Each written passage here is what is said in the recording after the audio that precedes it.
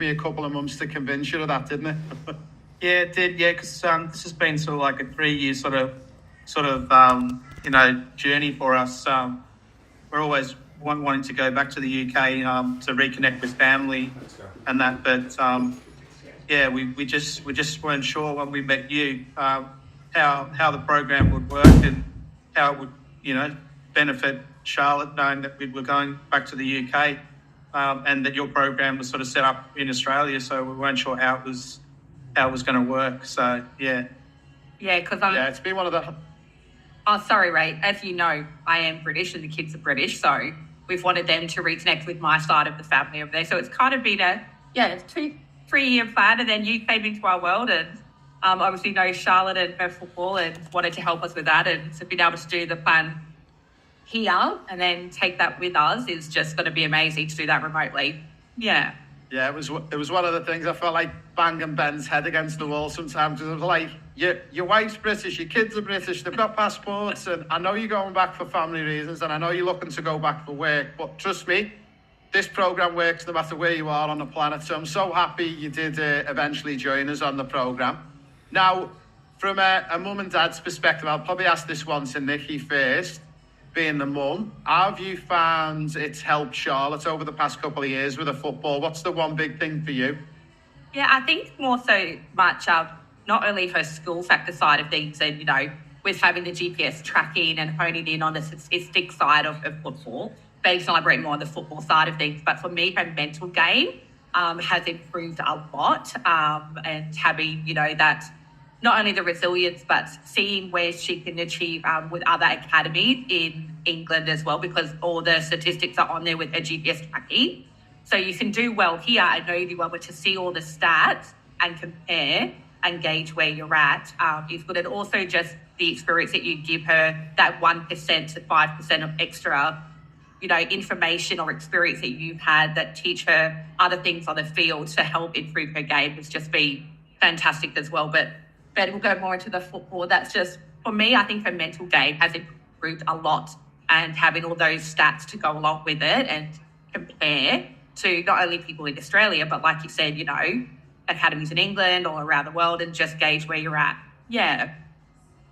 That's amazing. Thank you for that. It's such good to have that sort of different points of opinion, because I know mums and dads and families don't always think the same, and it's good that you've got those different opinions, and it's good that, it's evident to us when we first discovered Charlotte how well-rounded she is, and I think it's thanks and it's a testament, because I know, having 2 daughters as well, there's a lot of hard work that goes into these kids, and we dote on them, and we just want to give them an opportunity. And I just want to say on camera as well, like, how super proud I am of you guys as well, because I know what you two have gone through over the past couple of years, and more so Ben as well.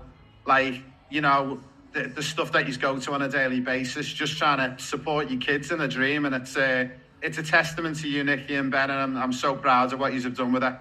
Thanks, Ray. Thanks, Ray. Ben, so what's your opinion? Like, what's the one big thing that you've seen? And I know, Ben, you're not just a parent, but I know you're also a coach as well. Like, what's been the one big thing for you, for maybe any other parents who are considering joining a Pro Player Papa? What's the one key thing that you've seen that's benefited? Well, touching on what Nikki said, like the GPS tracking's been really good.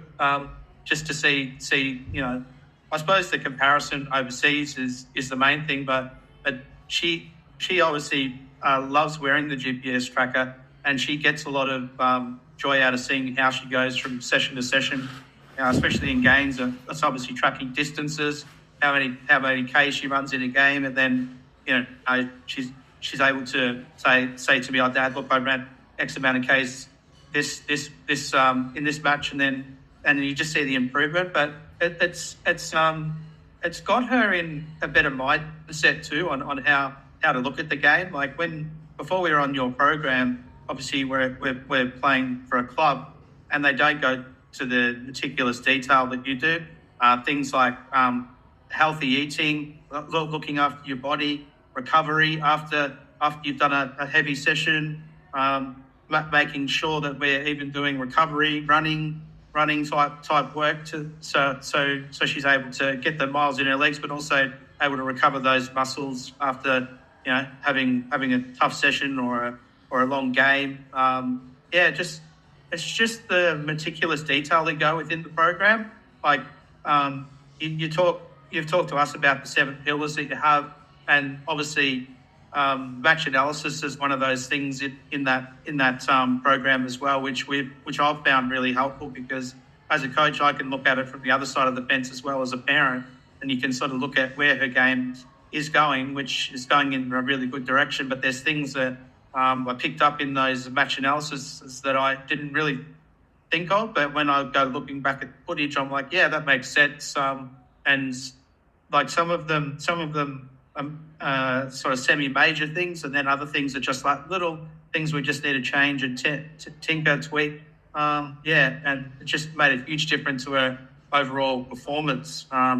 So that's amazing. It's so good to have those two different perspectives from both you and Nikki. Now, Nikki, just because a lot of people will be interested in this, but obviously when I did speak to Ben, when I first met Ben a couple of years ago, and he explained that he didn't want to join the programme because you had planned to go back for family reasons back home, because you're originally from the UK and you were looking at potentially going back for work. But can you tell all of our listeners and followers where originally you are from in the UK? So I'm from Birkenhead. So anyone that doesn't know where that is, Liverpool, Mersey River, Birkenhead. So I was like super secretly excited when I found that out when I first met you, and obviously I first met Charlotte and I seen her running around in an Everton jersey, and I'm like, no. That was from my uncle. My uncle said that, the one Evertonian in the family. Because obviously we do have a lot of good contacts in the game in the UK, but also around Europe as well. But I was super pleased to discover that when I found out from Ben many years ago that the plan was 2024 to head back to the UK, but also to be in and around the Liverpool area. It made me feel super excited, thinking that maybe one day we could help you open up an opportunity, whether it was at Tranmere Rovers or Everton or Liverpool. So it really, really pleased me. Now, Ben, obviously you are Australian, and obviously you're going back to be with your wife who's from the UK, and the kids have got British passports. Are you excited to go and live in the UK? Yeah, I am. I'm really excited. It's going to be a great journey for our family. Just a new experience. Obviously, I've met a few of Nikki's family, but I'll be able to meet all of them. It's just going to be a great experience. And I've been a football supporter, fan, player. Before you met me. Before I met Nikki, and obviously the home of football. It's going to be good to immerse myself, go to a few games, and obviously just get to know Nikki's heritage really, and the kids are really excited about it as well. So. Now, I know this growing up in Liverpool where it's football crazy. Nikki knows it because she's from there as well. And I think you get it as well, Ben. But this is one of the tricky ones that can be quite controversial sometimes. But I say to a lot of families that, like, if you really aspire for your son or daughter to make it as a football player, there comes a point in time where, for me, you've got to move to Europe, because if I had a son or daughter who was playing rugby league and you were to ask me where's the best place for them to live and play, I would say Australia, 100%, without a doubt.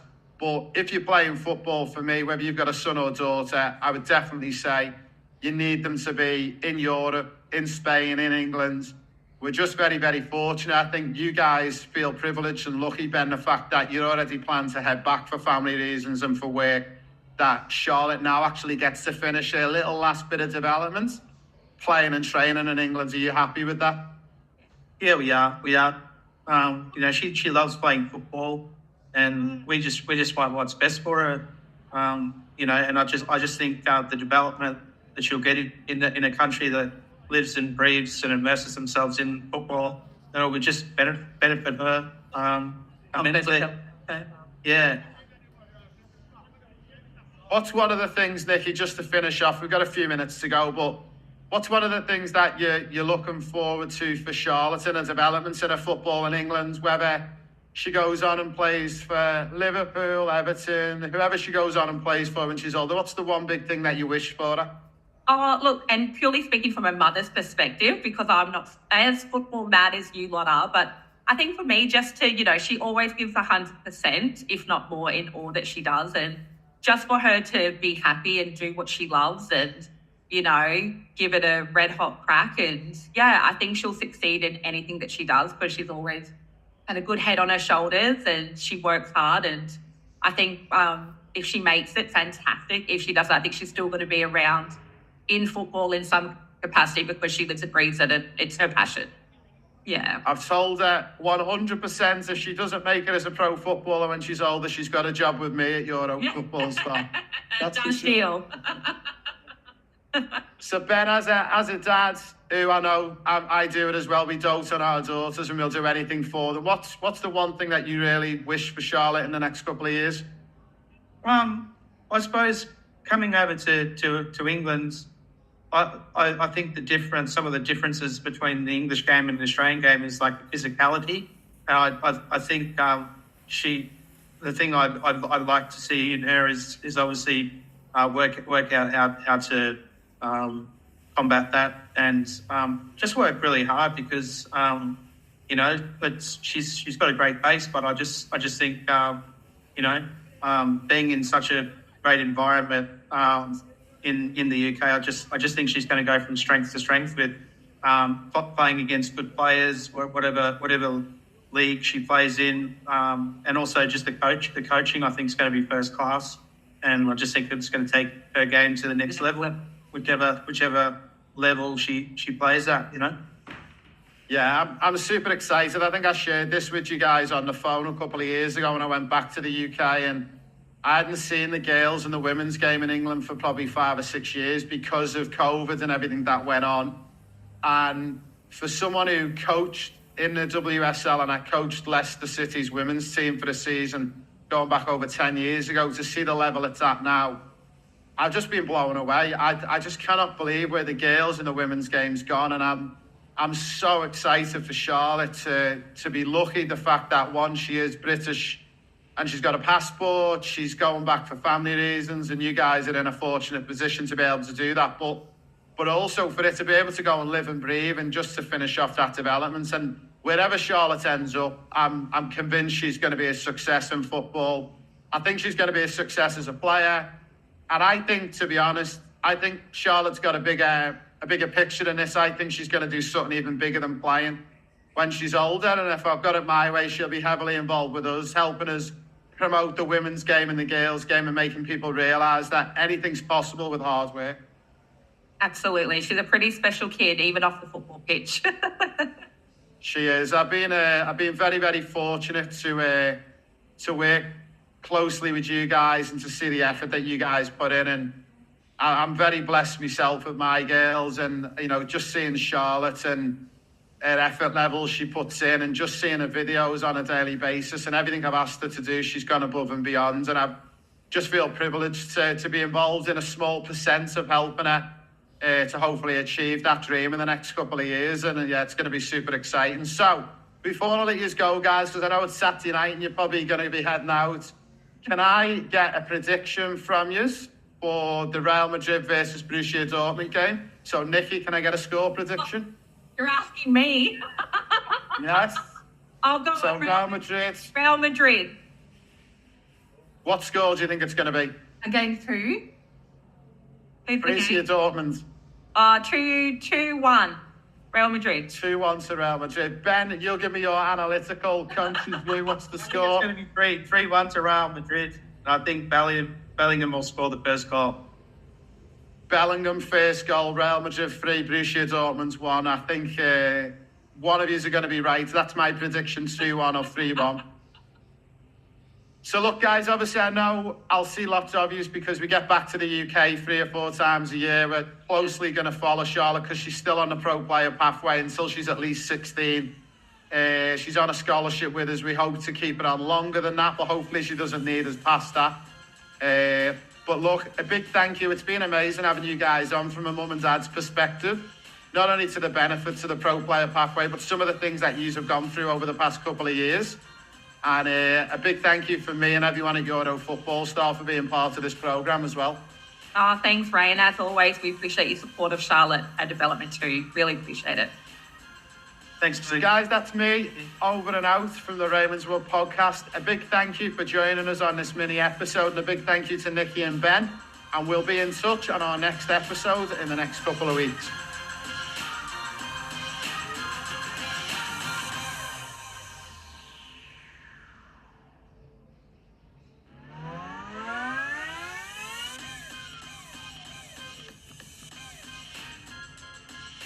Hi everyone, it's Ravenswood from the Ravenswood podcast. I'm super excited to bring one of our players all the way beaming back live from Brisbane in Australia. I'm currently in London, in Wembley, ready for the Champions League final Saturday the 1st of June.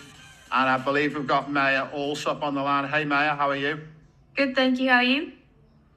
Very well, thank you. Now for our listeners who are watching on in, can you just tell everyone your age, where you are from, and the position that you play? Hi, I'm Maya Allsop. I'm currently 14 years old. Will be turning 15 in July. And I'm living in Logan currently, and I play sixth position. Very good. Now, you've been involved in football since what age? What age did you start playing, Maya? I started playing at 9.5 with my dad as my coach, so don't really know if that counts, but That's good. And you were from Yeppoon, which is up in central Queensland by Rockhampton originally, and you played community-based football. Now, just to explain the reason why we've got you on our podcast and why we're doing this mini episode is just to show with a little bit of hard work and consistency on how anyone can make it as a football player if they follow our pathway. Now, we obviously met your mum through Gary Skinner, who was one of your coaches. And I'll just get it on record. Unfortunately, Gary Skinner is a Chelsea fan. So he's not a Liverpool fan like me and Maya. Just to remind Gary Skinner of that one. Now, you obviously, I worked with Gary Skinner up in central Queensland many years ago. And I was introduced to your mum and to yourself through Gary, and he said he was a player up in central Queensland that had a little bit of potential, but needed some help with a football. Now, we actually got you onto our professional player pathway just under 12 months ago. So for everyone who's listening in, can you just tell us a little bit about how you found the program and what's been some of the best parts so far? So I was training with Gary and he told me about you, and I was so excited and I was so thankful that I was part of the program. It's just so amazing. It's helped me immensely. Like, my training's gone from only 2 training sessions a week to up to 14, 15 hours, which is amazing. And then I've gotten this opportunity to move to Brisbane from Yeppoon and play at such a high level. And it's just helped me improve so much. The portal, it's so great. It shows me what objectives I need to work on before my games and stuff like that. It's just amazing overall. So from your opinion, Maya, this is a program that you believe anyone can work from anywhere on the planet? Is that what you're saying? Definitely, yeah. Yeah, it's amazing. Now, for our listeners and people watching this podcast and tuning in, we've got a remotely based program called the Professional Player Pathway. And on the Professional Player Pathway, players from the ages of about 8 and 9 all the way through to 23 years of age can join us. We've got 7 pillars to the program. The reason why the program was created and designed was by me. I've worked in the game of football for over 25 years. I've worked for some of the biggest teams like Liverpool, Leicester City, Paris Saint-Germain. I used to work for some of the biggest coaches in the game. I used to work for Carlo Ancelotti, who's now the Real Madrid coach, when I was in France. Also, we've been heavily involved in the world game and developing players all around the planet. Now, one of the big things that we wanted to make sure people were aware of as well is that this program can be done from anywhere in the world. Everything is done remotely based. And just to prove the proof's in the pudding, so we discovered you, Maya, in sunny central Queensland where it's very hot and sticky. You were playing community-based football, and you've since gone down to Brisbane. You are now pretty much playing at the highest level that you can play in Brisbane. That's correct, isn't it? And you're currently playing with Logan? Yes, and amazing.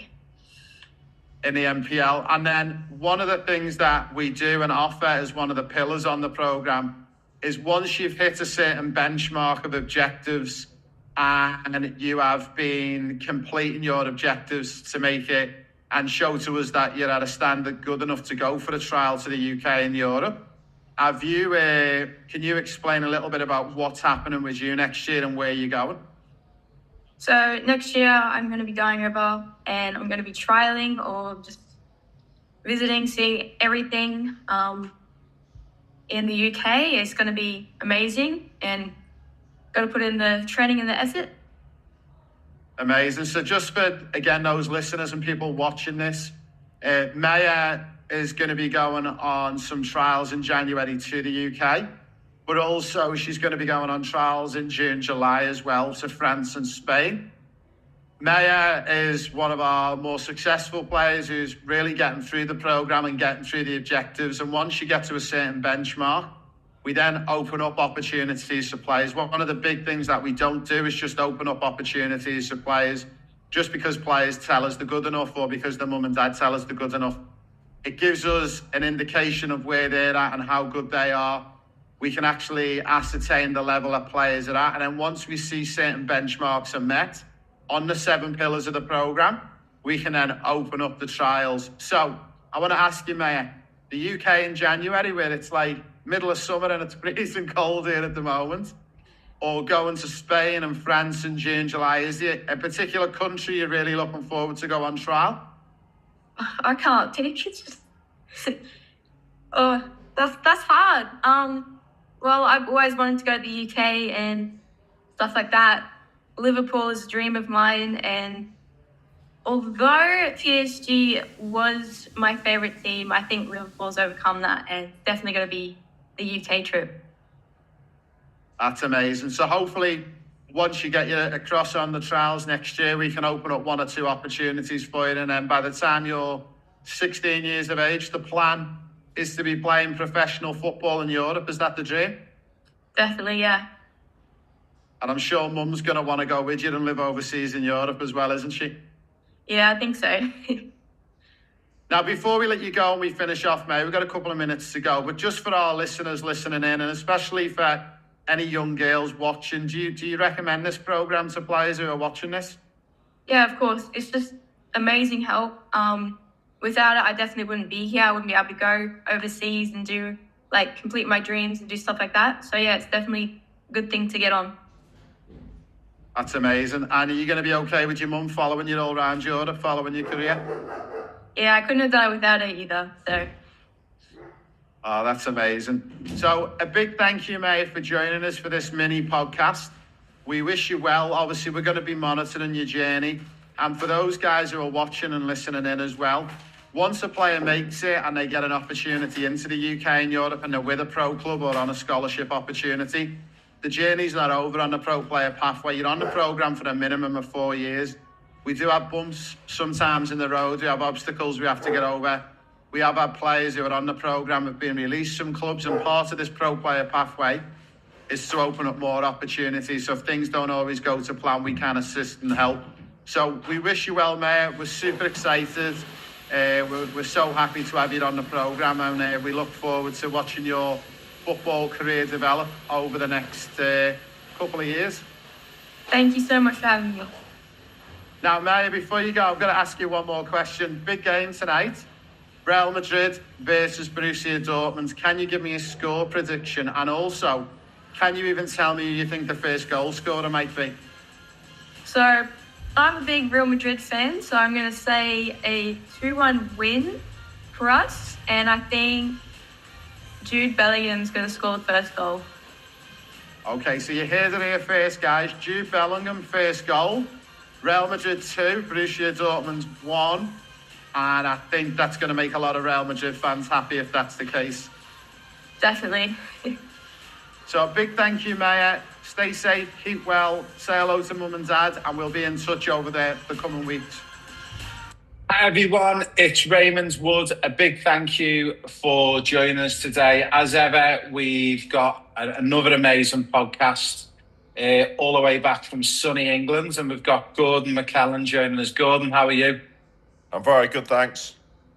Now, Gordon, you were first brought to my attention, as most of our followers know, we work in football, or soccer as it's called here in Australia. And we helped a player a couple of years ago achieve a dream and get to play for Liverpool. And I'm in regular contact with all of our players and parents.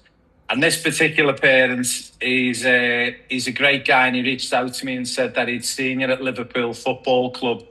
So for all of our listeners and everyone watching in and tuning in, maybe a great way to start this episode would be basically what you were up to at Liverpool, if you can reveal that, and what it is you do day to day to help players and families.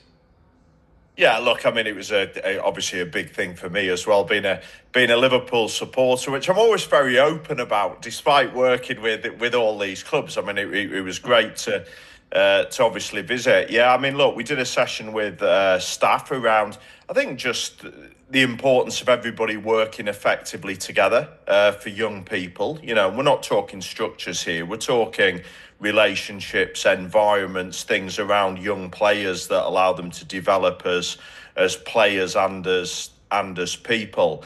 And the session that I'm glad the parent obviously enjoyed, we did an introduction to sports performance parenting, which we deliver in a lot of different environments, just looking at our actual role as a parent, and what that actually means. I mean, some people think, well, you're telling people how to parent. Well, no, we're not. We're actually painting pictures for people to have a greater self-awareness of how to support performance.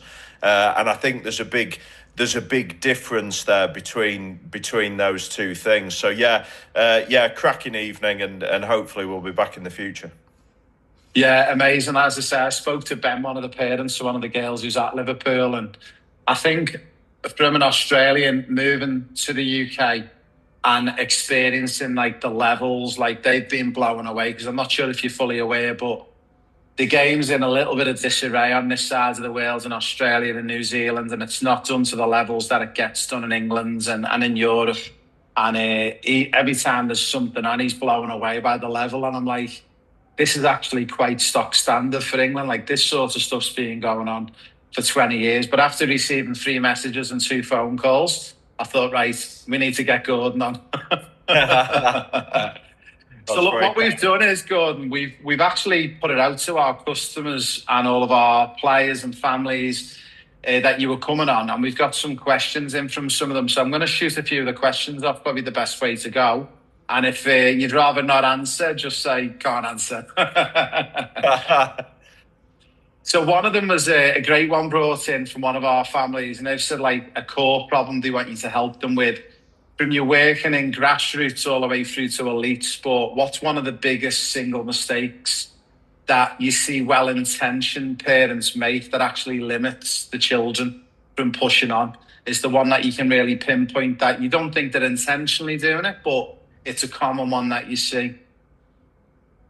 Yeah, I think there's probably a couple of threads behind that for me. I think we should never underestimate the influence that we have as parents as the ultimate role models, and some of the things that young people need to be high performers. You know, I'm big on a lot of those building blocks young performers need, you know, commitment, resilience, the ability to make good decisions, adapt, be creative, organize themselves, communicate well with people. And a lot of their understanding of the sporting world from the younger stage comes from us as parents. They're a blank canvas. How we talk to them about sport, how we manage disappointment with them, what we value at home, what we deem as important are all vital in many ways shaping their future. Now, the challenge is, if you don't have a really good understanding of how young players develop, and the fact that every journey is different and it happens at different stages, and all of the other bits that go around performance, I think you end up falling back to, well, this is just what we do in football based on what we watch on the TV. And how I support on a Saturday watching Premier League football is very different to how I would ever support with sort of 2 young kids in a pathway. And I think that without that support, they just get sucked into lots of external noise.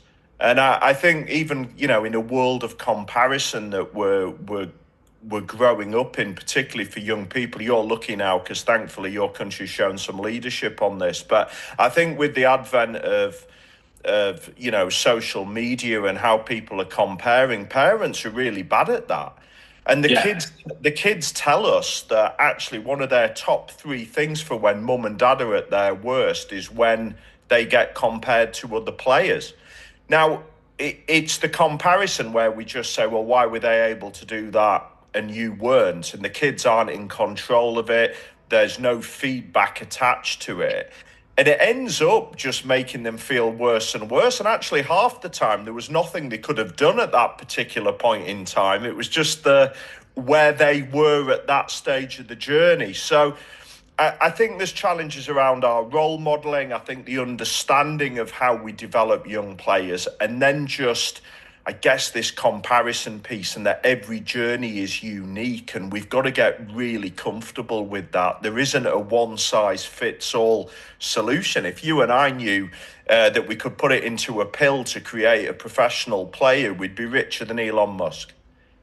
So, so before anybody can tell you that, we don't. We just don't. We can just go on what we know, what we've seen, upgrades in coaching, education, sports science, in the hope that we might find that formula that we're looking for. But you couldn't just copy and paste it from one person to the next and assume, well, that worked for them, so this will work for me. It's so true. The program that I've built over the last 25 years, the professional player pathway, I was very fortunate to work on the EPPP with the FA. And that's obviously, as you know, was in excess of a £2 billion project to date. And we've had 24 success stories come out of Australia and the USA. And we think we've got the magic pill. But what we've discovered is we've got 8 pillars to the program. But only if you follow the 8 pillars and you follow it religiously and consistently for 10 years, you will spit out the other end. You might be a League 2 player or you might be a Premier League player. But what we're finding is so many of them fall by the wayside along the way because they're just not willing to put in the work and the effort. But also, I don't think the parents realise how much effort's required to get them there. And it's a tricky one. You've probably seen a lot of it as well in the time in the UK. Now, moving on from that, when we look at talent versus environment, this great question is a great one, again, from one of our parents. How much do you believe, Gordon, on a player's success is actually down to talent? And how much do you think comes more from the environment that's created by parents and coaches? Which side of the camp are you in? Well, I actually think the best are both. So yeah. I'm not really sitting on the fence there. Because, you know, and you see I always moan about the lack of context in messaging that we see with random statements throughout, you know, what's the one about talent, hard work will always beat talent if talent doesn't work. Well, that doesn't apply because you could be the worst player that's ever kicked a ball and you could desperately want to be a professional footballer and you could work harder than anybody else, but you're still not going to be good enough. So I don't buy into that sort of basic black and white narrative. What I do think is if you have ability, for me, you still need to have those fundamental building blocks that I talked about earlier if you want to be successful as a performer. And I think that's created by the environment. And I think those character traits need to be developed. But I think we probably at a stage where we've got to be even more intentional with that. Many people used to think, oh, well, sport, this naturally creates some of these traits. Well, yes, it can. But I think we're having to go, because of the changes in society, because of the changes with technology, because of the changes in modern day parenting, I think we're having to strip that noise away, push it to the side, because what hasn't changed is performance. And if you want to be a performer, you're going to have some talent, but you're also going to have to understand what holds that talent together and develop that alongside it. And I always say to parents, because we just haven't got any of these guarantees in the sports industry. You know, I've got kids in Olympic programs who couldn't have done any more over the last decade, Raymond, and they still haven't achieved what they wanted to achieve. And they're lashing out to adults around them saying, well, you told me if I just did this, I'd get there in the end. And you told me that, and all of this. And actually, we've really reframed what we're saying to them. We're only going to give ourselves the best chance because that's all we can promise. And it's not about being negative. It's about making sure we've done everything we possibly can, with the fallback being for me that if we invest all this time into this process, which you're going to have to do, which you know, and you don't quite get to where you want to be, what you have created is a brilliant person who will thrive in whatever walk of life they go into. And then I think it makes it really worthwhile. If we just sell that one success criteria, so many of us are going to be disappointed. You know, it is what it is. Yeah, I love that one. And I think if we understand that, there's a lot of successes along the way. And we speak a lot about processes versus outcomes and being a lot more focused on processes in our program. And they actually, if you start recognizing processes as wins, when you get that big outcome like scoring a goal or getting selected for your team for next year, that also then doesn't get given a big hoo-ha like it normally does because the players are so process focused. Now, the next one, I always laugh at this one, the sideline effect.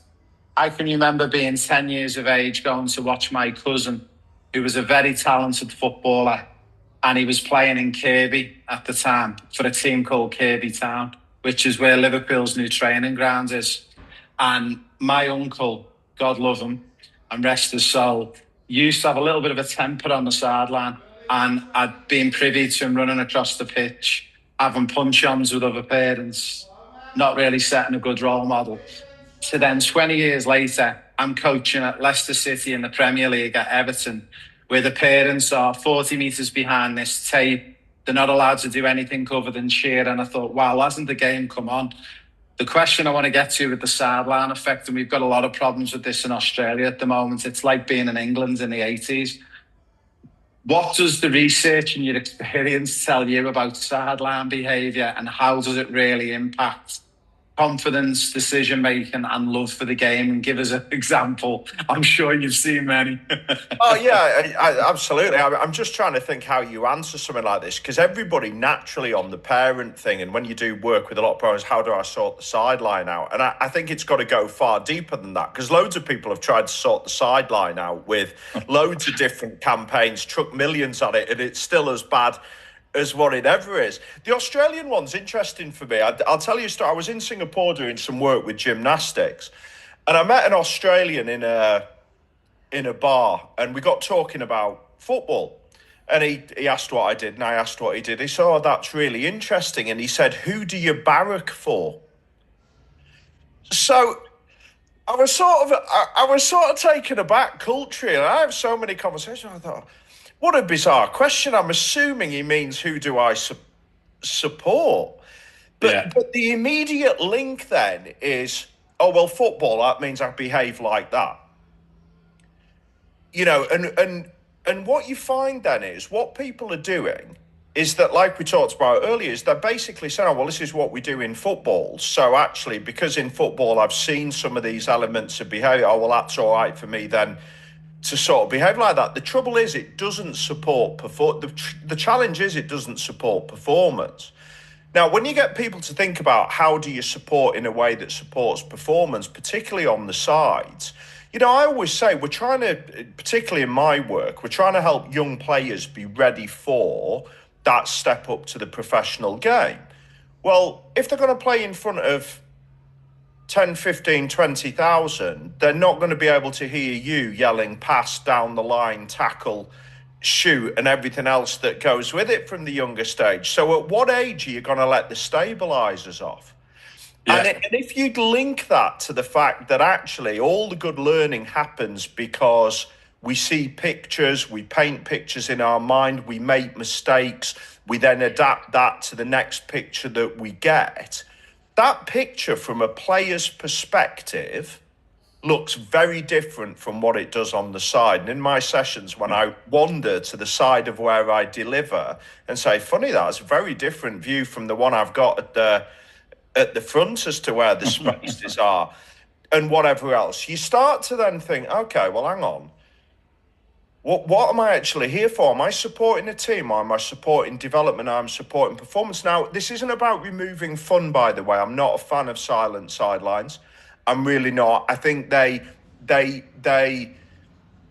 make a point, but they're very rarely backed up by continuous education, which is my issue with them. I think it raises awareness, but unless this is an ongoing piece and we're digging deeper and we're enhancing the environment that young people play in, it's just another thing that we tick off and do. And 2 weeks later, everybody's back to behaving like normal, whether the kids have had it or not. So I always like to go down that line than trying to solve the society problem, certainly with performance parents, is how are you supporting a performer? And I think that means your ability to let them make those choices, to not get too embroiled. And if you do get emotional about stuff, I think this is a really good one for parents. And you know that all the external noise, all that stress of other parents, everything else that's going on, if you know inherently in your nature that's a challenge for you, I would go and stand on your own and zip your coat up. And honestly, my zip coat over the years, watching my two kids, I've still got a daughter at Newcastle United, a son who got released at 13 from a then Premier League club. I mean, my zips heard so many swear words over the years and so many statements. But the key is it's not impacting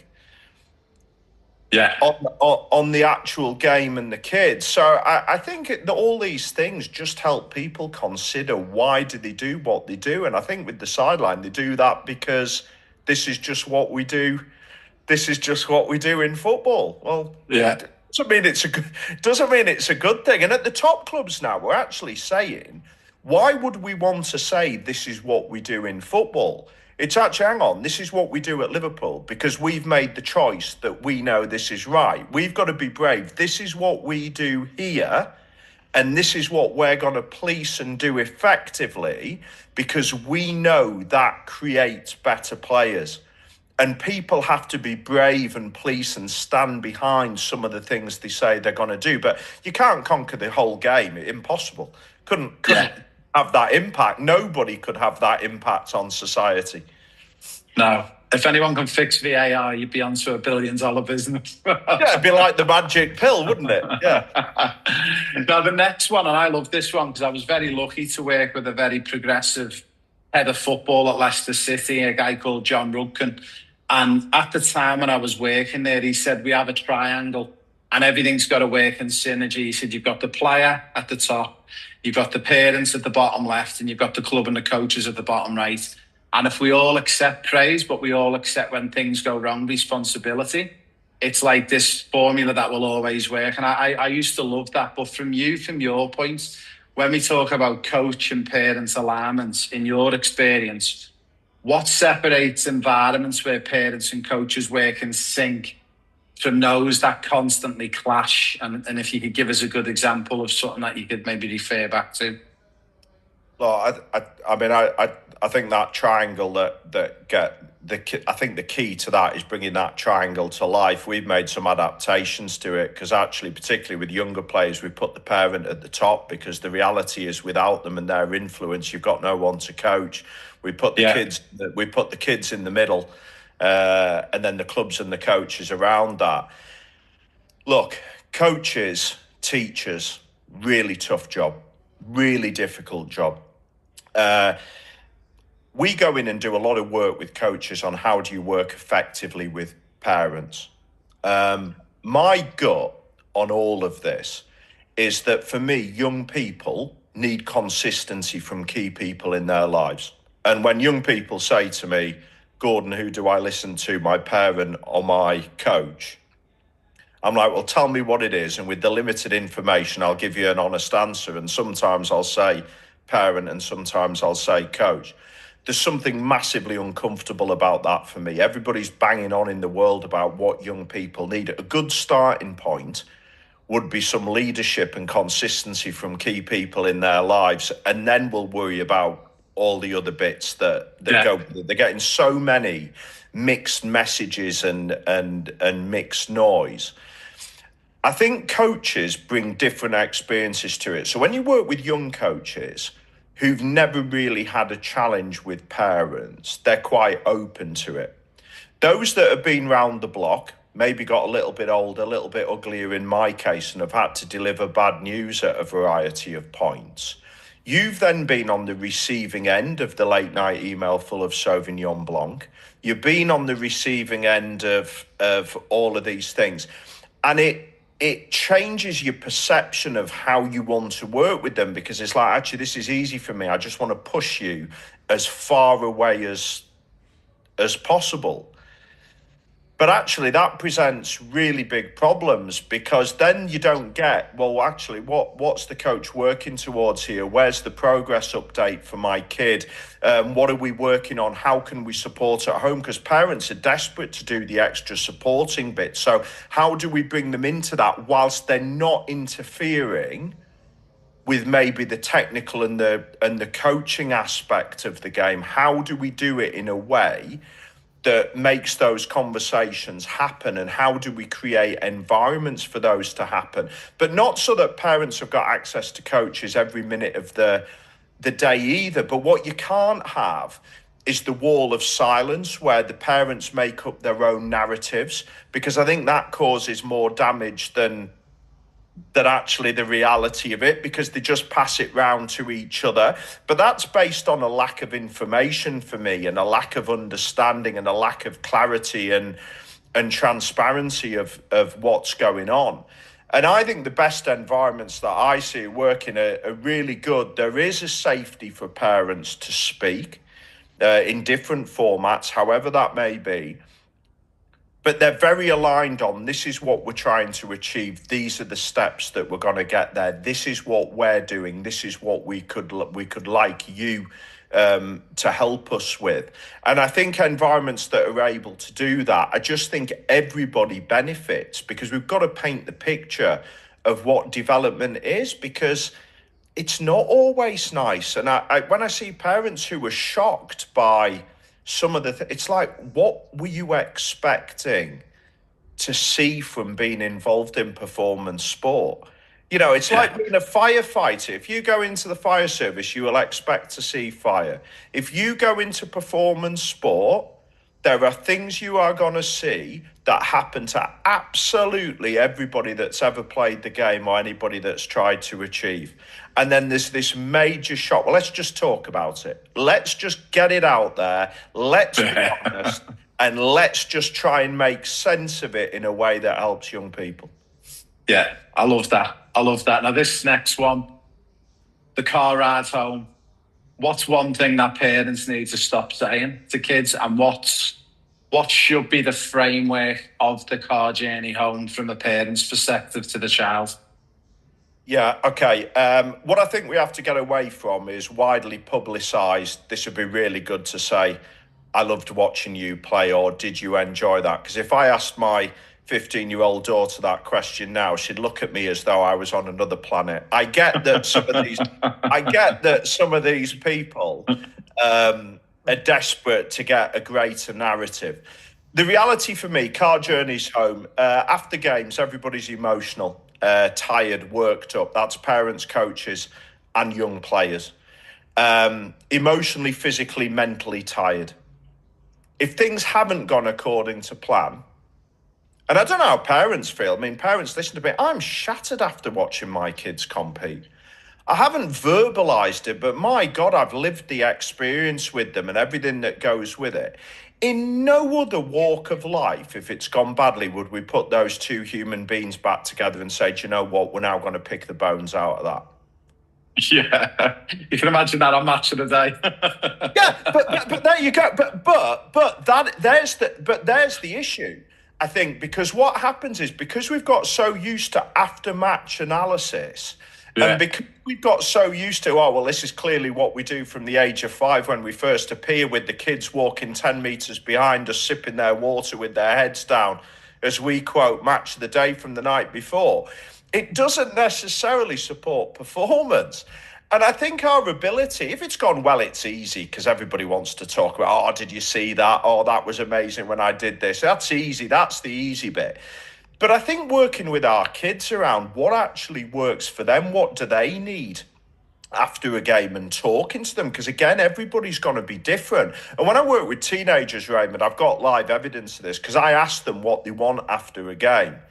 And their top 3 answers are bath and a shower, food and a sleep. At no point do they say a full-scale debrief with my mum and dad. No. However, what they do say is, I love talking to my parents about their sport, about my sport. And I'm like, yes, thank goodness for that. I love talking sport with my kids. And I said, well, what does that mean? And they'll say, well, I'm happy to do it later, or I'm happy to do it tomorrow or a day after. And we know that from performance environments, that some elements of feedback we hold on to in the immediate aftermath of a game, and we wait till training on the Monday or training on the Tuesday. Well, we can incorporate that into some of our parenting approach as well. And I think if you are going to ask questions, you want to get your kids reflecting on their experience through their eyes and try to resist the urge to do all the technical feedback of how you saw the world unless they're leading it. But again, some kids will probably say, yeah, I need that from my dad as well. They have such a big influence. So I'm never going to say it's completely right one way or the other. I think there's just things we've got to consider. Yeah, I love it. I think for me, I think the big game changer being at a Category 1 club at Leicester at the time was when they implemented the bus journeys to and from the games. So especially the away games, so the parents were allowed to travel, but they weren't allowed to be with the players. And the players had to be on the bus to come home. And what we found was the social elements of the game was great because the kids would get on the bus, win, lose or draw. And we found that none of them really spoke about the game. All they were talking about was the computer games, the latest girlfriends.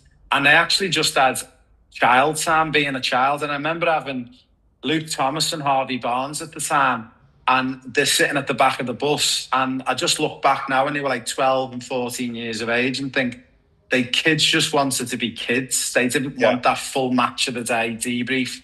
And it's just, I think it's a shame that not everyone gets that because not everyone plays at that level.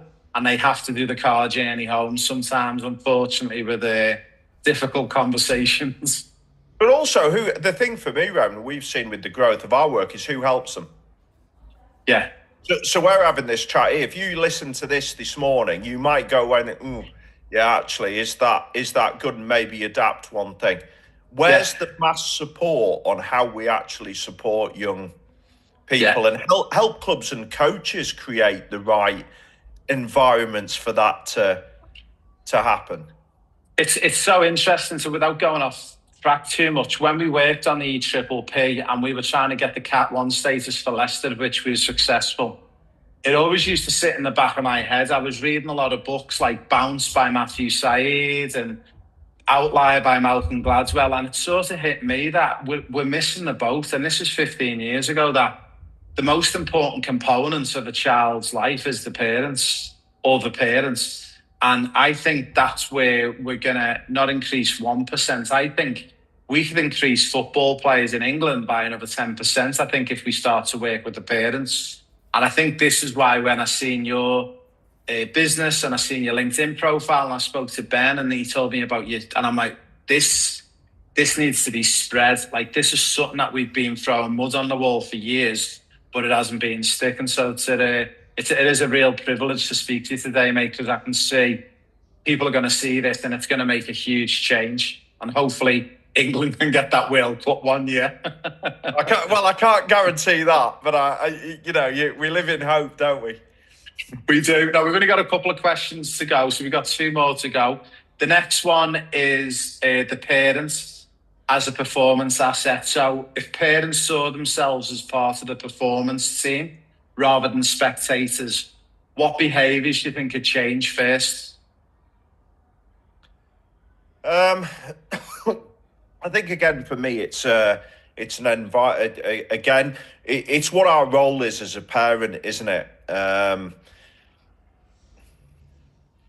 I think if we're supporting performance, our role is obviously in logistics, environment at home, conversations, dialogues. And I actually think more, for me, when young people say, I want to be a professional player, or young people say, I want to go to the Olympics, I think that's brilliant. I love people to dream, aspire, and have hope. But I think what it does mean for us as parents is I do think it means we can shift the dial on them a little bit, because then we've got to be demanding of the behaviours and those building blocks. Yeah. And we're not confronting the person, because you try and have some of these conversations with teenagers, it's an absolute minefield. We're not confronting the person, we're confronting the behaviour. And actually our ability as parents to recognise that actually if I support, like you talked about earlier, the processes, that actually you need to bring into your week a large number of these character traits. You're telling me that you want to be a professional player, yet you're still on your devices till 3 a.m, and you're maybe not getting a quality of sleep, and you're maybe not doing your nutrition as well as it could be done. I've got an issue with that, because for me, they're then just words. But I think there has to be that distinction then between, this is my kid just going out to play grassroots football, and this is somebody trying to do performance. I think they're two very different entities with very different outcomes, and everybody wants a one-size-fits-all solution to the whole thing. The moment we mention performance, for me, and you're part of supporting performance, I think you've got to really look at what your role is within that group. Yeah, 100%. It's so important, and I think the whole sort of content of this podcast has all been about framing it and how the parents frame everything. And I think just having a bit of a plan and a thought process. Now, the final one, you're probably expecting this one, but the final question, and this is my question, for parents who are genuine and they want to give the child the best chance, not just in sport, but I think in life as well, what are the 3 behaviours or 2 or 3 behaviours that you think they can commit to today that's achievable, but they should follow through with them? And not just as like in your line of work, but as a fellow parent as well. Oh, tough one. I prefer your parents' questions. They're easy. We'll go. Look, I think there's got to be commitment. There has to be commitment. I always just say that. It's always a context thing for me. There has to be commitment, but also young people need to have rest, recovery, and balance in their lives. But there has to be a commitment on things that we're trying to do and trying to achieve. Look, motivation comes and goes, Raymond. We all know that from our lives. But if we've committed to, this is what I'm trying to do, you find a way of getting the job done. So I think there's a commitment piece. I think you have to have resilience. Yeah. The trouble is, everything in the world at the moment is chipping away against resilience. Yeah. Blame cultures, excuses, poor entitlements, comparisons, all of those behaviours. We've got to foster that in a positive way. And you know what? It means pain, it means upset, and it means learning from these experiences and doing it in a way that creates far better foundations. I also think a trait that I just think in life, and I know has been invaluable to me, and I encourage this in my kids more than any other trait, is your ability to communicate with other people. I think is huge. Yeah. I think your ability to take people with you, I think your ability to go and seek support, your ability to communicate well, absolutely massive. And do you know what? Young players are not going to reach the top on their own. They're going to need support. Well, we want to get them talking about their game. We know one of the traits of high performers is how good they are at evaluating performance and what it is that they're doing. Well, we've got to get them talking about their sport, get them talking about how they're feeling about it.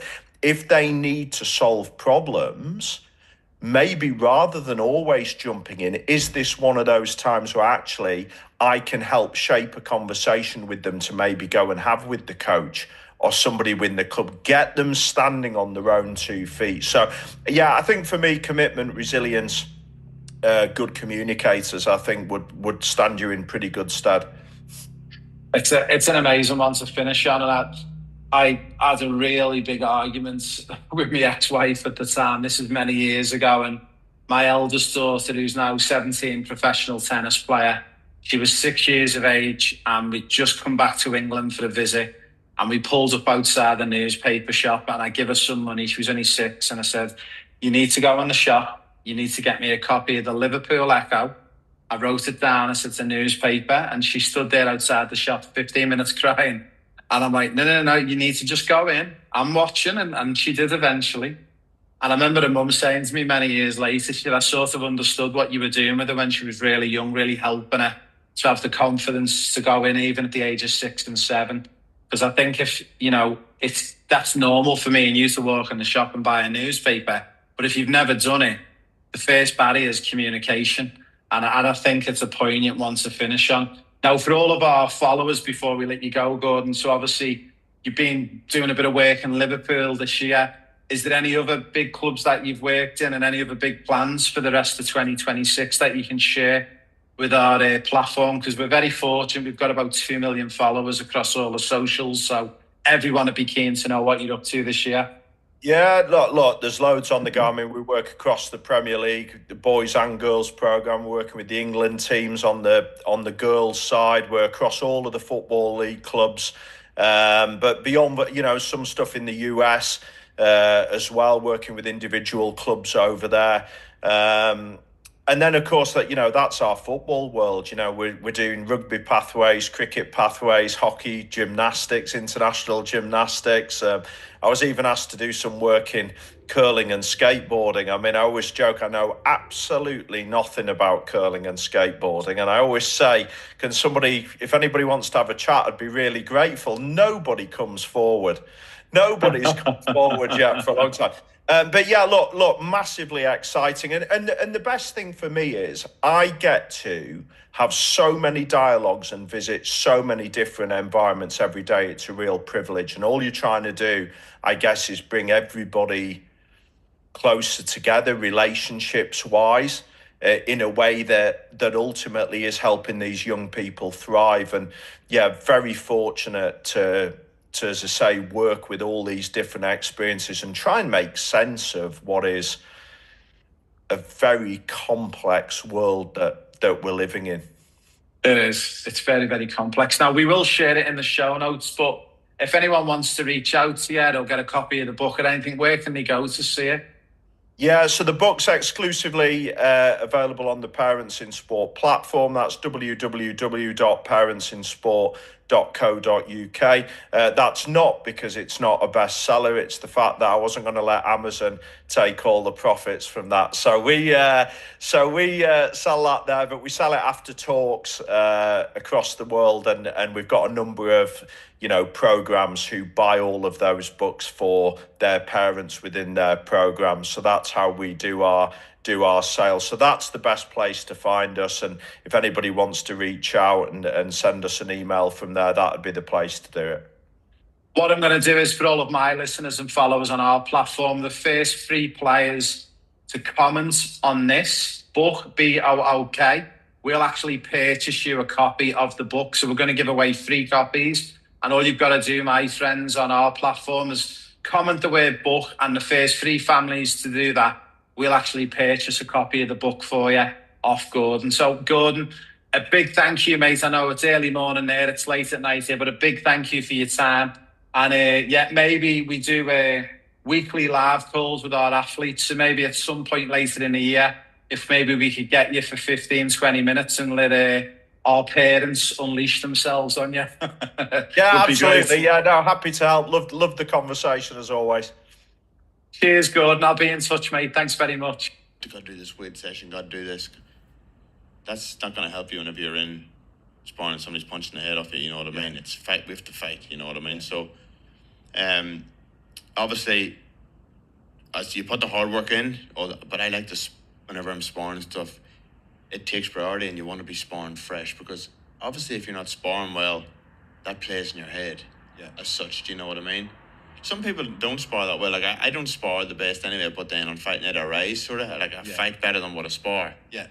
Just purely because of you rise for the occasion, you know what I mean? But I know some people who are the complete opposite, spar unbelievable, but then when they're under the bright lights, no Just- good. Yeah, you know, just they don't It's perform exactly at the all. same in football. There's been a lot of footballers over the years who've had the thrown at them, and I've seen it on training grounds in the Premier League. Like, you've got some of the most amazing trainers, but then when they get on a pitch, they just can't put it together. Yeah. And then there's a lot of players who are the other way around, and Yeah. it must be tricky to balance that one. It is, and that's why like sometimes you can't like. Now my coaches and stuff and my manager and that, they know me so well. They don't panic whenever I don't spar that well because they know I fight like, You'll and that's bring it when you up. want to be doing it. You Yeah. know what I mean? So You don't want it the other way around. there's no word titles won sparring. Yeah, so like obviously as I said, the main thing is the sparring, getting ready for the fight, and lots of punching, lots of pad work, and Yeah. all that, working on your technique and all that is a given. But just S&C and the running and that's just a part of the puzzle. Yeah, But the majority is the boxing. is the boxing. It's actually getting in and practicing. 100%. There's Yeah. nothing like, as you know yourself, like. One of the big things that our players go through, and you obviously go through a lot, because not only like have you got hundreds or thousands of people in the room, but you're on the cameras, people are watching this worldwide. When you're walking into that ring, I mean, I love your walk-ins, I love the music, but I actually get nervous for you as well, and I'm like, bloody hell, like I'm sitting here getting nervous for him, thinking God knows what Conor feels like. Have you got a way of channeling that? Do you get nervous? Is it a good nervous energy? Are you able to turn it into positive energy? How do you deal with it? Yeah, I believe it turned into a positive energy because, like, the fighting is the fun part for me. Like, I love the fighting. It's like the training. It's all right. I know you have to do it. Yeah. But like, I definitely much prefer fighting than training. You know. Yeah. So, like, getting to the fight night, like knowing whenever I get to the fight night, like knowing I've put in the work, you know, and that's where I get my confidence from because I know I do train hard. You know, I know I put in the work, and that's where a lot of the confidence comes from. But just knowing that, right, we're here now. No injuries, no colds, no flus. Yeah. You know, all the hours and sacrifice that I've done comes down to this. Yeah. And that's why you see me when I'm coming out, I'm laughing, I'm like buzzing, I'm dancing, I'm singing to the music and getting the crowd and everything going. And that's what it's all about, you know? Yeah. And I do love that. And it definitely turned into a positive. And I think that's why I perform on the night as such, because like I'm not nervous. I'm not like, oh, well, what? I know the work I've done, and I believe in my ability. And if I didn't think I'd beat the boy, I wouldn't be in the ring. Yeah. And that's just how it is. Now, you ring walkout. I want you to tell everyone the song that you come out to, and also why you chose that song. Yeah, well, I've had a few different ones. I came out to Working Class Man at the start. I think it was my coach. He used to walk out there. I came out to a few Irish songs, and then obviously I was headlining on St. Patrick's Day, that one that you were at. Yeah. I came out to a bit of an Irish song at the start, and then it burst into Run This Town because it really got the crowd going. Yeah. And I've kept that since, just because in Sydney the last time, there was a big Irish crowd in Sydney as well. And obviously I'm very proud to be Irish, and I'll never change, you know what I mean? So it's good. And I got to play on that Irish theme because everyone knows the fighting Irish, and everyone knows the Irish love a scrap, they love a You're in beer. So, trouble. yeah. So I'll keep it going. But no, I'm looking forward to getting back. I love the Fortitude Music Hall where I'm fighting next. It is my favourite venue. Yeah. I've made it a bit of a home for myself now, and obviously with Finn McCool's, they're one of my sponsors as well, right across the road. Yeah. Everyone goes there before the fight. Yeah. We have the fight and then go there after. That's where I have Yeah. my after party. So it's unreal, and it's building and building all the time. And I'm sure you've seen on St. Patrick's Day what it was like. It was unbelievable. I couldn't believe it that day. It was such a good day, like, to bring my two daughters out, and I've told them about many of the drunken St. Patrick days we were part of as kids growing up with my dad and my uncle and my granddad. And I've told you, like, my nan was from Ireland, from the south of Ireland, from a place called Kildare in Dublin. We've got a lot of Irish roots, and just for my girls to be part of that and put the green on and wear your colour in your tea, and it was such a good day and night. And then, you know, even going back in the pub in the evening, just for the atmosphere alone, like, Yeah. it was phenomenal. Like, you just can't beat it. Yeah, unbelievable. And again, I was supposed to fight last St. Patrick's Day, not the one just gone. Yeah. But the hand surgery ruled me out of it. Yeah. So I broke my hand that November and got the 7 screws and the bone from my hip. Yeah. And that was a setback, you know. It was so looking forward to fighting on St. Patrick's Day, and then it was pushed back until July just to give me a little bit of time. Yeah. And then I wasn't for missing. I wasn't for missing the one just gone. It was an unbelievable fight too, and because it was a bit of a war, and Yeah. ended up knocking the guy out in the 6th round again. So, but I think if I hadn't really stopped the boy earlier in the first round, it wouldn't have been as good an event. You know, Yeah. the fight made it as well Yeah. because it was a war and the crowd was so Yeah, it was crazy. involved. It was good, you know, and then getting the knockout put the action on the cake, you know. So Yeah. it was good. It was so good. Now, we speak to our athletes about sort of like pre-game rituals, and we spoke to them about last year about, like, as an example, Rafa Nadal in tennis. Everyone who's seen him, they think he's ADHD in a sense of the way, like, he turns his bottles and he twists his lids a certain way. But I know from my background, he's actually, what he's doing is he's focusing on processes and outcomes, and he's trying to put the outcome of the match away and just focus on one process at a time. And that's actual a visual reminder for him. It's like a trigger. Do you have any like pre-fight rituals to help you with any of that stuff, or anything maybe you're superstitious about, or for our athletes you could tell or share with? Yeah, definitely. I am a very superstitious person, to be honest. I don't like to change much. I like to keep the same routine, as I said earlier in the podcast. But like, so after I have the weigh-in and stuff, I start to refuel and read. I always go to an Italian restaurant. Yeah. Then the night before the fight, just like to carb up and pasta and stuff, and that's one thing I always do. But go to the same one all the time. Marinara at Clayfield, you probably know it. Lovely. Yeah, I go there, and then I get up. So on the day of the fight, I don't like lying about, you know, and the day drags, you're just sitting thinking about the fight. So I like to surround myself with, get out and go for a coffee and be around my mates, be around my missus, you know, and it takes your mind off the fight as such. Yeah. Because on a normal day or from sparring, I never lie in bed all day or rest, or your mind's just doing overtime. So I like to, it's just another day, you know, and then I'll go to the pool, jump in the pool, have a bit of a swim, bit of a stretch. Yeah. Feel good, and then actually train the day of the fight as well, because it just helps you settle Just the settle food, in the there, food, yeah.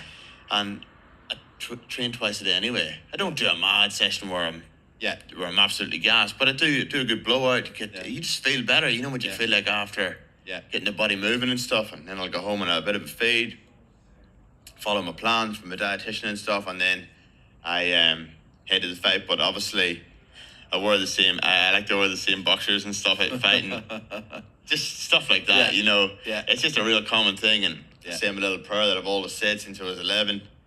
Just at what my first boxing coach, he done this little prayer verse, and I've always said it before every fight. You know, just simple stuff like that. But just keeping to that routine again. Keeping to that routine. Get my training session all in. Feel good. The food that I ate. Know what works well for me, what doesn't work well for me. So I've been around the game a long time. I've been boxing for almost 20 years and stuff, and you pick up things along the journey, along the way, and I got to use them to my advantage.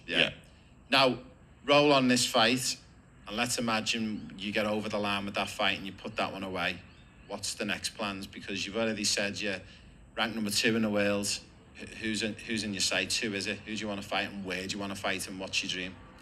Yeah, so like I've dreamt about being a world champion since I was a young boy, you know, and like been boxing for 20 years, as I say, this just didn't happen overnight. I have had a lot of ups and downs, you know, injuries and whatnot. So this fight in December, I'm definitely not overlooking my opponent. You know, you can't at this level. Anything can happen. It's a fight game, so it's very important for me. This can be a banana skin. You know what I mean? If I lose, it undoes all my good work. So a lot of pressure on every fight now. Every fight's like a world title fight, as I say. So I'm looking forward to getting in there and doing a good job. And I like the pressure. I like having that pressure on me, and it pushes me hard in training, because I know if I lose here, I slip up. So the main thing is to get a good win, and from then I'm looking forward to set myself up for a huge year next year. Obviously we're coming for that.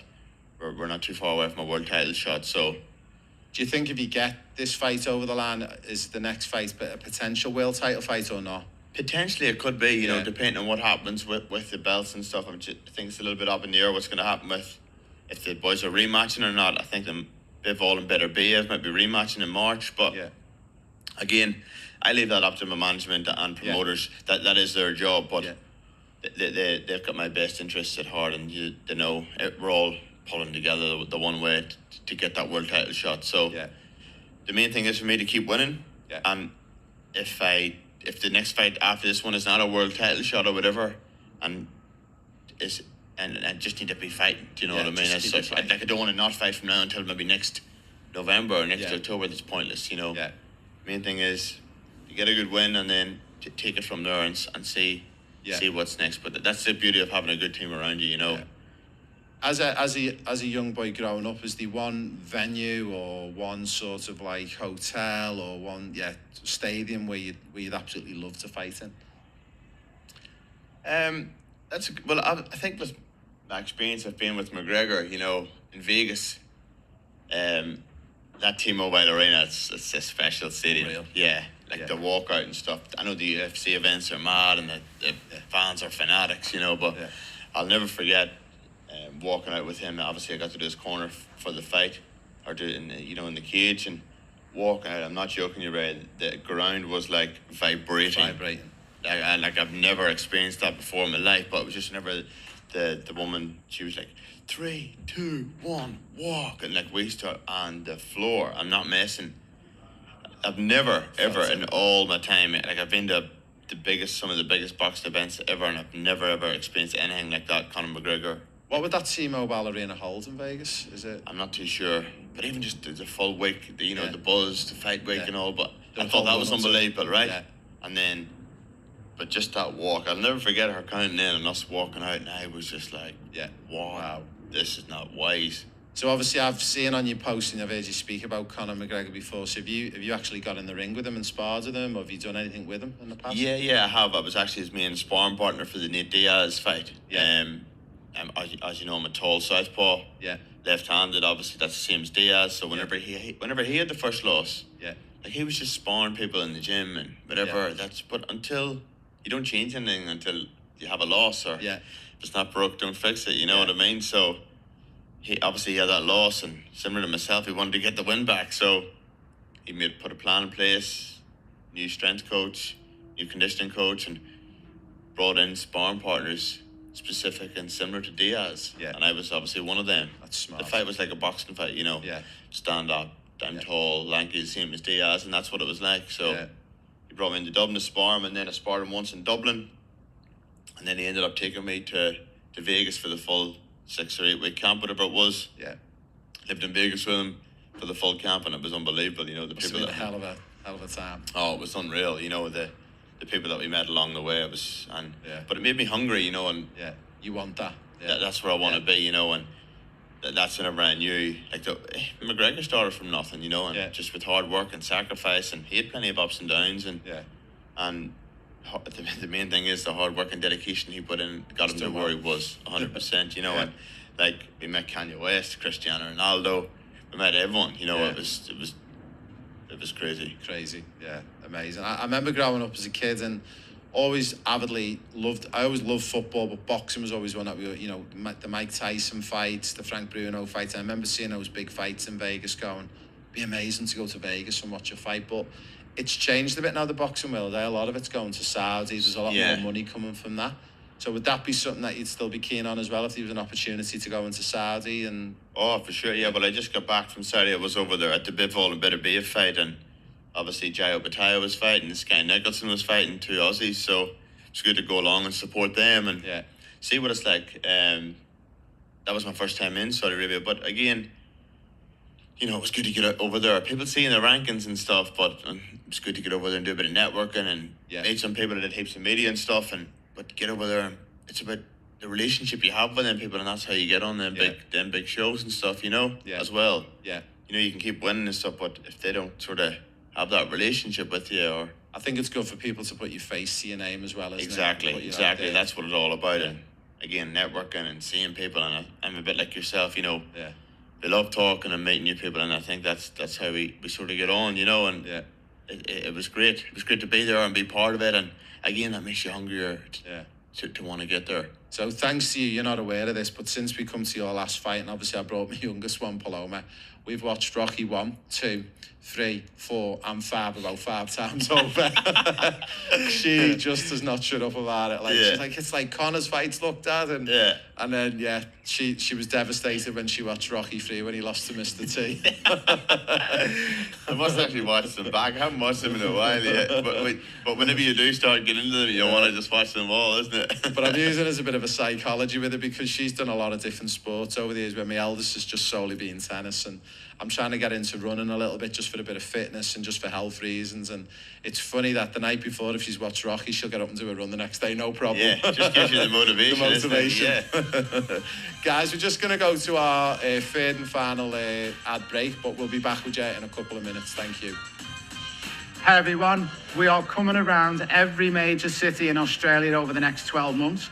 We have got free objective football testing going on, guys. It's for boys and girls aged 10 all the way through to 18 years of age. The objective testing is quite simple. We'll put you through our 6 tests and it'll give you your results, physical, technical and tactical. And also, we're going to choose 16 winners to join us on an all expenses paid trip to Europe in 2024 and also 2025. Guys, what have you got to lose? Nothing. It's free to sign up. You get free objective testing and you'll get a free feedback, and maybe you'll be joining me at the Santiago Bernabeu in 2024 or 25. Hey everyone, this is Raymond Woods at the Raymond Wood Podcast. We're back for our little final section with Connor Wallace. Now, Connor, we've been speaking about Saudi, Vegas, big fights, pre-fight rituals, your support system and your network. Obviously, forecasting a little bit further ahead. I know you're still only young and you're still in your career, but do you ever have any thoughts about like when it's all over and you finish boxing? One of the big things I'm saying this is that one of the things we discovered in football, and more so in men, it was really, really hard that men go through this lifestyle of living this, people see it as a luxurious life, and I know it's not. There's a lot of hard work that goes into being an athlete in any sport, but once that stops, sometimes, unfortunately, there's a lot of men who go into like depression and breakdowns and stuff. And what we discovered was in the football world is they don't really future plan ahead. Have you got anything in your head where you think, you know, are you just going to go complete family? Would you like to be a coach in boxing? Would you come out of boxing? Do you ever think about that stuff post-career? Yeah, definitely. You know, obviously, boxing's been a massive part of my life, and even whenever I'm not boxing, I do enjoy a little bit of coaching and some of the charity programs. And I'm sure you've heard about the Fight for a Cause, or the train for 10 weeks and fight at the end for those people for a good charity. You know, I get a lot out of that, and I do a little bit of PTing and stuff here and there. Not so much now, obviously, when I've got the big fights and that coming up, but did a lot of work with the NDIS and stuff. You know, the kids with learning disabilities. And whenever I first came to Australia, I was PTing and, you know,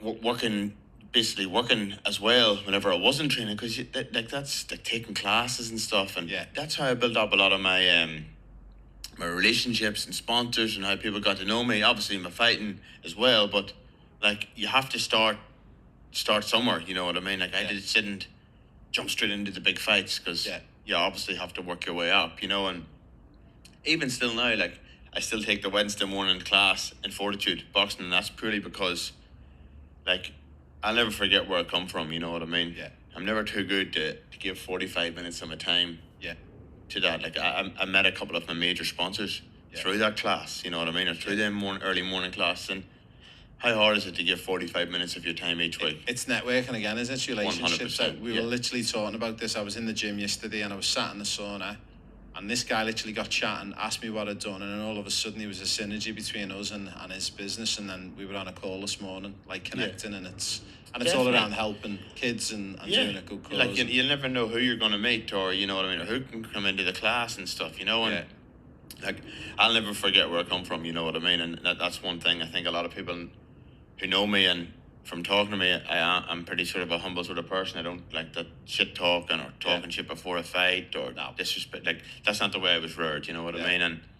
And I've got a great relationship with all my sponsors. Like people just don't throw me money or whatever and say, oh yeah, that's good now. Yeah. I'm not take. That's not how I operate and how I No. work, you know. I've got a great relationship with all my sponsors and stuff, and I think that's very important as well. You know, like people will get sick of you, you know, if it's take, you know. Yeah. How easy is, I think it's easier to be nice to people than to not be nice, you know? It is. It's huge. And that's one of the things I wanted to finish on. Obviously, talk a little bit about your background. Obviously, we both grew up probably not too far away from each other, probably 15 minutes on a plane. Where did you grow up? I know where you're from, but just for our listeners listening, and what was your upbringing? You know, mum, dad, siblings, friends, family. Yeah. Well, I was born in Newry, and just right on the border between the north and south of Ireland. So an hour from Dublin and 45 from Belfast on the northern side. My mother and father, Brian and Serena, and my sister. I've got a brother and sister, one older sister and one younger brother, Neve, Ellen, and Guy. Yeah. My brother, they're actually all here as well. It's just Yeah. my mum and dad are back at home. So, now got a great life coming up, and obviously in primary school I went to St. Coleman's College then, but I've been boxing. I actually started boxing because I was getting bullied in primary school. That's why I started, and Wow. I didn't think I'd be here today. Yeah. You know, boxing. So, it is what it is. You know, again, the sacrifices and stuff you make, and I'm a very competitive person. When you start winning, you get hungrier and hungrier. You know, and that's where it led me to. But I've had a great life, you know, and I think the backing of the parents is massive as well. You know, my parents wasn't taking me or pushing me on, I probably wouldn't be here today. Yeah. So I owe a lot to them as well, and hopefully one day they'll be able to retire or whatever, and I'll be able to support them, or maybe they'll come out here, and it's good, you know. So again, all the work that we've put in comes down to this next fight. Yeah. So Just one fight at a time. one fight at a time. Yeah. You know, you're only as good as your last performance, and that's why I never get too carried away. Yeah. And like we just talked about, and to doing the class and stuff in the gym, I'll never change. You know, and some people say, "Oh, you don't need to be doing M class, or you don't need to be taking." I was like, "Nah, Yeah. that's just me." You know what I mean? And Yeah. It's funny, like, to finish on, like, you know, they say it's a very stereotypical answer that a lot of football players get asked, like Liverpool at the moment, my team, you know, they're top of the Premier League, top of the Champions League, and, you know, they're asking the players, you know, you're going to win the league this year, you're going to win the Champions League, but the players are grounded and the coaching staff are grounded. Like, look, we're only a third of the season the way through. It's one game at a time, one training session at a time, and people think they're just saying that, and secretly in the background they're jumping around celebrating, but I know they're not, and it's like with you can't afford to do that. You can't think 2 fights ahead. You've got to think about just the next training session in front of you, which is going to get you to that fight. well, 100%. You know, and it's a combat sport, or it's a fight game we're in. You know, anything can happen. Yeah. Cut or break your hand, and I know that Yeah. myself. You know, everything can be going well, and then Bang. with a flick of a switch, you can. So you got to be ready for all that. So Yeah. We'll wish you the best of luck, mate. We're going to be there. We've got our staff Christmas party's going to be at the fight, and we're so excited to come and support you. And it's going to be super exciting. So it's at the Fortitude Music Hall in Brisbane, 11th December. What time's it kick off? yeah, it kicks off about 6 or 6:30, I would say. 6:30. My fight's the main event, so it'll be the last fight. But it's a great. It's a stacked undercard as well. So every fight's going to be a great fight, and obviously for those that can make it, jump on my Instagram or whatever, and the link for the tickets is in my bio. And if you can't make it, tune in live on DAZN all over the world. So Yeah, we'll share it in the show link. So a big thank you, Conor, for joining us again. no worries. And hopefully the next time we have you on, we may be getting closer to that world title fight. Fingers Yeah, crossed. fingers crossed. That's what we want. But as we said, one fight at a time, and we got a job to do on the 11th of December, and we'll take go it from from there. there. Yep. Amazing. Everyone, a big thank you for joining me at the Raymond Wood podcast. We're going to be back pretty quick. We've got 2 more podcasts coming up in the next 7 to 10 days. So big thank you for joining me and Conor. And I think everyone will be wishing Conor the best of luck. Again, in the show notes below, we'll put the link in if you're interested in coming out to Brisbane and supporting Conor, who's an Irish/Aussie. And we hope him all the best with his boxing. Thanks, everyone.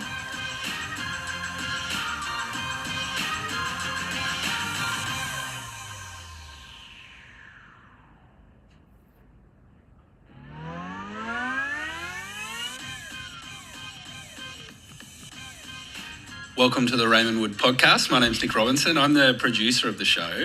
My business is Clearshot Digital. If you want to chat about podcasts, I'm your guy.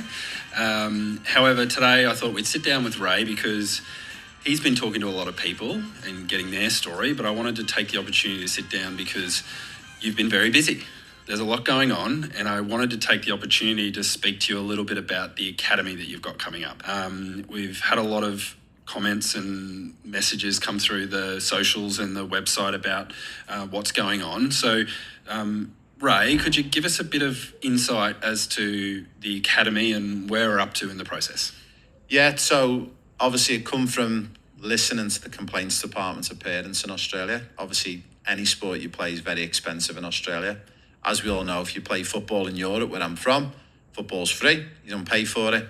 So it's always been my vision through the business to try and raise enough money and revenues to try and get to a point where we can help people of Brisbane and of Australia to run a free academy. We're at that point now where we've got trials coming up in January for Brisbane, and they're going to be in December, I believe. And the idea is we are going to start Australia's first full free football academy in week 2 of term 1 in 2025. So we're going through the process of trying to get it out there. It's not just for the so-called elite players within their age group. It's for the whole host of players. It's for boys and girls. We've got 60 places for girls, 60 places for boys, and it's open to all levels and all ability levels. It's aimed at players between 8 and 16 years of age, and that's what we're trying to attract in, and we're offering roughly 10 players for boys and girls at each age group as we go through. Is this the first time you've done something like this? Well, we do a lot of our stuff, like our objective testing, the pro player pathway, the football forum. It's all free to come. It doesn't cost anything. You can literally come and join us for any of our events, and you can leave at the end of the day and you don't have to spend $1. And that's always my way I like to operate. I like to showcase what we've got to offer. Obviously, with some of our programs, there is a cost involved if you want to work with me and with our team. But yeah, it's the first we've ever done a free academy that's going to be running full time. And let's talk about the timing of this event, right? So you're looking at running something that starts in term 1 of the school year next year? Yeah. And how do people get involved? So you can go to our website. We've got our links on socials, and you can even drop us an email to service@eurofootballstar.com. We'll send you an application. You can complete the application. Everyone is going to be welcome to come and trial with us. We do a series of tests and interviews to see if you're a fit for the academy, because also what we don't want is we don't want families signing up to it, coming along because it is free, and then not committing to it. We want to make sure the families who are coming with us are really committed to improving in the football and maybe want to kick on to that next level as well, and we want to help you with that. Yeah, can you tell us a bit about what you hope that experience is going to be like for kids and parents? Yeah, one of the big things that we've been conscious of, unfortunately, football and sports in general tends to be very political in the landscape in Australia. Schools don't talk to academies don't talk to clubs, and the communication's really poor. We're trying to open up that communication. So what we're saying is, if you're part of a club, if you're part of another private academy, if you're part of a school, we embrace that. We want this to be a bolt-on on top of everything you're doing. If you want to be successful in any sport and anything in life, you need to practice lots and lots. So as a player, if you're 10 years of age, you should be doing about 11 hours a week of sport, of which 7 or 8 should be football. So for most players, they might play at a club, let's say, as an example, in Brisbane, you've got, say, Brisbane City. You could be part of their academy, and you train them 3 nights a week, and you're playing a game of a weekend. Now, for any boys and girls and families who've got aspirations of the son or daughter, maybe playing A-League or W League or Premier League one day or in Europe, you need to do more. You cannot do 3 sessions a week and 1 game of a weekend and aspire to make it. So what we've done is we've added this on so players can come and join us. We're going to have 2 opportunities of a morning, 2 different mornings, 2 different afternoon sessions, and we're looking for a commitment of a player to commit to at least 2 sessions a week, 1 morning and 1 afternoon. It's going to top up those vital hours that they're not getting to make it potentially as a pro, and also to get a different perspective and coaching, because the curriculum that we're going to follow is the same curriculum that I worked on for many years in the Premier League, where we developed superstars like Jude Bellingham, Phil Foden, Lauren James, Trent Alexander-Arnold. There's many players I've worked with over the years, so it's going to give them that little bit of European flavour, And again, it's not to go against the clubs or current academies they're with, it's to complement what they're currently doing. Yeah, that's really interesting here because you've, throughout the other episodes that we've had and the presentations that we watched, one of the things you talk about often is the amount of football that kids should be playing. So essentially, are you talking about extra training? Are we talking about extra competition? Are we talking about extra touches? What do you, like everything? Yeah, it's extra training and extra touches. So one of the big things we learned when I worked in the Premier League, and I worked on a big, huge Premier League review back in 2010 all the way through to 2014, was the kids in England at the time weren't touching the ball enough. And the more repetition and the more consistent you get with your touches and the more you're on the ball, the better you get. Also, what we do is we do very heavily individualised sessions. So even though they're in a group setting with maybe 10 players in the squad, they will touch the ball 5,000 to 6,000 times within an hour or 90 minutes. And that's what we're looking to do, is increase all those individual touches of the ball. Once players are able to manipulate the ball and the more they touch it, naturally agility, balance, and that will all sort of come together, the coordination and then speed. So we call that the ABCs in England. Can you help me understand a bit about the academy system in the UK? Are you trying to replicate it, or are you just trying to add to what Australia has to offer? Yeah, I think to try and go to a full model like we've got in England, where you're an academy player at, say, Liverpool Football Club, and you're training 5 nights a week, 5 mornings, and you're playing a game of a week, and that's going to be very hard to replicate. So we understand that there's a paid model in Australia, and I get that. But what we're trying to do is, for all those families who are paying at clubs and other private academies, we want to try and offer something for free. So those guys who want to make it as a pro and kick on with the football, whether they be a girl or a boy, there's an opportunity to get this extra academy training for free, and they're going to be with the highest qualified coaches and arguably the best curriculum on the planet, because this curriculum is the same curriculum that produces Premier League stars every year. Why are we going to the trouble? Like you've created a successful program. We're putting players into Europe. Why are you going to the trouble of putting this together? I'm trying to set an example. Like, one of the big things is that it really frustrates me that I've been here 18 years and you've got, Football Federation Australia can quite easily, if I can do this as a one-man band and I'm able to set this academy up for free, I'm trying to set an example and try and put a stone in the water, so to speak, to create some waves, because I just find that, unfortunately, sometimes there's too many blockers or excuses. So I think by me setting an example as a one-man band who set the business up, Euro Football Star, we're now at the point where we're nearly at 20 members of staff, and we're now able to offer this free academy. If I can do it, then surely the federation or the state federations can start to look to do this. And I'm just trying to showcase and give them an example that it's possible. And I think my vision and my dream is, by the time I come to retire when I'm 65, 70, 75, I'm hoping that we don't have this problem anymore, that there is an opportunity, no matter your age or your financial situation, your son and daughter can go and play football. And for the ones who are talented and the ones who've worked at it to become talented, they shouldn't be paying $3,000, $4,000, $5,000 a year. It should be free. It should be free, and it shouldn't stop you joining the sport. Finances shouldn't come into it. Can I get a bit more information on the type of training you want to put forward? You mentioned you're going to follow the UK system, but what does that actually mean? So one of the big things that we changed within England, we realised that we needed to follow a bit more of a plan and have a strategy. So we went right back down to the grassroots, and we identified there was what's called the 4-corner model. So it's identifying physical, technical, tactical, and social elements of training. So you need to make sure you encompass those 4 corners into your session, into your game, or whatever it is you're preparing. Also, one of the big things that we've done in the UK, we created a course for coaches called the Youth Award modules. And it's actually recognising that players aged 8 to 11 need something different than players aged 12 to 15. So it's going through what we call a youth phase, which is players aged 8 all the way through to 18. So it's identifying that players are at different parts of growth and going through adolescence, and also they require different teachings, and the level and the sort of the technical aspect of it, what we're going to showcase and educate the kids with, is just going to be second to none.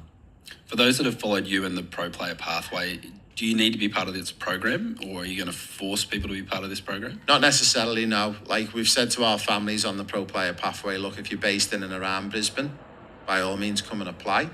Obviously, because they're following a lot of our protocols and our pillars to our program, they definitely are going to have an advantage. But we are definitely not saying you need to be on our Pro Player Pathway and paying us for that program to get the free academy.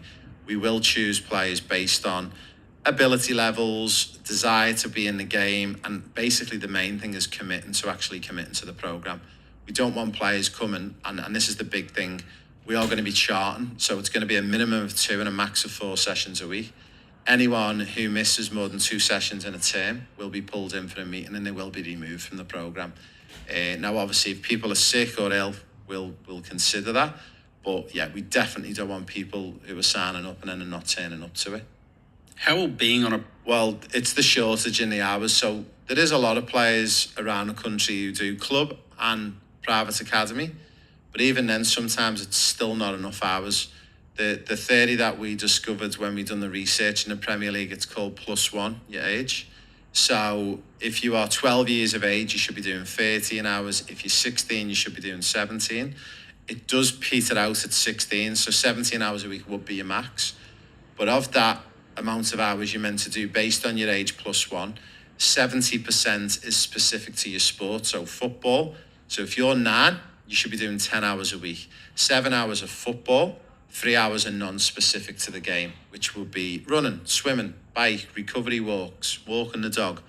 That's how you would manage your hours. And players are basically, and families are sort of uneducated to the point where they think by paying $4,000 a year in fees to the NPL or SAP that the son or daughter is going to be good enough, and they get a rude awakening when they go to Europe and they have an opportunity. So it's to fill that gap of missing hours. So can you give me some specifics on the type of training and who will be running it, who will be taking care of the actual sessions? Yeah, so that I'll go back a level. What we discovered in the Premier League was it wasn't necessarily about the level of the coach or the qualification the coach holds. It was more around the curriculum and the format of the session and setting the environment. Unfortunately, in Australia, we get a little bit carried away that, you know, I've heard parents say, oh, my son's coach is an A-licensed coach. It doesn't always mean your son's getting developed the best. And that's not a go with that particular coach. But what we discovered in England was setting the environment right and following a particular curriculum to guarantee success.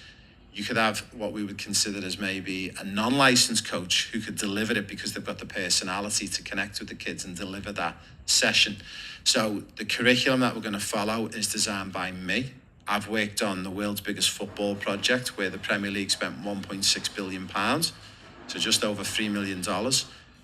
I'm going to design and fully set up the curriculum. The programme is going to be run by our head of football, but our coaches, again, are going to be more brought in based on things like personality and how they're going to connect with the players.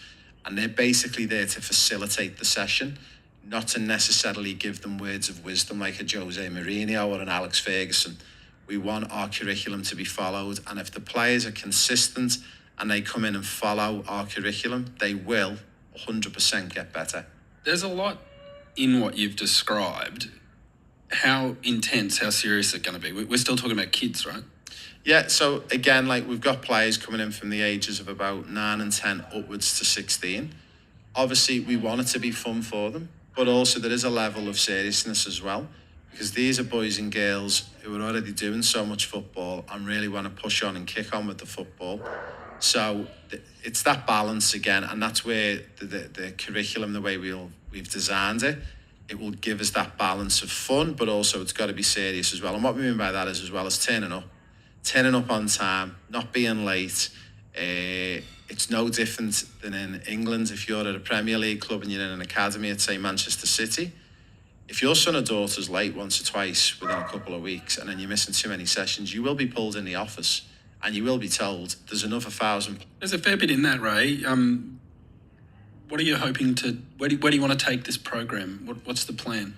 The plan is hopefully we open up one of these in every major state of the country. So the idea is Brisbane for January 2025. Then the following January we're looking for Sydney.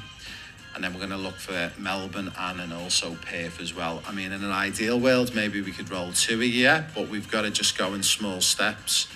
Then, you know, again, we're open to the likes of the Football Federation Australia, any of the state federations. If they want to come and have a look, they want to come and speak to us to see how we're doing it and how we're providing the funding for it. I'd love to share it all, because I would love more venues and more academies to be offering this as well.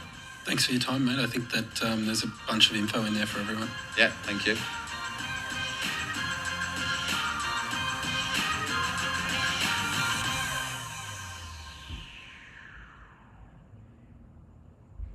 Yeah, it's still there, just about, you know. Getting old these days, so the memory, you know, to remember what's there. The only one I ever learned was Mum and Dad used to take us every year to Spain religiously. That was our holiday every year. Was a lot. It was Cuatro Cerveza, por favor. Yeah. That's all I ever remembered learning. And I remember walking around saying that lots. And then someone saying to me, do you know you ordered them 4 beers every time? Yeah, I was going to say, so your mum and dad took you there on holiday, but you're ordering 4 beers. Dad must have liked a beer. He loved a few beers. So it must have been a you know, a great upbringing, having that opportunity to travel and to get into Spain and to get into France and to be part of that, because that's like one of the things that we spoke about off air a little bit. But with our program, what we do is we've got this real niche program called the Pro Player Pathway, and I discovered the gap really that was missing, that you've got like kids who are lucky enough to be at academies. So like you know, you said you got your opportunity to go to Southampton, but unfortunately you got injured and that was the end of that. Yeah, I don't think it was going too far anyway, but anyway. Then you've got the other side is, you know, the kids who are in the academies then get picked up by agents and so on. But what about the kids who really want to make it and just don't know what to do to get there? And that's what we've done with this book and this program. And it's been game-changing, because one of my biggest 2 things that I've loved to do in life is I was never good enough to make it as a pro. And I always knew at 15 and 16 I was a million miles away a few of my mates. I mean, I'm growing up with like Stephen Gerrard, Carragher, all these boys who you knew were training 8-9 times a week, and I was training once a week, because Mum and Dad were doing 70-hour week jobs, you know, minimum wage. They just couldn't get me to football. Yeah. So I devised the program to give kids an opportunity to teach them what it is you need to do to make it, the foundations, because we discovered that 70% of what you do outside the club actually makes up whether you're going to make it or not as a pro. Right. And we've done a lot of research at the Premier League into players like Beckham and why he was so good and why he made it, and it was a lot of the stuff they were doing externally from the clubs. Yep. And then the big thing, passionate man is like yourself, is travel. And this is one of the things that we've done with this program, is that for the players that go on and make it, they get to travel into Europe and the UK, which is a great thing for an Aussie or an American. But also, we also then have a plan B and a plan C. So if football doesn't work out, they could get a job in football with us and through us, whether it's a physio, a sports scientist or something like that. Or they can just do normal academics and go down a normal route. So that's a little bit about my passion and the reason. Yeah, I think that's incredible. I mean, the chance for any kid to go and experience a different culture, go and live in a different country is unrivaled. I mean, I think that's probably the best thing you could ever offer a kid. Yeah. And in that same vein, my wife and I are looking at moving to Spain potentially for a year before my daughter gets too old, because we'd like her to experience a different culture. And yeah, as I said, we were there recently, and she was, you know, chatting to the waitresses and waiters, and it's just phenomenal to see it. It just brings, you know, incredible joy to myself to see my daughter practicing Spanish in a restaurant. You know? And you know, we're doing a little bit of Spanish coaching with some of her classmates at the moment, and it's phenomenal. It's great to see, and so you know, to your credit, to give children the opportunity to go overseas, it's something that I would encourage every parent to look at, and you know, great if the football works out, fantastic. But worst case scenario, they've had, you know, a bit of a cultural difference and the chance to go and see a different country and how old see are your little ones? Oh, I've only got one. Just one. Not crazy How enough old to is go she? for 2. She's 7, going on 17. Yeah, I've got one of them. But yeah, she'll be 8 in October. So growing up far too fast. Yeah. We very, very lucky ourselves through the job and through work. My eldest girl's a tennis player. She's 15 now. She goes to Spain probably 5 to 6 weeks every year, and we always go with her. And I love it. I love Spain, and it's definitely a place I think I could definitely set up for 3-4 months of the year, and just to embrace the language and not order 4 beers every time we go to the bar. Guys, we're just going to go to our next ad break before we come into our final section. Just enjoy this next ad break, and we'll be back with you in a few minutes. Would you like to make it as a professional footballer? My friend Ray Wood has written this amazing book, The Pro Player Pathway, that gives you the secret to becoming a professional. Everyone, this is Raymond Woods. We're just back for the final part with George. So we've been chatting a little bit about passion, we've been chatting about sport, we've speaking a little bit about George's backgrounds as well and growing up in England. And this all culminates to about opportunities for children, but also about fundraising and charities. So one of the big things that we've done for you, George, for the Barmies, we've recently just been on a tour to the USA, and we've got a signed John Barnes jersey. So not many of the younger ones will know who John Barnes is, but I'll hand that over to you. Absolutely phenomenal. Thank you very much indeed. I can't thank you enough for that. May have to make a cheeky personal bid on that one, John. John Barnes was an absolute idol growing up. Yeah, he was. We just done about 2 weeks in the USA, and John supported us. We had events in New York, Toronto, Chicago, Houston, and LA, and he was amazing. He was my idol growing up, as probably many other people's idols, but I grew up in Anfield. I grew up on a street called Priory Road. My mum owned the bottle shop there, and him and John Aldridge used to come in every day and used to purchase a bottle. It's so funny now when I think about it, a bottle of Perrier water, because they thought sparkling water was healthy in the 80s. So, yeah. And when he first moved to Liverpool, he ironically lived above a dentist in like in a private apartment. And no one was meant to know, but obviously in Liverpool within 24 hours, everyone knew John Barnes lived at this. So we used to just be sat there every afternoon, every night, and then roll on 25 years later, he's on a tour with me through the US.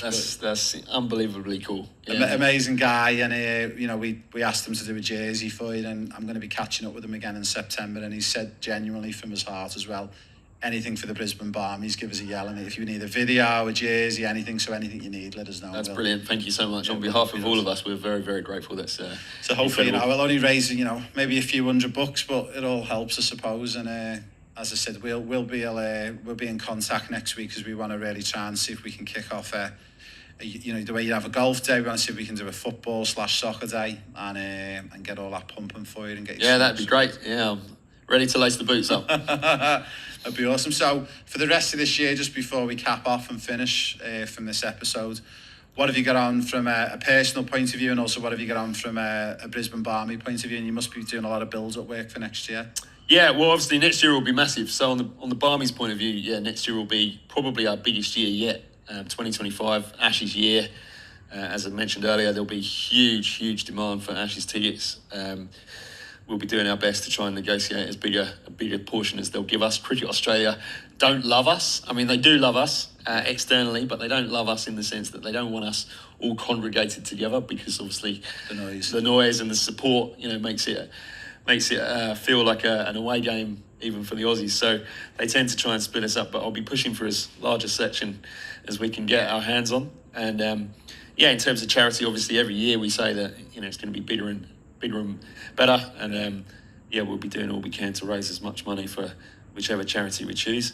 And on a personal front, well, it's it's fairly personal, I guess. I've just gone through a cancer battle in the last 12 months, and just been given the all clear recently, actually, in the last couple of weeks. So that's great for me and my family. News. Congratulations. So I guess, thank you. Yeah. So I guess from a personal perspective, it's just back to work, because I've been a bit of a lazy bugger for the last 12 months. I have to confess that I've probably down tools a little bit. So yeah, it'll be back to work and just trying to earn us a bit of money for the next 12 months before we decide what our next venture might look like. But so that's the next 12 months for us. So from an exercise point of view, George, do you do much exercise-wise? You run you can probably tell for those that can see.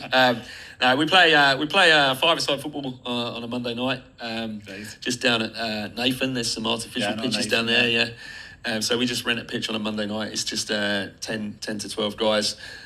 We're all John Barnes wannabes. We're probably all from the John Barnes era. Every now and then we get a 19-year-old hotshot who turns up and dances around us. But it's really great, actually, because the level's quite good. We've got a couple of ex-pros play. There's a guy from Scotland who played in the Scottish First Division, and there's a couple of really decent players. But we're all, as I say, we're all just old and want to be Messi's, and we just did that on a Monday night for an hour. Yeah. And actually, it's really good fun. No ref. Yeah. Often don't need a ref, really. We're all a group of mates, and it's just a bit of fun. So we do that on a Monday night, and that's about it. And the rest of the time, I'm kept busy coaching my daughter. my daughter plays in a under sevens girls football team, which is a challenge, as you might be able to relate to.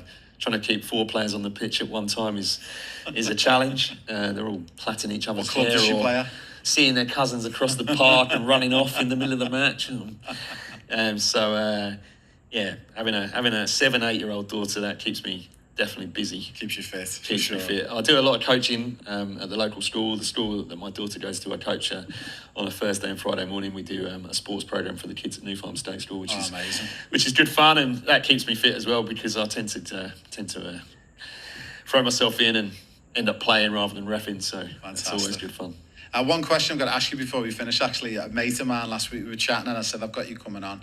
And he wants to know, and I couldn't tell him, but he said, who is it who wears the Queen Elizabeth mask at the Barmies? And then obviously it's now King Charles, I take it. Yeah, so that is the same person? Or? Yeah, it's the same person. Yeah, it's the same person. Yeah, so that is Andrew Hale, one of our main men.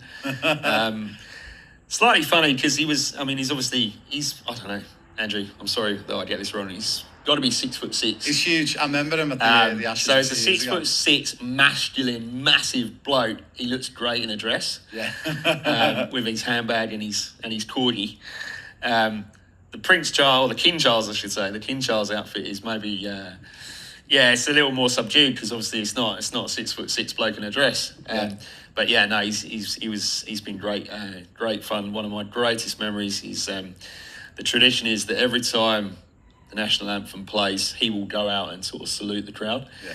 And during the last Ashes, I was actually sat next to Evan, our fantastic trumpeter, and for about 4 or 5 minutes, I had him playing the national anthem non-stop. So the Queen had to keep going down, saluting everyone in 40 degrees, wearing a mask. He took the mask off and he just went, "Stop playing that."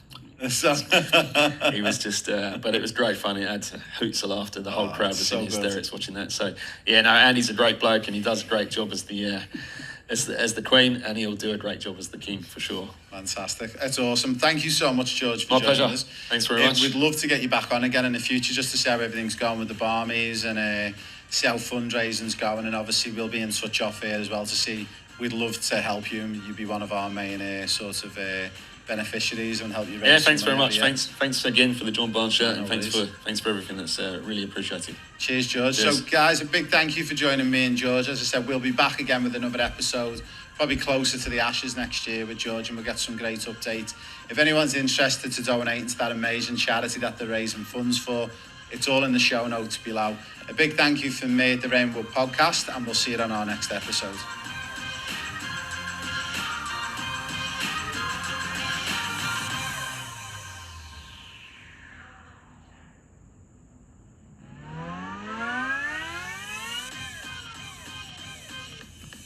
Hi everyone, this is Raymond Wood on the Raymond Wood Podcast. Now we're very, very excited to bring another episode, but also we're super excited to bring one of our players, Nathan Long, who's on our professional player pathway program with us. I believe, Nathan, you are with us. How are you? Yeah, I'm all good. Now, where are we speaking to you from, Nathan, for all of our listeners watching or listening? Perth, Australia. Here from Australia. Now, I believe you joined us on our programme, was it around about April this year? Is that right? Yeah. Well, yeah. So you joined us on our professional player pathway. So what we're going to do is for the next 15, 20 minutes, we're going to walk through our listeners and mums and dads out there who are maybe already on the programme or who are considering joining the programme. And we're going to walk through some of the pillars of the programme and see some of the best bits that you're enjoying, maybe some of the bits you're not enjoying, all the extra effort you're having to put in. So Nathan, you joined us in Perth. You come along to our professional player pathway event and you signed up and registered as one of our new players. You got a scholarship to join us. What was the best bit for you about the event when you come out and first seen it? And what was the one thing that really excited you about the programme? Well, I really enjoyed the objective testing. It was like a good breakdown, and with the event, we actually got recommended by Liam Williams, and he's doing well now overseas. So, they recommended to our family, and then they're like, yeah, definitely sign up. It's worth a shot. So, yeah, it's a really good one, and I'm glad that you've actually mentioned Liam Williams. So Liam Williams is a player we found just over a year ago from Perth. since being with us on our Pro Player Pathway, Liam's now successfully moved across to the UK and he signs with a professional club called Bolton Wanderers Football Club. So it's pretty cool. So you guys were obviously friends in Perth and you were playing together? Oh, yeah, and like family friends as well, like go to events and that, whatever. Now, obviously, we know Liam's a big Everton fan and he supports the blue side of Liverpool. I'm looking at your jersey, you're a little bit more south. You support Arsenal, eh? Yeah. So who's your favourite player at Arsenal? Odegaard. Odegaard, very good. So we had a good summer this year with his national team. We are super excited. The Professional Player Pathway book is finally here. It's just launched. You can now purchase this book. If you want to learn what it takes to make it as a professional football player, if you've got a son or daughter who's aged between 7 and 8 all the way up to 23, this has got the 7 pillars and the 7 secrets on how to make it in the Premier League, in La Liga, in the top leagues around Europe. The project that I worked on, the Premier League and the FA, spent £1.6 billion to date on this project. It produced players like Lauren James of Chelsea, Jude Bellingham of Real Madrid, Trent Alexander-Arnold of Liverpool, and many, many more. Guys, if you want to make it as a pro, the Professional Player Pathway book is the book for you. Now, in regards to the Professional Player Pathway, you come along, you've signed up now. We got you on a part scholarship to join us on the programme. Now, we're going to talk a little bit about some of the pillars of the programme. Now, one of the pillars that we do is something called our intolerance testing and DNA testing. Have you had your test done? Yeah. And what was, just to explain to the mums and dads out there and anyone who's listening, so our intolerance DNA test, we actually take a hair sample from our players, send it off to a laboratory, and it's the world's first individualised intolerance test. So it flags up any foods, drinks, products, home products that might be causing intolerances in your body, and it might create things like inflammation. So they're things that we want to ward against as a professional football player. What was your results like? What were some of the red things that come up, Nathan, on your test? It was most like dairy products, and then Weetabix, which I used to have every morning. So we never replaced that with porridge, and then chicken was a big one as well. So it's more like other meats now. Wow, so you had to get rid of the dairy products pretty much. I was the same when I had my test done, and it's not surprising that 80% of our people who get tested actually flag up not to have milk or dairy anymore, because it does actually cause an inflammation, not only in many parts of the body, but we've discovered it causes inflammation in the throat as well, which can affect your breathing, which is a big thing, actually. So was that a big shock for you, Nathan, having to get rid of dairy products, or was you not really into dairy products? Oh, no, it's probably one of my favourite foods, like, definitely. Now, the good thing is you can get retested again 6 or 12 months later, and some of those foods that you've removed out your diet, when you re-add them back in, it might actually go off your list. So the good news is we've actually seen players, especially, we've had chicken flag up, which is a really interesting one. About 60% of people get chicken. Now, what we've discovered is with chicken, and it might be good news for you, because do you actually like to eat chicken? Yeah. Yeah. What we've discovered is there's a lot of chickens that are not organic that get a lot of hormones and salts and water pumped into them, obviously for the size and the weight, so they can sell them on and make more money on them. What we've discovered is in some of our players and athletes, they've actually started eating organic chicken again, but they've got retested. Chicken was gone off the list. They've re-added it in, and it's been fine. So that's something that we can look at doing. Once you've been with us for about 12 months, if you want to get retested again, we can get that arranged for you and get it booked in, and then we can have a look, and maybe chicken might come back onto your blacklist. Yeah. Now, was there anything on there that you was happy that you don't normally eat anyway, but it was on there that you can think of, and anything that you drink or don't drink? More like nuts and stuff I don't really eat anyway, but yeah. They come up on your results as well. Now, since you've got those test results, being really honest to all of our listeners, have you pretty much stuck to it, or is there certain things that you're still eating that you shouldn't, or? No, not like most of it, yeah, definitely. Like switch fully off all the red stuff. Have you noticed any differences since you've done that, like anything to do with like sleep or recovery or skin or hair? Yeah, like, well, skin's big one, I reckon, because my skin wasn't that great like a few months ago. And then sleeping as well, yeah. And then I feel like more energy maybe. Yeah, like, I mean, I'm looking at you and your skin looks phenomenal. And it's funny that I've been the same. I even in, you know, I'm in my 40s, but I did have a lot of problems with like acne and that still. Yeah. And since I've done my test, I've removed everything. I was blown away of how good it was. And I wanted to get it done just purely to give it a go and get it tested to see what it was like. But it's been a game changer. Now, one of the other pillars on the program is match analysis. Now, have you had your match analysis done? Yeah, just a few weeks ago. So again, for the mums and dads who are watching and listening in, and the other players who are maybe interested in joining the program, we do a match analysis. We get your game recorded, we send it off to Portugal, it gets analysed, it comes back. We then assign you a coach from England. Then they do a Zoom call with you for 1 hour, so very similar to what we're doing now. And then we draw out your objectives and the bits that we need to work on. So firstly, when you've done your match analysis, if you don't mind sharing it, who did you do it with? It was the Tranmere Rovers, Matt Hunter.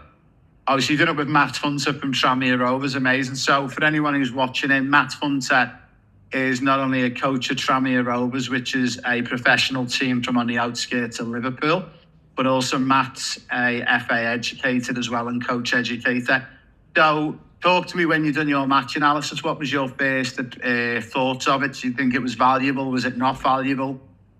Yeah, no, it's definitely valuable, yeah. So can you remember when you'd done your match analysis with Matt and you went through your objectives? What was the 1 or 2 objectives that you had to start working on straight away? What was flagged up in your game?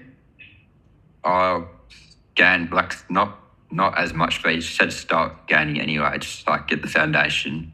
But that wasn't like a big concern though. But what's the one area of your game that you think's got better since you've been doing your objectives? Is the one area that you think I've really got better at in the past couple of months since you started it? Probably like more so like body positioning. Because normally I scan to my left because I play on the right. So, but checking both ways now instead. That's good. And then within our system, for anyone again who's watching and listening and who doesn't understand our 7 pillars, the match objectives that get drawn out from the match analysis, we input them to our football plan, which is our web-based portal. So are you still on your first objective at the moment, Nathan, or have you moved on to your second? So you're still on your first objective? Yeah. And that's currently scanning at the moment? Yeah. And what percentage are you currently at with your achievement? Where are you at with it at the moment? Like 40s. So you're in the 40s. So what percentage, again, just for our listeners, what percentage have you got to get to before you can move to your next one? Is it 80? 85%? Yeah. So obviously, that's a good starting point. Most players, when they do scanning, they'll maybe get 10 or 20% at most. But we need players to get to 85%. Once they get to 85%, we give that a big tick, and then we move them on to the second objective. So that's good that you're working through that. So that's obviously your DNA, your match analysis. Now, there's a couple of other pillars in there as well. One of the ones that we do want to talk about as well is the GPS tracker. So one of the pillars is the tracker. So have you found that being valuable, and have you been wearing it as much as possible?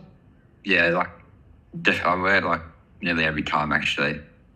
That's great. And what's one of the things that you've noticed since you started wearing the tracker? Is it educating you in any way? Is it making you try harder? Is it making you work less?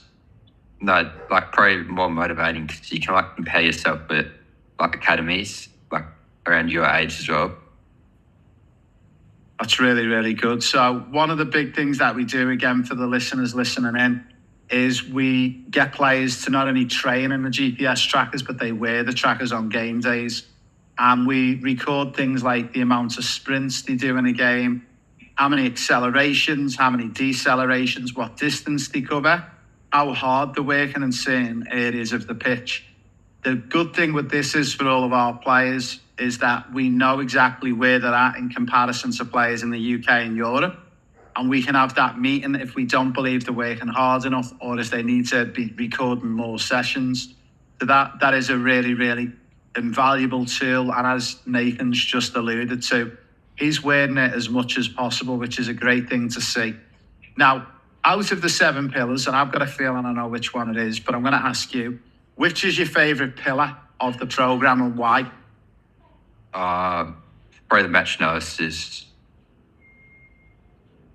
Yeah, it's the one that we get all the time, the match analysis, because I think it not only shows you in that one meeting that you do with the coach the areas you've got to get better at, but it's an invaluable tool because you get the recording and you can watch it back as many times as you can.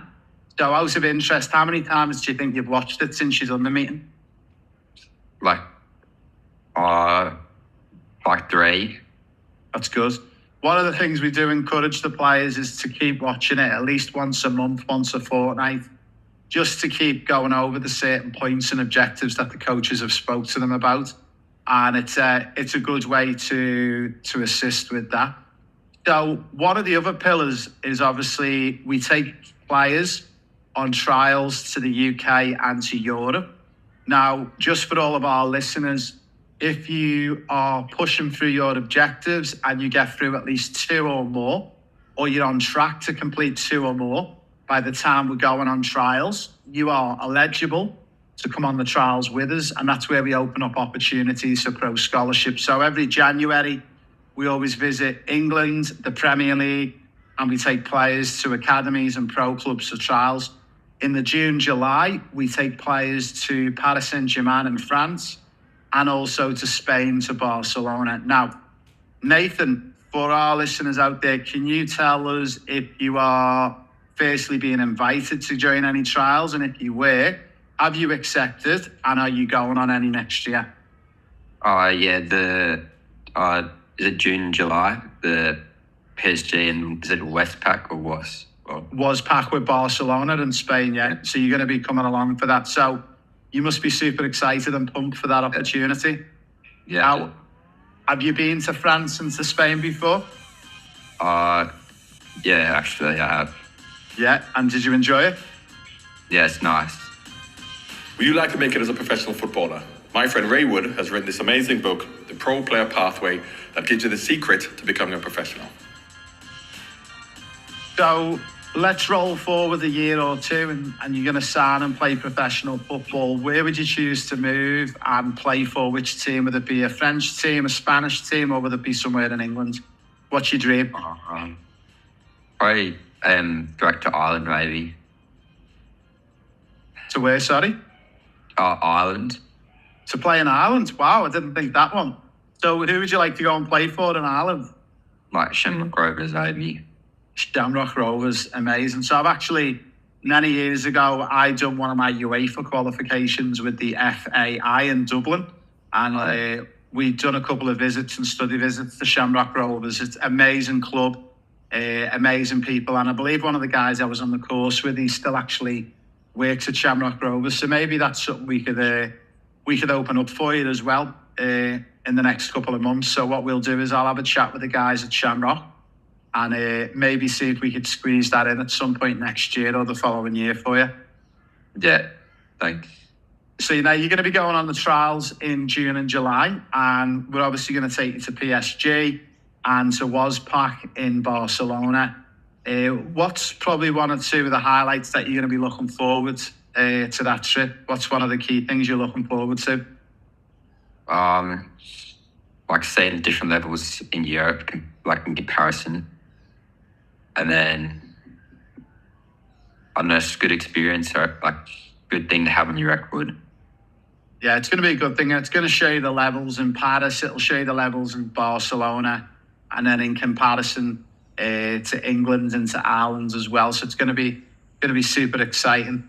Now, what's one of the things that you really want to try and get better at yourself? So we know we've got scanning and you're working on NAFI objectives, but what's the one area in your game, Nathan, that you think you've really got to get better at and that you're going to try and work on over the next 12 months?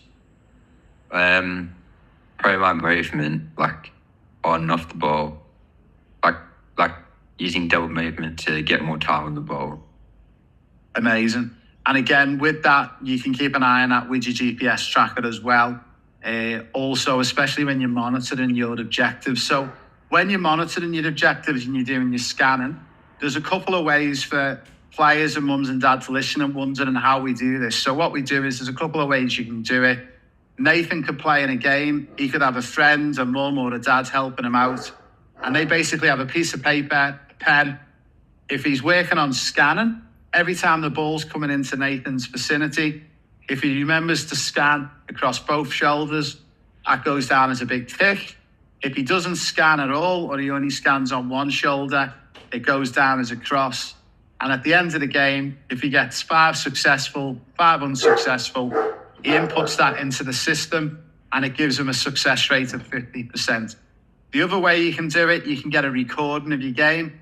And this is one of the things that we really encourage the players to do at least a couple of times a year, is watch 1 or 2 or more of the games back and actually record their score themselves by watching the game.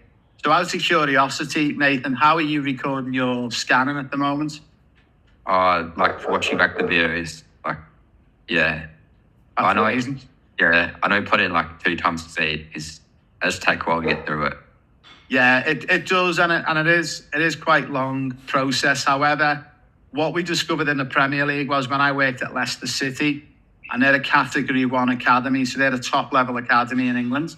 We discovered that by getting the players to watch the game back and watch for objectives, it was actually a good way to realise areas that they aren't doing well in the game, but areas that they were doing well in as well. So are you finding when you watch the game back, you're actually noticing things like you're not moving into spaces and you are getting a bit static? Yeah. That must be invaluable for your game, that you don't necessarily have to hear that from the coach. You can actually see it yourself and you're aware that it's going on. Yeah. Now, in regards and into comparison, before you come to the pro player pathway and you joined us on the programme, do you think it's been a big help and a big advantage to being on the programme? Yeah, definitely. Like, especially like knowing about like how much hours I need to get in a week. Like normally I wasn't doing much before, but like I'm really working the hours. So how many hours a week are you currently doing at the moment, Nathan, just so our listeners can get an idea of what you've got to do? There's 16 plus 1, so 17 hours. And of those 17 hours, you're doing about 70% football, and then the rest is things like other sports, recovery. So within your 11 or 12 hours, obviously you're doing football. What you do outside of football for the other 4 to 5 hours? Can you explain to our listeners some of the things that you do? I do a lot of running, like cross country, like maybe the gym in the morning, go to the gyms, or like swim, so like recovery wise.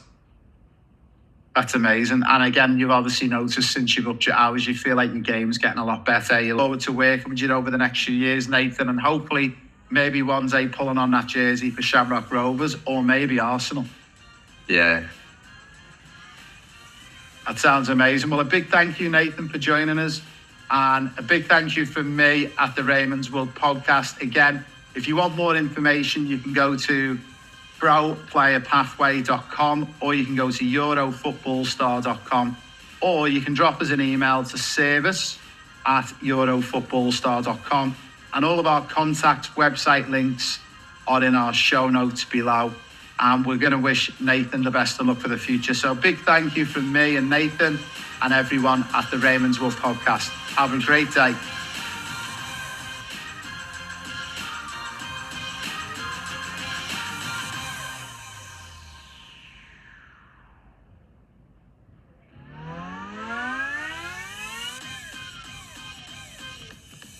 Hi everyone, this is Raymond Wood at the Raymond Wood Podcast. We've got a special edition. We've got a podcast with my friend John Barnes. We're going to be splitting this into 3 sections and 3 different parts. We're going to learn a little bit about John's life before he played football, and we're filming live in Chicago today. The second part is going to be coming from Houston, where we're going to talk about John's career at Liverpool, at Watford, and playing for England as well. And then the third part and the final part is going to be recorded in Los Angeles, which is going to be a phenomenal venue. And we're going to talk a little bit about what John's doing post-football, post his career as a coach and as a player, and what he's up to at the moment. So a big welcome to you, John, onto my podcast. Sorry for being a bit sweaty, it's a bit hot. It's been a a really warm day today in Chicago. It's been about 30 degrees and we actually got caught out sweating, running around as well. Now, John, we've obviously had you in our events over the past couple of days, and one of the interesting things that I discovered about you that I never knew was about your life in Jamaica and growing up in the background with your parents. So could you maybe start from the early days when you first started playing football as a junior? And I love the story about your dad and your dad's background. Well, first of all, I mean, it's that at the outset, that is my life before football. There was no life before football. I started playing football when I was 3 years old. Wow.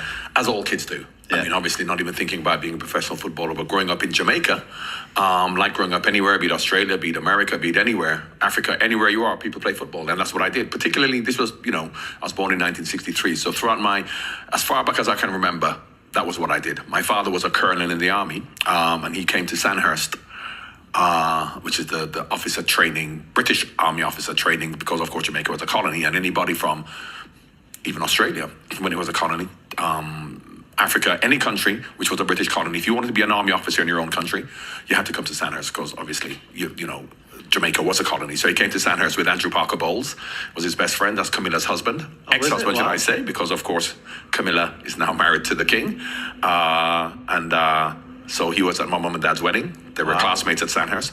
But my father, being a British Army officer, of course he's from Trinidad, but grew up in Jamaica as an Army officer, discipline was the most important thing. And my father understood that there are going to be hardships, coming from one of the colonies into a camp where you have Winston Churchill and the old quintessential English gentleman used to go, and you're coming from Jamaica, and you had probably, you had officers from Ghana and from all over. So he knew he had to be disciplined, he had to be determined, he had to be stoic. He also had to show them that he's equally as good as them, if not better. So he volunteered for everything. So my father then became heavyweight boxing champion in Sandhurst, never boxed before. Wow. Played rugby for Sandhurst, never played rugby before, but he then became the fullback. So whatever, and he just volunteered for everything. He actually played football himself for Jamaica, as much as he's an army officer, not professionally, but being an army officer, he had a lot of discipline. So he played football for Jamaica. He then played squash for Jamaica. When he got older, my sister swam for Jamaica. She played squash for Jamaica. My other sister played tennis for Jamaica. So I think you can figure out that I came from a very sporting background. So growing up in Jamaica, sport was everything, but not just sport. It's about the discipline and the attitude necessary for you to be successful in sport. A lot of people are always wondering why a lot of the athletes who come from Jamaica are so successful, and the obvious one is yourself. And then moving a little bit later on, Usain Bolt. Do you think it's down to discipline? Well, of course. But never mind myself, who's a footballer, and talk about Usain Bolt. But before him, there's Asafa Powell, Don Quarry, Merle Notty. The Jamaican sprinters are much more successful than any Jamaican footballer, myself included. Yeah. Because, I came from Jamaica, but was brought up in England since I was 13 years old. But Jamaica always had, from the 70s, a lot of good sprinters. Yeah. Now, they're no different to black Americans.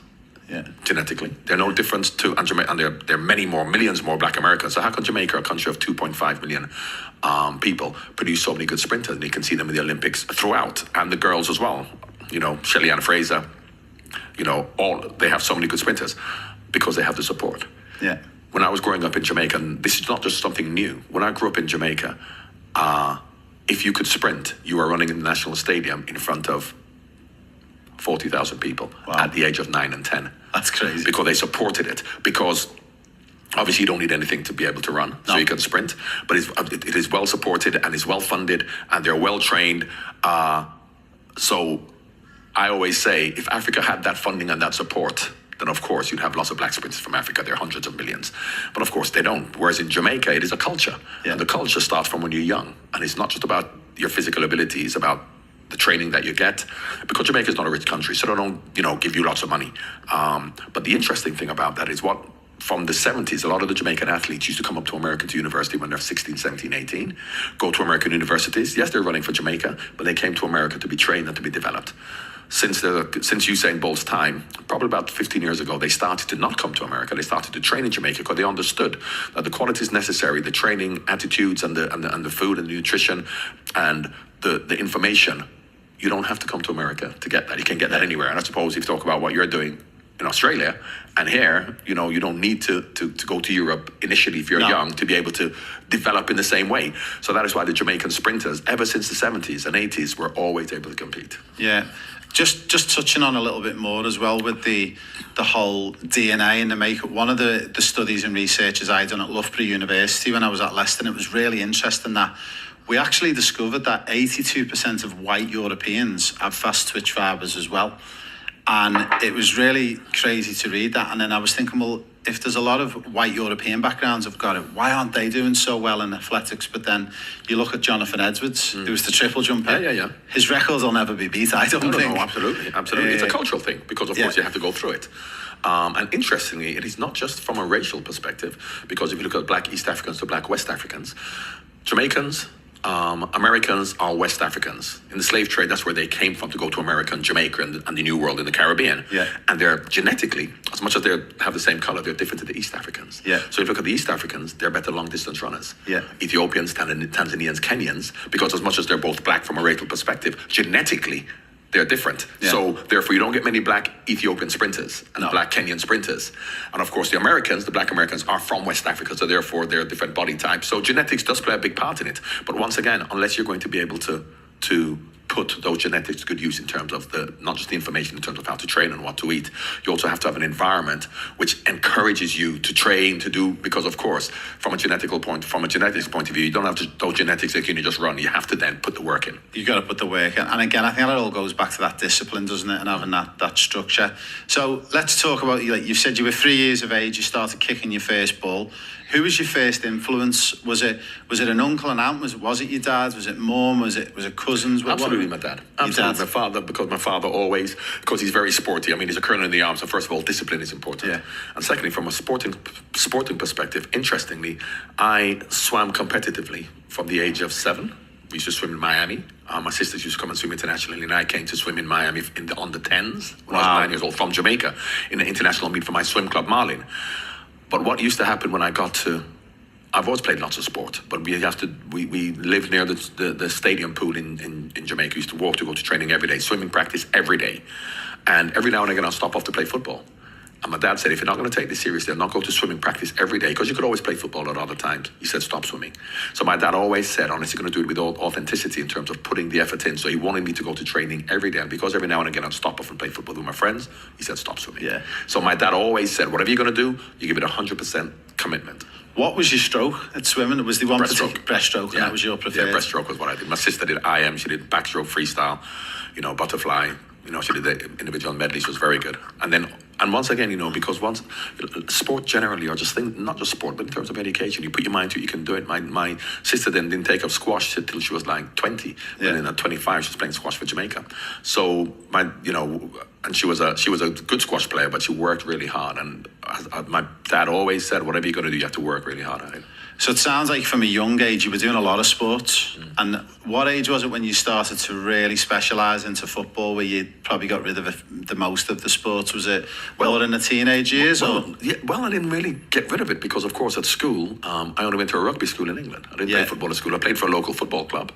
But I played rugby at school only. So then I played rugby for London schools. We had London school trials because I could run. So I'm playing rugby up until the age of 15. That's when I gave up. Because in Australia, when you get to 15, 16, you get those big boys who want to really hurt you. I was a good runner. I could pass. I could move. But then all of a sudden in these trials, these boys were trying to kill me. You get a few of those Kiwis coming after you. I played for cricket. I played at Middlesex when I was 13, 14. Yeah. So as much as I played football, because I wasn't concentrating on being a professional footballer. That's my favourite sport, so I loved it. But I played cricket because I loved it. I played rugby. I played table tennis. I played squash. I played all sports. And I didn't know I was going to be a professional footballer until I was 16 and a half, and I became one at 17. So I wasn't then thinking at 13, 14, 15, I'm not going to concentrate on other sports. I played sports because I loved playing sports, but football was always the easier and the more accessible sport. More natural, It's really, this as well, it's very political and topical on early specialisation and doing a mix. And what we discovered in the Premier League and the English FA when we worked on this EPPP project, and it was through Loughborough Uni, we actually discovered that doing a multiple set of sports at a young age, all the way through up until teenage years, actually built up what was called a foundational base. And the foundational base was building up agility, balance, coordination, and speed. And we actually discovered as well something that was really, really interesting. To be able to create fast twitch fibres, you need to build up a base of slow twitch fibres first. and then on top your fast twitch fibers grows and develops. So it's really interesting to see that you, within that case, sort of like doing all those foundations, you were doing a lot of different sports, swimming, you know, you said you were doing rugby, and football wasn't really specialised until you were 16. Yeah, but the thing about it is that because, of course, you look at the correlation and the crossover between sports as much as you don't think. Because, for example, for goalkeepers, you look at footwork.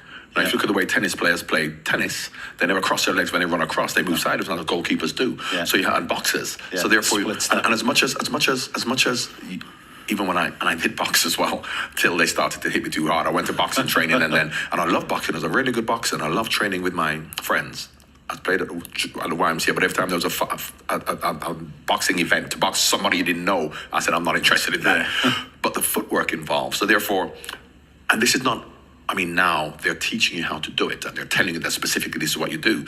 But when you learn it by just doing it with a boxing coach, for example, I'm not thinking about my footwork for football, but it comes naturally. You know, you don't cross your legs in football either. You know, you move sideways. So all of these sports helps you in football because, of course, there are different dynamics, changing, you know, angle, changing directions. I play a lot of squash where you got to come forward, you got to come back to the middle, you move sideways, you move in and out, you move. So of course, now in football, they teach you all of this specifically for football. Yeah. But a lot of other sports gives you an idea for football in terms of the movements that you have to make subconsciously without even thinking about it. Without even thinking about it.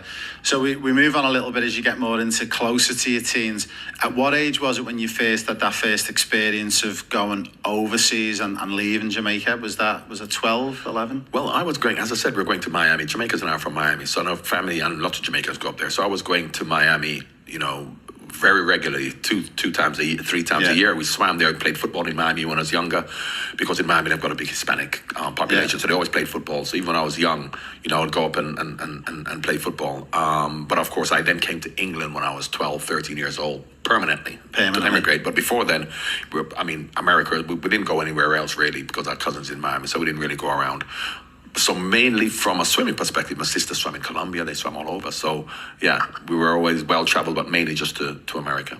And just to finish on this little mini segment before we go to an ad break, but Miami and the football's getting huge then, you know, I'm probably going to talk about David Beckham. He's doing a great thing as well for the game over in the USA. Do you actually know David fairly well? Have you met him? I don't know if I met him, but I don't know him that well, but I have met him. But, you know, like anything else, football has been around for a long time. A long time. You know, as I said, born in 63, by the early 70s, I was coming to Miami. A friend of mine was coaching in Miami back then, and I used to come even when I was 11 and 12 years old, playing Miami Classics against the teams from Miami, from Jamaica. So, you know, as much as we're thinking that this is new, this has been around for a long time, it's much more professional, it's much more organized, it's better funded. But even back then, we were coming up to Miami to play football matches back then in the early 70s. Yeah, I mean, we had Pele, didn't we go there? Was it in the 70s? Of course, Pele came, Franz Beckenbauer, Johan Cruyff, they all came. So we've had big superstars. But then what you didn't have is that many local players playing. They brought the superstars over, whereas now you have loads of local players. The one thing I would say about that, though, is, and which could really help America to grow even more, is if they, you know, stop viewing it as a middle-class sport. Yeah. You know, if you get the athletes who are playing American football, baseball, basketball, the real athletes, and they come play soccer,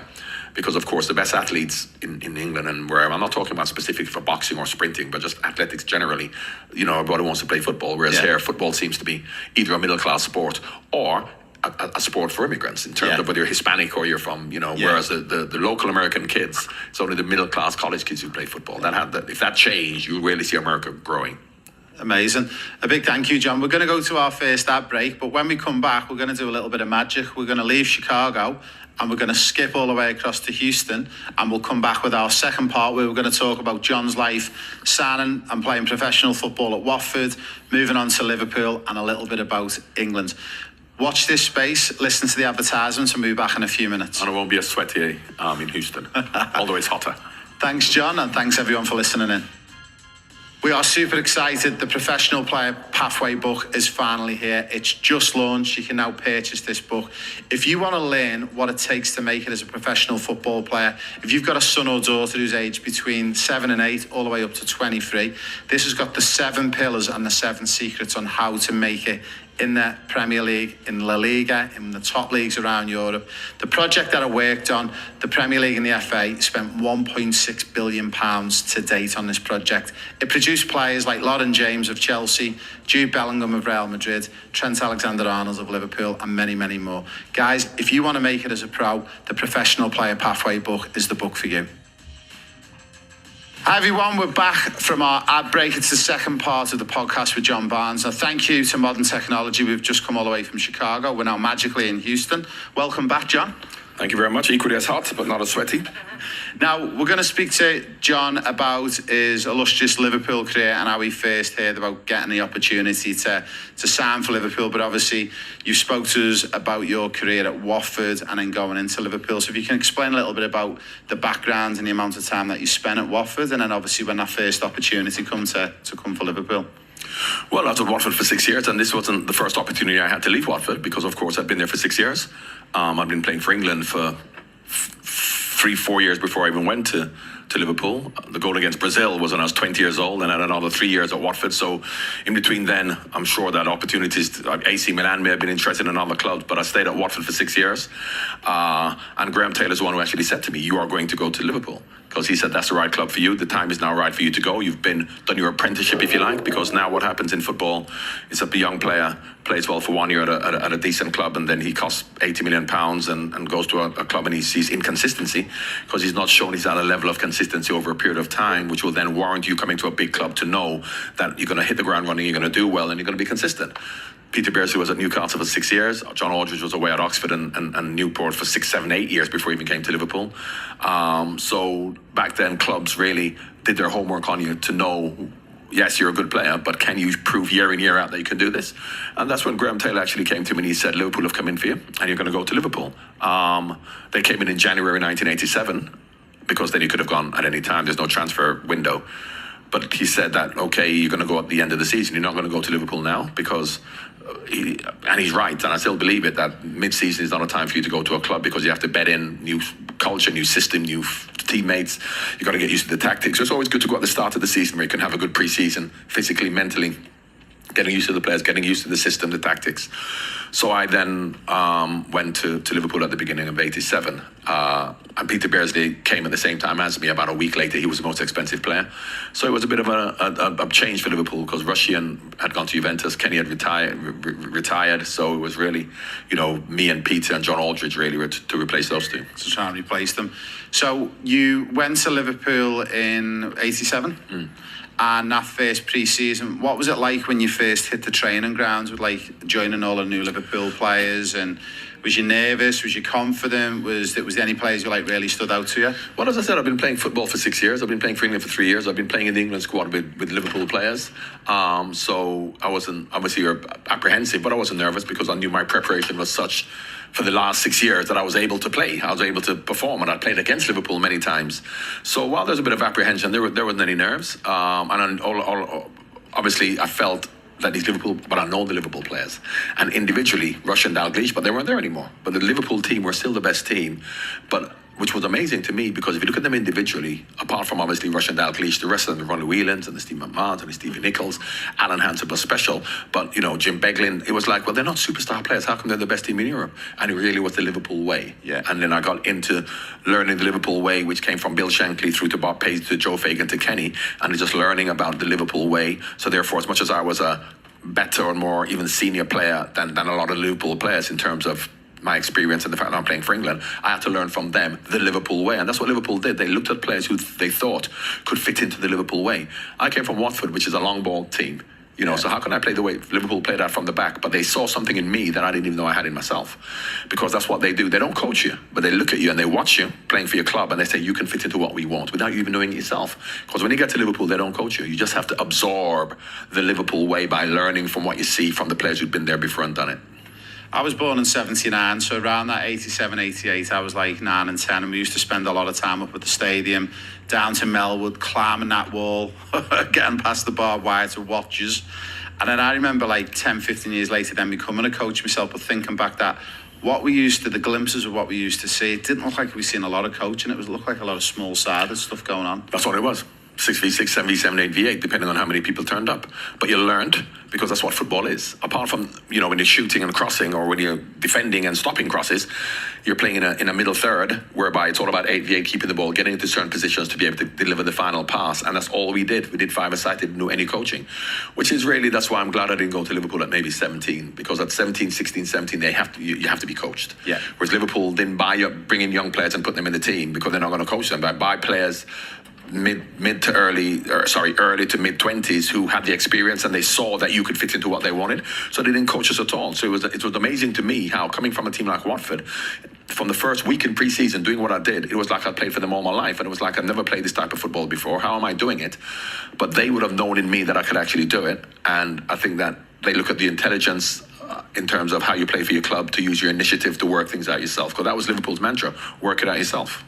I remember growing up, and Dad, he was an armchair supporter. He drove wagons all around the country, delivering to like supermarkets, but he even knew it was the Liverpool way. Pass and move, the Liverpool groove. That's like what we grew up with as fans, and it's exactly what you guys were doing, wasn't it? Well, Ronnie Moran, that's what he said: pass and move, don't stand still, rotating in positions, So there are times when, I would go to left back, Stephen Nicol would come over, and then I knew how to play left back until we could get back into position. So rather than passing and standing still, it wasn't just passing and moving, but moving into a different position, and everybody had to do it. So therefore the formation stayed the same, even if the personnel was different. So the rotation, where Peter Beardsley would drop off into midfield, Simon Manu might run, and Peter Beardsley would become that midfield player. So therefore you always had the shape, and maybe the personnel changes, but the shape to continue the move, either offensively or defensively, when all of a sudden Peter Beardsley is the deepest lying midfield player and he has to defend like Ronnie Whelan.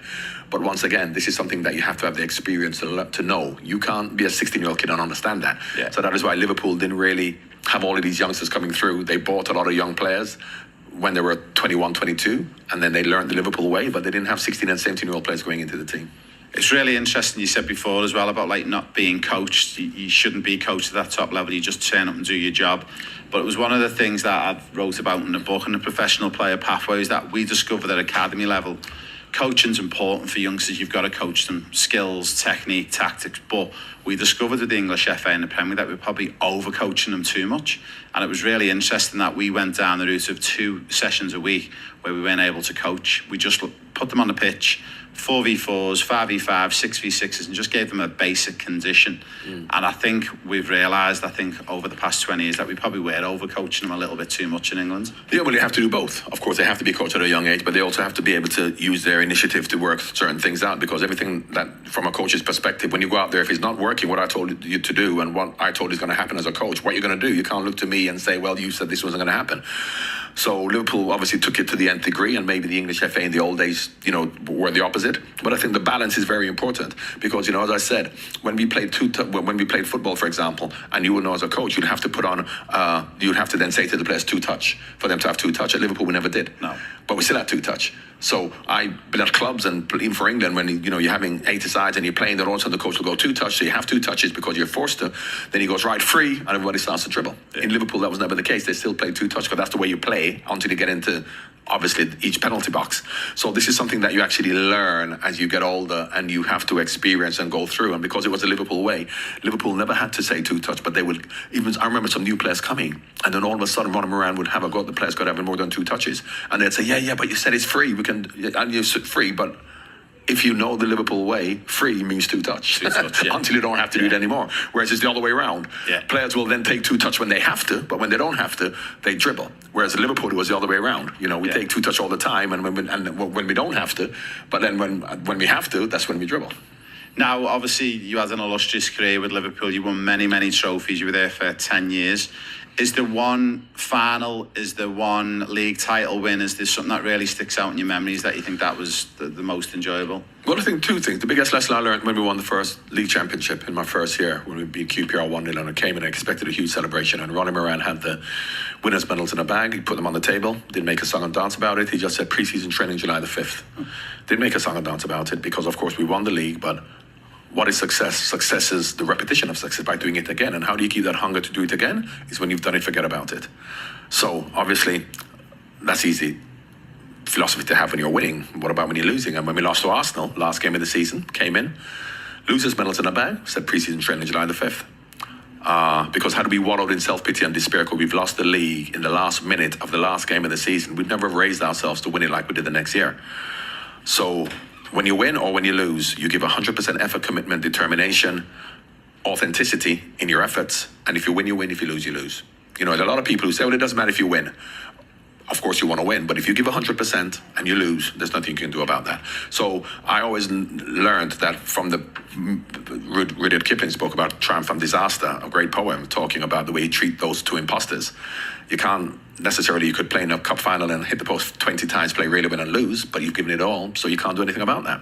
So my whole 10-year period at Liverpool, from a league perspective, the good and the bad, is the most important thing for me. But the one moment I'd say is probably the FA Cup after Hillsborough, when we beat Everton, because it was fitting that it was a Merseyside Cup final, Liverpool versus Everton, because Evertonians would have lost loved ones in that as well, because as you know, Liverpool is not a divided city geographically, religiously. Some people support Everton, some Liverpool neighbours, even brothers and sisters. So they would have been hard hit by Hillsborough as well. So it was fitting that it was a Liverpool-Everton Cup final. So those two games, well, the Cup final is probably the singular game. And the biggest lesson I learned was when we won the league for the first time and we lost the league against Arsenal. That's brilliant. Now, obviously, you blessed to work with many coaches, and you were influenced by a lot of them that you worked with, but also, you know, you've mentioned and spoke about you were influenced by coaches who were at the club before you. Was there one coach in particular, or one thing that was said to you in your career that really stood out and that really influenced you? Well, first of all, I think that, you know, when I came to Liverpool, and I've said it all along, I felt I played under Bill Shankly, because what Bill Shankly did, Bob Paisley continued, Joe Fagan continued, Kenny Dalglish continued, so Roy Evans. So it's just a continuation of Bill Shankly. Nothing was new. Nothing changed. I mean, when Graham Souness came, it kind of changed. Then football was changing. Then Houllier came and things changed. But up until that point, Liverpool was just Bill Shankly and what he did. And all the coaches were promoted from within, so therefore that continued. So, but the lessons he learned, running around was probably because he had a hard time explaining it, because his delivery of his explanations weren't great. So you have to understand Ronnie Pugsy. Just to give an example of the lessons that he taught us. For example, Jim Beglin played left back, and he said to Jim, for corners against, as a fullback, you go on the post defending. So the corner came in and there was a goal, and he said to Jim Beglin, where were you, son? He said, I was on the post. He said, what are you doing there? He said, you told me to go there. And he said to him, yeah, but if I told you to jump in a fire, would you do that? Now, everybody laughs and thinks it's a stupid thing to say, and I suppose if you just take it at face value, it is. But what he's saying to Jim is that I've given an instruction to be on the post. But while you're on the post, if you see danger somewhere and use your initiative to know that that's more dangerous, and you leave the post, although I've told you to be there, they love it when you do that. They love it when you do that, because so many players get away with just being given instructions and just following it to the letter of the law. Meaning if Jim was on the post and he knew 100% that they were going to score, but he's still going to stay on the post, and he stays on the post and they score, and the coach has a go at him, and Jim says, no, but you told me to go on the post, so you can't have a go at me. The Liverpool coaches wouldn't stand for that. They say, you use your initiative. So, you know, these are the lessons that you learn at Liverpool. More than any other club, they allow you to use your initiative, which is why they look at you for the years and they say, have you got that initiative? Do you have that experience to do that? Rather than us having to coach it into you. And there's so many good players who've come to Liverpool, and if you don't learn that Liverpool way, no matter how good you are, you won't make it. Yeah. Now, one of the final ones I want to finish on before we go to our next ad break is, obviously, you know, Shankly instilled a lot into the club. We obviously have gone through a bit of a period before Jurgen Klopp joined us where we weren't so successful again. I feel like Klopp sort of taught us a little bit about how to win again and brought that winning mentality back. Do you think there's a lot of talk, and I see it from a fan's point of view, you see a lot of negative talk about Klopp's gone, it's the end of the world, it's going to be another 5 years before we win a trophy? Or do you think it's not going to be that bad, and do you think Klopp's installed some of the winning culture back into the club, and do you think Arnie will bounce off that? Absolutely. I mean, Bill Shankly, after Bill Shankly left, Bob Paisley took over, and he was infinitely more successful than Bill Shankly. It was easier for Bob because Bill Shankly started it, and it's always easier to start a revolution than to continue it. Yeah. Because starting is always difficult, so I still put him ahead of Bob Paisley in that respect, although Bob Paisley's won more trophies, infinitely more than him. Jurgen started something again, but it's going to be different now, because obviously after Bill Shankly, everything continued the same. Promotion from within. It went to Bob Paisley, to Joe Fagan, to Kenny Dalglish, to the training methods, the staff, everything stayed the same.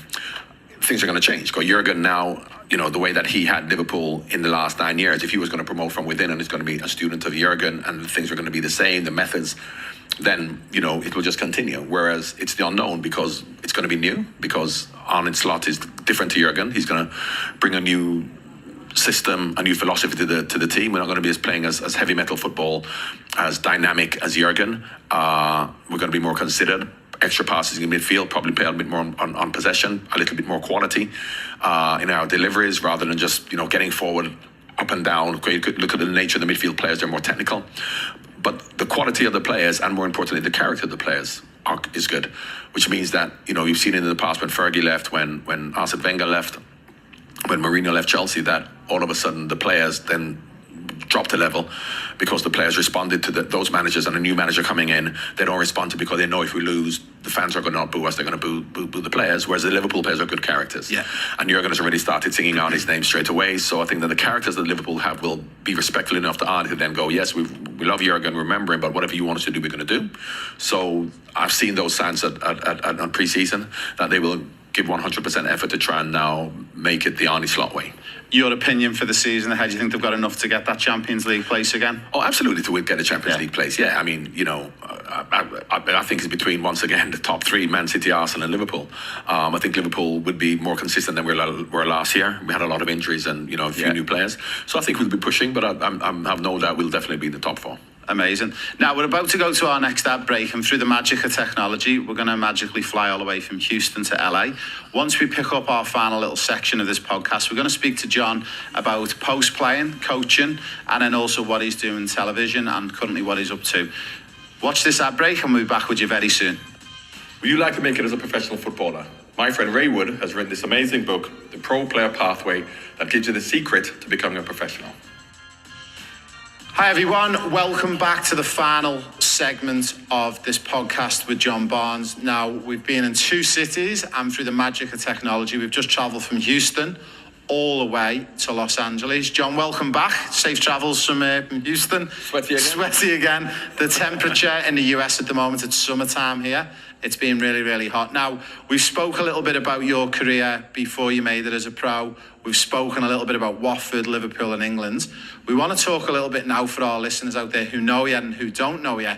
What happened once you finished up at Charlton, I believe it was, and then how did you decide to do your coaching badges, and was that something that you really aspired to do? Well, of course, straight after I left Charlton, I became a coach. I'd just done my B badge, but of course, Kenny then phoned me, Kenny Dalglish, and said, would I like to come as head coach to Celtic? So while I didn't finish all my badges, the opportunity came, so I jumped at it, because of course I had been influenced by, first of all, Graham Taylor, in the way that he approached football in terms of his, and we spoke about it earlier, his ability to understand tactics, systems, player position, regardless of you as an individual. How do you interact with the team by understanding the direction that players have to go in a real coaching environment? Obviously from Liverpool, we didn't do any coaching, as you know, but so I kind of married the both, because all my thoughts on football was understanding how you want your team to play and then getting players to fit into that system. Football at that time, this was 1999, it was just about getting the best players. So when I went to Celtic and tried to implement a style and a system that's, and then get to the players to understand each position has a requirement in relation to the other positions, football back then was about, let's just get good players and go and play. So that didn't work out. Then I coached the Jamaica national team very successfully. We never lost one game. We had 13 games, won 11, drew 2. But politics in Caribbean football, as it was, meant that I didn't continue with that. But I've always loved coaching, and that's what I wanted to do. At the same time, I was also doing in the media. I worked in Sky, I worked in ITV at the time in football. So I've been doing that a lot. And of course, in the last couple of years, I've been an ambassador for Liverpool. But before that, I was always doing a lot of work for Liverpool, not as a full-time ambassador, but now that's really what takes up most of my time, ambassadorial work for Liverpool. When you said you'd done your B licence when you were at Charlton, but then obviously I take it you went on under your A licence eventually? Well, no, I didn't, because by the time I was then coaching, and then I went to Celtic, then I went straight to Jamaica. So by the time that finished, I just went into the media, so I didn't continue in the coaching. How did you find it, the transition from being one of the superstar players over that prior decade to all of a sudden then at the helm of one of the biggest clubs?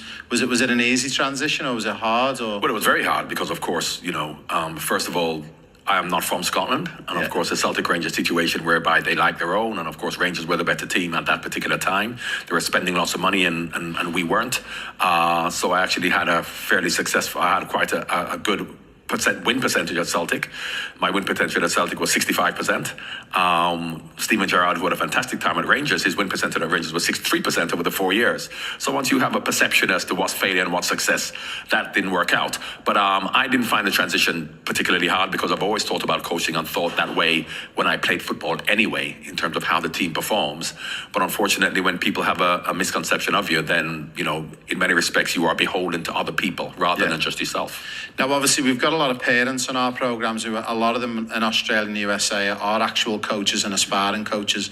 Was there a challenging moment that you can think back to when you was coaching, whether it be at Charlton or Celtic or Jamaica, and how did you overcome that challenge? Well, challenging moments for me at Celtic, where you're playing with, or you're coaching and managing international players with big egos, is different to you're coaching an under-12 team in Australia. Yeah. Because I'm sure those under-12 kids will be much more receptive to their coaches than, you know, superstars at Celtic. So, of course, the challenge for me was the fact that I hadn't coached before, and I've just recently retired, and I'm at a huge club, and a lot of people felt, well, you shouldn't be here because you haven't been through the system, you haven't done any coaching before. So those were the challenges, the perception people had of me. And, of course, you see that now throughout Premier League football, because as I said, apart from Jurgen Klopp, Pep Guardiola, and now Mikel Arteta, every manager has a challenge because the players seem to be more powerful than the managers. Yeah. So until that situation is going to be reversed, whereby the managers are now given the respect by the fans and the players, which happens more in England than other countries, it's always going to be difficult for managers. So then rolling on to punditry works, you said that obviously, I can remember, you know, you worked on Sky, you've worked on ITV. Was that really enjoyable for you, and was that something that you really embraced, or is it a really difficult role? What's it like being on the TV? That's an easy role. It's an easy role because all you have to do is talk about what you see, talk about football, and what you do as a pundit is you always, after the event, say what should have been done. Yeah. As a coach, you've got to say all of that before, because of course, as a pundit, you look at a game, he's in a bad position, it's a wrong goal, mistimed tackle, whatever, bad position. After, you can say that because you can see it. If you understand football, it's easy to do that. Yeah. Whereas from a coaching perspective, you have to do all of that before the game and let people know what they have to do. So I found punditry very easy, and I still do. But I would still love to coach because that's what we want to do. But punditry is a way of keeping involved in football. But no, it's not a difficult thing at all. With the punditry, one of the questions I really want to ask you, and this is a personal one for me, are they telling you what you can and can't say? And also, the second end of that question as well, is it really tricky that, you know, you find yourself you can't be too biased to, like, say, Watford or Liverpool because they're your ex-clubs? Or do they tell you can't be too biased towards them? How does that work? No, they don't tell you. You have to be who you are. And I think that if you're constructive in your criticism, as much as I'm an ambassador of Liverpool and Liverpool's my club, I will be honest about it. Yeah. But unfortunately, what happens, a lot of pundits, they get carried away one way or the other. So I would never, ever go and criticize a player for being in a bad position or missing an open goal, because I've been there, I've missed an open goal. Yeah. So, of course, you can then say you should concentrate more, get your head over the ball. But you have pundits going, oh, you should never do that because it's a disgrace, because he's missed an open goal and that should never happen because you're a professional, you know. So therefore, and unfortunately, they're the pundits who actually make it, the ones who are overly critical. So I think you can be constructive in your criticism if you're honest. Yeah. And as I said, I've missed open goals. I know how easy it is to miss an open goal. So I would never ever go and say you should never miss an open goal. Yeah. And going back to coaching, obviously you just touched on maybe, you know, the potential of going into coaching again. And are you doing anything more with your coaching badges or education and learning at the moment, or?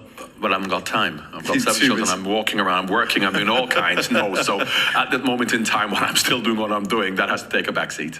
But coaching role potentially could still be on the cards in the future if the right opportunity comes. If an opportunity comes, an opportunity doesn't come by very often. Yeah. And there are many reasons for that, which, if I have an hour in the podcast, I can tell you. But of course, yes. So of course, I'm still on the lookout. But of course, you know, they are few and far between. So we're just talking about obviously going into coaching and that, and obviously, you know, you're still very relatively young. There's a lot of coaches, you know, like a Carlo Ancelotti's getting closer to 80 now, and he's still going really, really well. Is that obviously something that you think maybe as your life maybe gets a bit quieter and as the kids get older, it could be something that you really pursue? Well, of course, once again, it depends on the opportunity. But of course, Carlo Ancelotti may be getting older, but he has been in it for the last 30, 40 years. Yeah. It's going to be relatively new for me because I coached in 1999 and then coached Jamaica in 2007, Tranmere in 2009. So it's been 14, 15, 16 years. Yeah. Whereas Carlos continued throughout. So it's difficult for me now at my age. But of course, you can never say never. Now, one of the big things to finish on before we finish the podcast, we always get our players in the room and parents as well to write down the one big scary goal for the next 5 to 10 years. Have you got a big scary goal that you'd like to achieve or do? You know, is it whether it be something to do with your family or something on a personal level with work or business? Is there anything that you've got planned for the future? Well, at my age now, there are no scary goals ahead. The scary goal ahead is just to Try and stay healthy. John, a big thank you. It's been amazing. We're so blessed to have you with us on this tour in the USA and Canada. And I know not just Liverpool fans, but football fans around the world are going to cherish this podcast. And a big thank you for me and the guys at Euro Football Star. It's a pleasure. Thanks for having me. Thank you.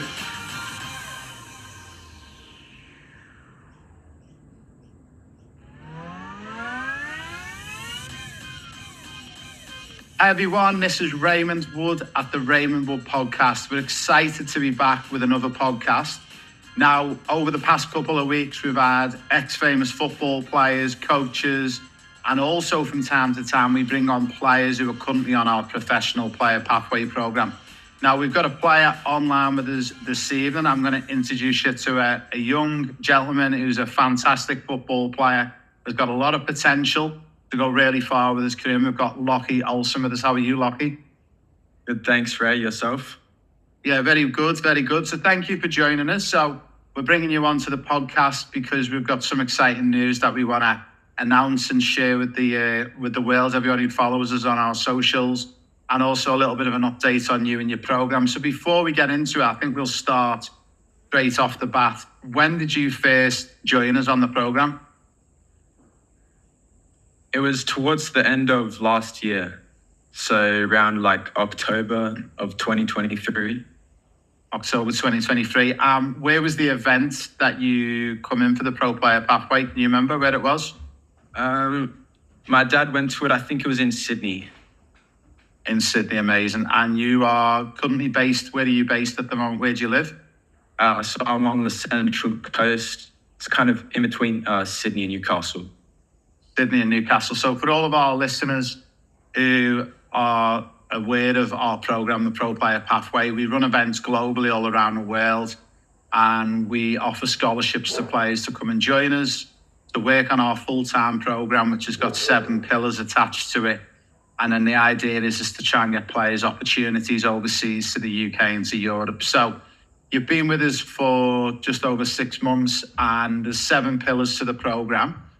Can you explain to the listeners watching and listening in, what's your favourite pillar of the programme, and why is it your favourite pillar? I would say the opportunity to trial overseas. The trial's the big one. Yeah, for sure. It's just an amazing opportunity. It's quite crazy to me how like something like that can happen just for anyone, really. Yeah, it's one of the big things that we decided when we set up. We've seen there was a lot of problems, not just in Australia, but also in the USA and Canada, where there's a lot of trial opportunities getting put forward for players, and it costs a lot of money, but there's no preparation to prepare the players. And that's one of the big things that we spotted, that we could do a lot of the work with yourself and with the players and get you prepared, ready. So then when you go over for opportunities, you stand a way better chance of being successful. So obviously you had Dad, who was part of getting you signed up to the program, and it must have been a dream come true when you first heard about the program, that there was this opportunity to not only work full time with myself and with some of the professional coaches, but also to get that once in a lifetime opportunity to not only get a trial, but to be guaranteed a scholarship as well. Yeah, for sure. And like you said, the support that you guys give the players leading up to the trial is just super important. And I think it'll definitely aid my success in the future. It will, most definitely. Now, Lockie, let's talk football. Who's your favourite football team? Manchester United. Oh, we won't hold that against you. That's all right. So Manchester United are going really well in the summer. They've got quite a few signings already over the line. Is there anyone that you really particularly looking forward to watching in the new season? I think the youngster Kobe Manu has come up through the academy. I think he's a very good player here. Yeah, he has a very good summer as well with England in the Euros as well, and nearly won the Euros with England. They just missed out on that final game against Spain. But yeah, I think he's going to be a pivotal player, I think, for Manchester United in the new season. So what age were you, Lockie, when you first started playing football? What's your first memory of playing football? Can you remember how old you was roughly? Would have been 3 or 4 maybe years old, just in the backyard, kicking a ball around with my dad. Just you and dad having a kick, and that's how it normally starts, doesn't it? What age do you think you can remember when you're thinking, I'd actually really like to play professional football? Do you remember when you first maybe thought of that?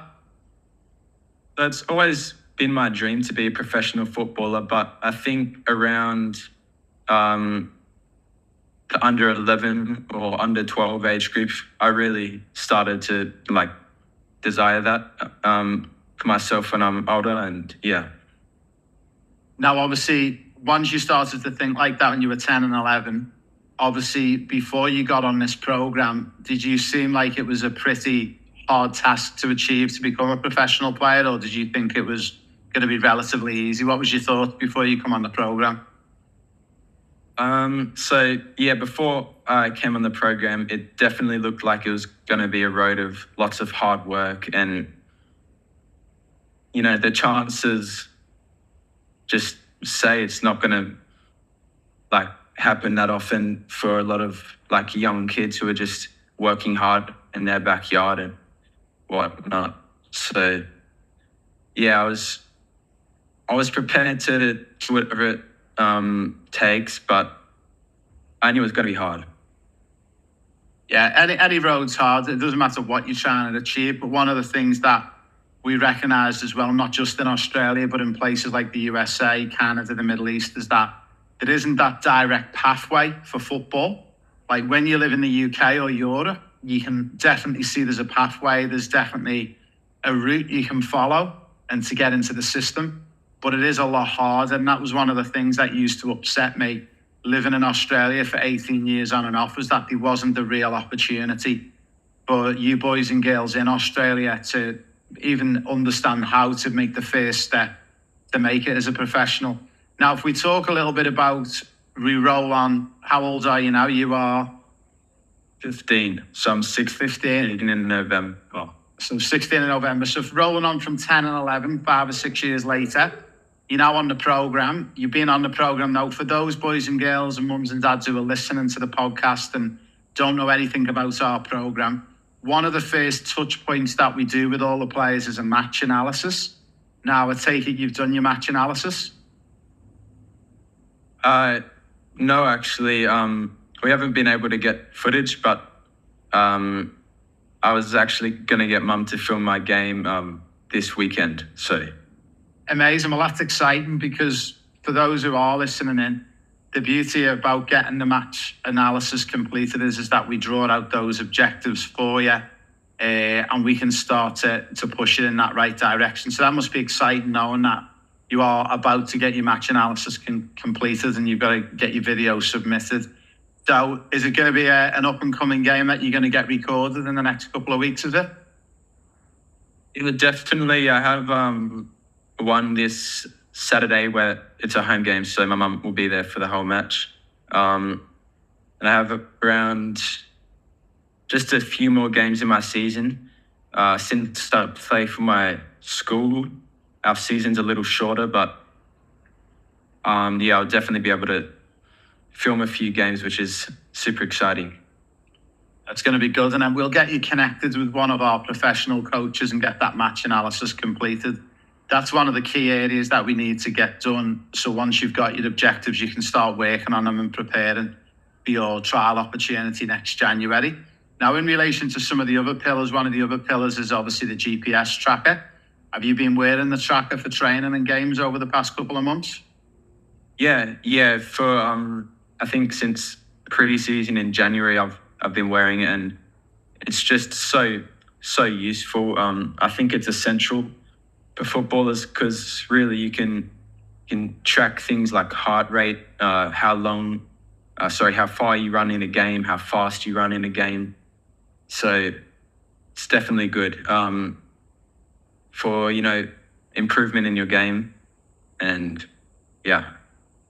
That's amazing. It's another big key one that we introduced into Europe and into the Premier League probably about 15, 20 years ago when the first GPS trackers come around. And one of the big problems we had was, like with anything, it was very, very expensive to get the kit and equipment. But now with the prices coming down, it was an essential part to our program to get added in. And as you just alluded to, for all of our listeners listening in, the reason why we have the GPS tracker is not only does it record, as Lockie just mentioned, distance run, acceleration, deceleration, how many sprints you do in a session. It allows us to actually compare our players with players against who are playing in Europe and the UK, because we've got all the stats and data from those players across there, and it allows us to show you that where our players are maybe in Australia or the USA, wherever they're based, against the players in Europe, so we know where we need to bring it up. So you've been using that since January. That's amazing. And you're pretty much using it for as many sessions a week as you can. Yeah. What's one of the big things that you think you've learned from the GPS tracker? Is it taught you anything in particular? Yes, actually, when the stats on the GPS tracker were like maybe better than in comparison to another session, I could definitely see that the session with the greatest stats was a better session, and I played better in that session. So, for example, distance ran in a session, since I'm a midfielder, that's maybe one of the most important ones in my game. So, yeah. Yeah, it's good. And have you noticed over since January that you're progressively getting better with some of your stats and that? You're keeping an eye on like your sprints and your distance covered? Yeah, it's been slow. For the first few months, it was kind of just the same. But then I did start to focus on improving those stats, and they're just getting better and better each week. Now, before we talk about the trials and going to the UK and what you're looking forward to the most, one of the other pillars is our intolerance and DNA test. Have you had our test completed yet, or are you still waiting for that to be completed? No, I've got the results back from the test, yeah. Amazing. So just again, for our listeners listening in, one of the pillars out of the 7 pillars is our DNA and intolerance testing. And the reason why we use this is to try and reduce the amount of inflammation that goes on in players' bodies, and also to make sure that the digestive system is not spending too much time digesting food and drink that it doesn't want to digest because it's not tolerable for that particular body. So it's an individual test. So Lockie, to walk through for no one who's ever seen one of these tests, what did you have to do to get your test results? How was it tested? So first I had to snip off a few inches of my hair, and then I'd put it in a Ziploc bag, and I would mail it over to an intolerance testing company in Queensland or something, and they'd do the test and they'd just send me the results back, and yeah.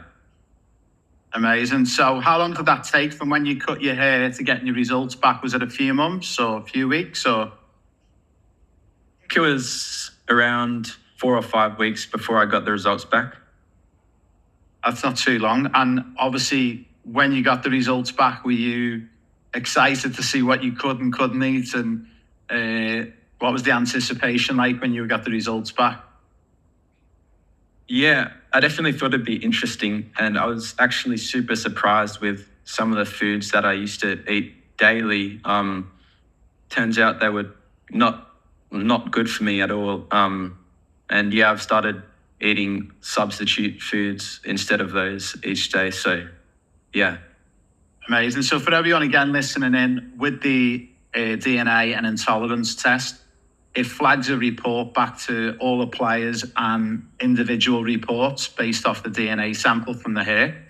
And in black is everything that they can eat and drink, and then it flags up any items in red.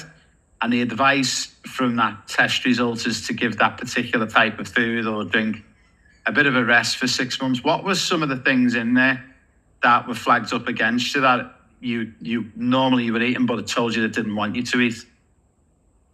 Yeah, so there was things like cow's milk, chocolate. There was some types of pasta that I couldn't eat, and they were the main ones. Yeah.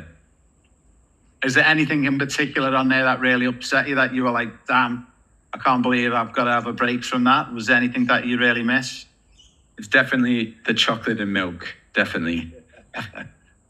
I was the same when I got my test done. I don't know if you remember from the presentation, but I think it was Cadbury's, chocolate, milk, cheese, bread. It was all completely wiped off my schedule as well.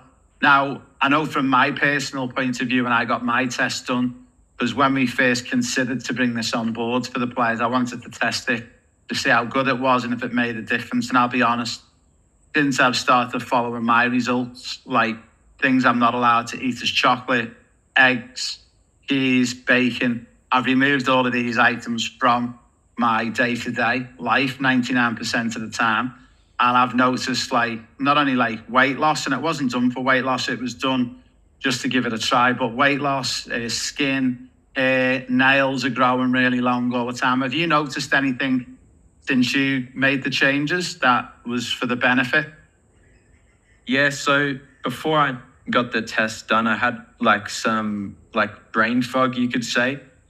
And, 3 months later or 4 or 5 months later, it's all gone now. And yeah, I think super clear. And that would definitely help on the football pitch. So yeah, it was a big one when we first discovered it, and they started introducing these tests in the Premier League and with some of the top teams around Europe, was that they found it got rid of headaches, migraines, brain fog, congestion in the throat, because there's a lot of congestion and phlegm that gets built up from particular foods like milk and dairy products particularly. But what was really interesting as well is that about 70% of our players actually flag up for chicken as well. So they've got to take chicken out the diet. Is chicken okay on your foods or?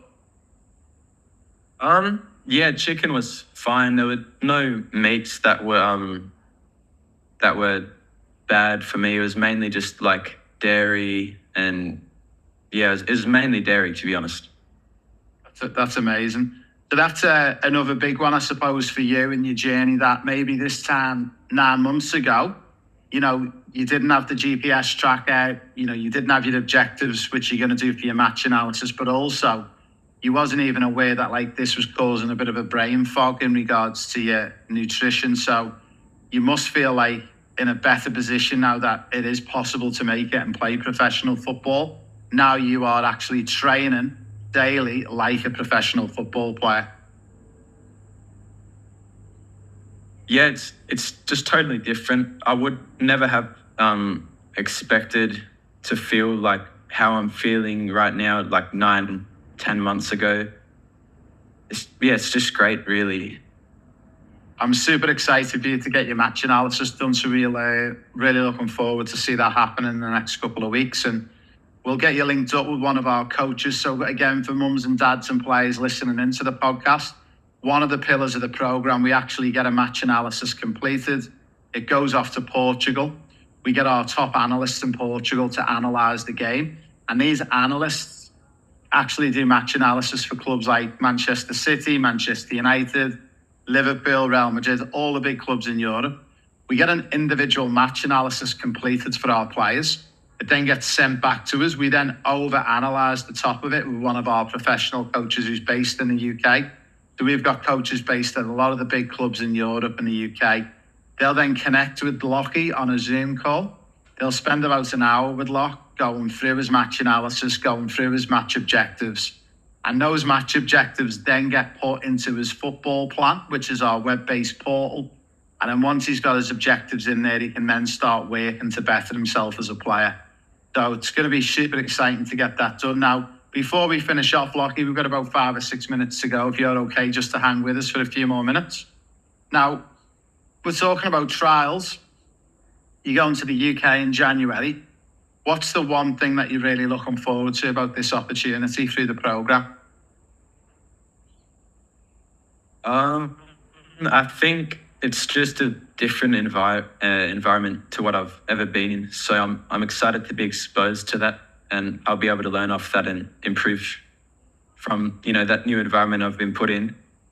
I also am excited to showcase my talent to some really experienced coaches over there in the UK, and yep, that's it. That's amazing. So again, for everyone who's listening, we set up these trial opportunities. We go to the UK in January every year. We also go to Spain, to Barcelona, and to Paris Saint-Germain in France every June, July. Part of that is that we open up opportunities at private academies, sometimes professional clubs, and then it's all about getting the players to be able to showcase themselves in front of these high-level coaches. But also, one of the big things that Lockie's just alluded to is actually pitting yourself against the players in Europe and the UK, pitting yourself against the best players on the planet and the ones who are currently in the system. Now, we've been quite successful over the years. We've had in excess of 20 players who've been offered some form of scholarship to stay and live in the UK and in Europe and to play and train there full time. So obviously there's going to be an opportunity for every player who goes on the trial Lockie to be offered some type of scholarship to stay and play football in the UK and Europe. When you get your opportunity, do you think that's something that you might consider when maybe you're 16 or 17 or 18, is something that you think you might take on, or do you think it's a bit too scary to make that jump too early? What's your thoughts? Well, I'm definitely prepared to, sacrifice a comfortable life just for that opportunity to play football in the UK. So really depends on some other things, but I think, yeah, it's definitely an option to take that scholarship and play over there. That's amazing. I know there's a lot of things that you've got to think about, and mums and dads do as well, everyone who's listening in. Obviously, where they're going to be based, what club or academy they sign for, but also the big thing that's really important to us, and before we introduce this as a pillar to the programme, is also having that education support for the players as well. So part of the scholarship opportunities for the players is that we're able to offer education with this as well. So as an example, if you were to sign for, let's say it was Manchester United, then we need to make sure that you've got your school attached to that as well, because it's so important that you've got a plan B and a plan C in the event your football doesn't turn out the way you would like it to over the next couple of years.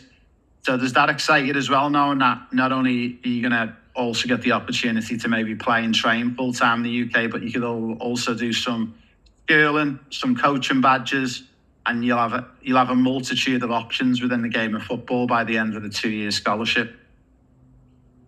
Yeah, it makes me feel really secure. And I think, feeling secure is definitely a key to also performing in those trials. I know if I don't perform well, then I still have some form of backup that I can lean on. Yeah, that is absolutely fantastic. Now, finally, to finish off, what's your big dream, Lockie? So if you could have anything you wanted within your football dream and vision, who would you be playing for? What position would you be playing? Would it be Spain? Would it be England? Tell everyone. So my dream, in the best case scenario, I would be playing as a 10, so as an attacking midfielder I'd say as an attacking midfielder for Manchester United. I'd have a long career over there, and then, after my career is finished, I would, pick up a job in some type of sports science. I think that really interests me. And, yeah. That was the final question I was going to finish off. So when your football career is over, I was going to ask you: is it physio? Is it sports science? Is it coaching? Is it management? So you'd like to be to maybe be involved in the sports science area of football? Yeah, so after, if I finish playing, I would definitely like to stay in the scene of football. Yeah,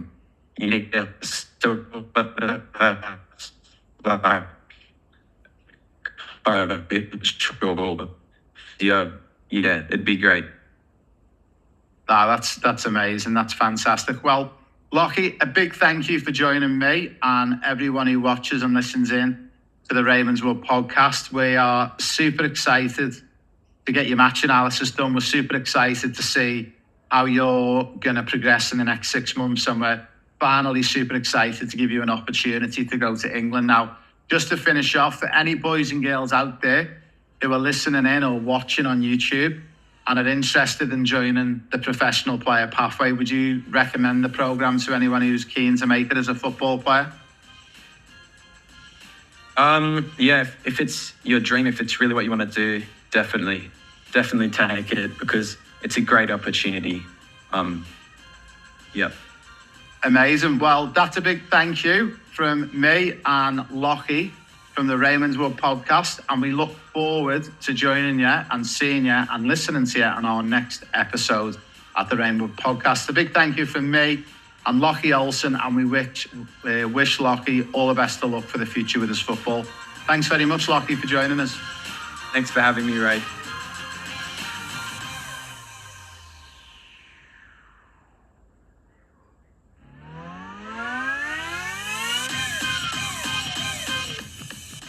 Hi everyone, this is Raymond Wood at the Raymond Wood podcast. We are super excited to do another episode. Now I'm with my very good friend, Mr. Kai Henning. How are you, Kai? I'm very good, Ray. How are you? Very good. Now we'll explain to all our listeners, anyone who's listening in and anyone who's watching on YouTube, a little bit of a backstory. So we've been involved with you and your football, I think it's for 3 or 4 years. Yes. And when you first come to us, how did you first meet with me and how did you first meet with Euro Football Star? So we first met at some trials. You did some training. Objective testing? Yes. Yeah. And yeah. And it went from there, didn't it? Yeah. Now we'll get straight into it because I know anyone who's watching this on YouTube, and if you're not watching it on YouTube, you might want to start maybe watching some of our podcast episodes because you'll actually see that Kai Henning's wearing a beautiful jacket from Steven Gerrard's Academy in Liverpool in England. So you've been at Steven Gerrard's Academy for how long now? 2 years now. 2 years. And you were just telling me you got some good news that you got extended by another year. Yes, I'm staying there another year. They've asked me to come back for another year. So yeah. That's fantastic. Now, we'll go all the way back to the start of the journey because when we got you through our objective testing, it was just on the cusp of coming out of COVID. And also it was when we were just putting our professional player pathway program together, where we wanted to start to open up opportunities for boys and girls like yourself who wanted to play professional football but didn't know how to do it or even how to maybe even fix your game to be good enough to go over. So we first done objective testing with you, and I remember when we seen you in the testing and we were very impressed with the results. And I remember a conversation with Mum, and your mum was saying that, yeah, you definitely love an opportunity to go overseas. And we had a look at one of your games, and I'll never forget it. And you were playing at the time for, I believe it was Redlands United. United, yes. Yeah. And I'd worked previously for a little bit of time with Redlands as well, so I know the area and the club really well. And there's a lot of great players down there. One of the big things, do you remember the one thing that we corrected in your game that really helped you with your wide play? No, but can I have a guess? I'd say stretching the pitch, maybe. Yeah, stretching the pitch and making it big and wide. I never forget having a conversation, I think it was with your dad, and explaining that sometimes it's just 1 or 2 really subtle changes to someone's game can be the difference, with all due respect, in playing an NPL in Australia or maybe going on and playing at a professional academy or a pro club in Europe or the UK. And I never forget, about 4 weeks after we made the change with your game, your dad sent me a video of you where you stretched the pitch big, you took your first touch out in front of you, you attacked the byline, you crossed the ball back to zone 14, yes, and then you set up the goal. Yeah. And I never forget, like, the smile on my face when your dad shared that video with me, because it was like they're actually listening, and he's actually listened to the one little bit of information I give him. And I knew from that moment, one of the big things people always say to me, Ray, how do you make it to be a professional football player? I think one of the biggest things is actually listening, because I'm a big believer in God gave us 2 ears and 1 mouth for a reason, and we should listen more. And I think you listened, and you're so coachable, and you took that point on, and it felt like within a blink of an eye, all of a sudden, you were in Liverpool and you were at a professional. How are we? Good, thank you. Good to see you, Miss Alicia. It's been a long time. I know, it's been very long. Hello, Dad. Hello, Mum. How are you? How are you? Hey. Very good. So, have you got any idea why you were here today? Well, the other day I got ill, and I saw that it was your business that you have. So I'm kind of wondering why I've been receiving it. Well, we've sent you some Goats Elite. Now, just to let you know, we've got to be careful with the words we use because this is being recorded and we are going to share this with our social media if that's okay. And I can see you looking all smart in your football Queensland jersey. I love that.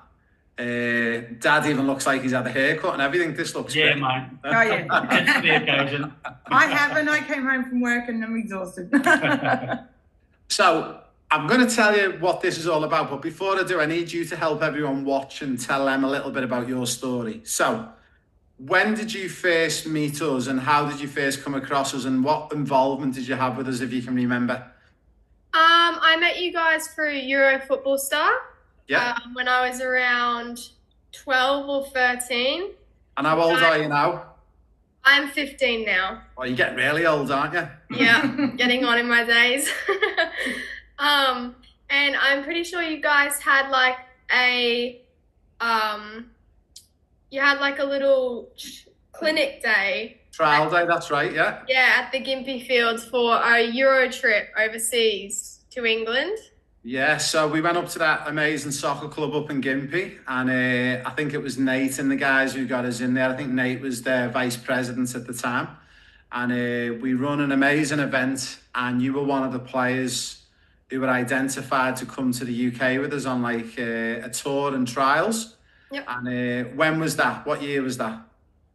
Oh, that would be like 2022 or 2023.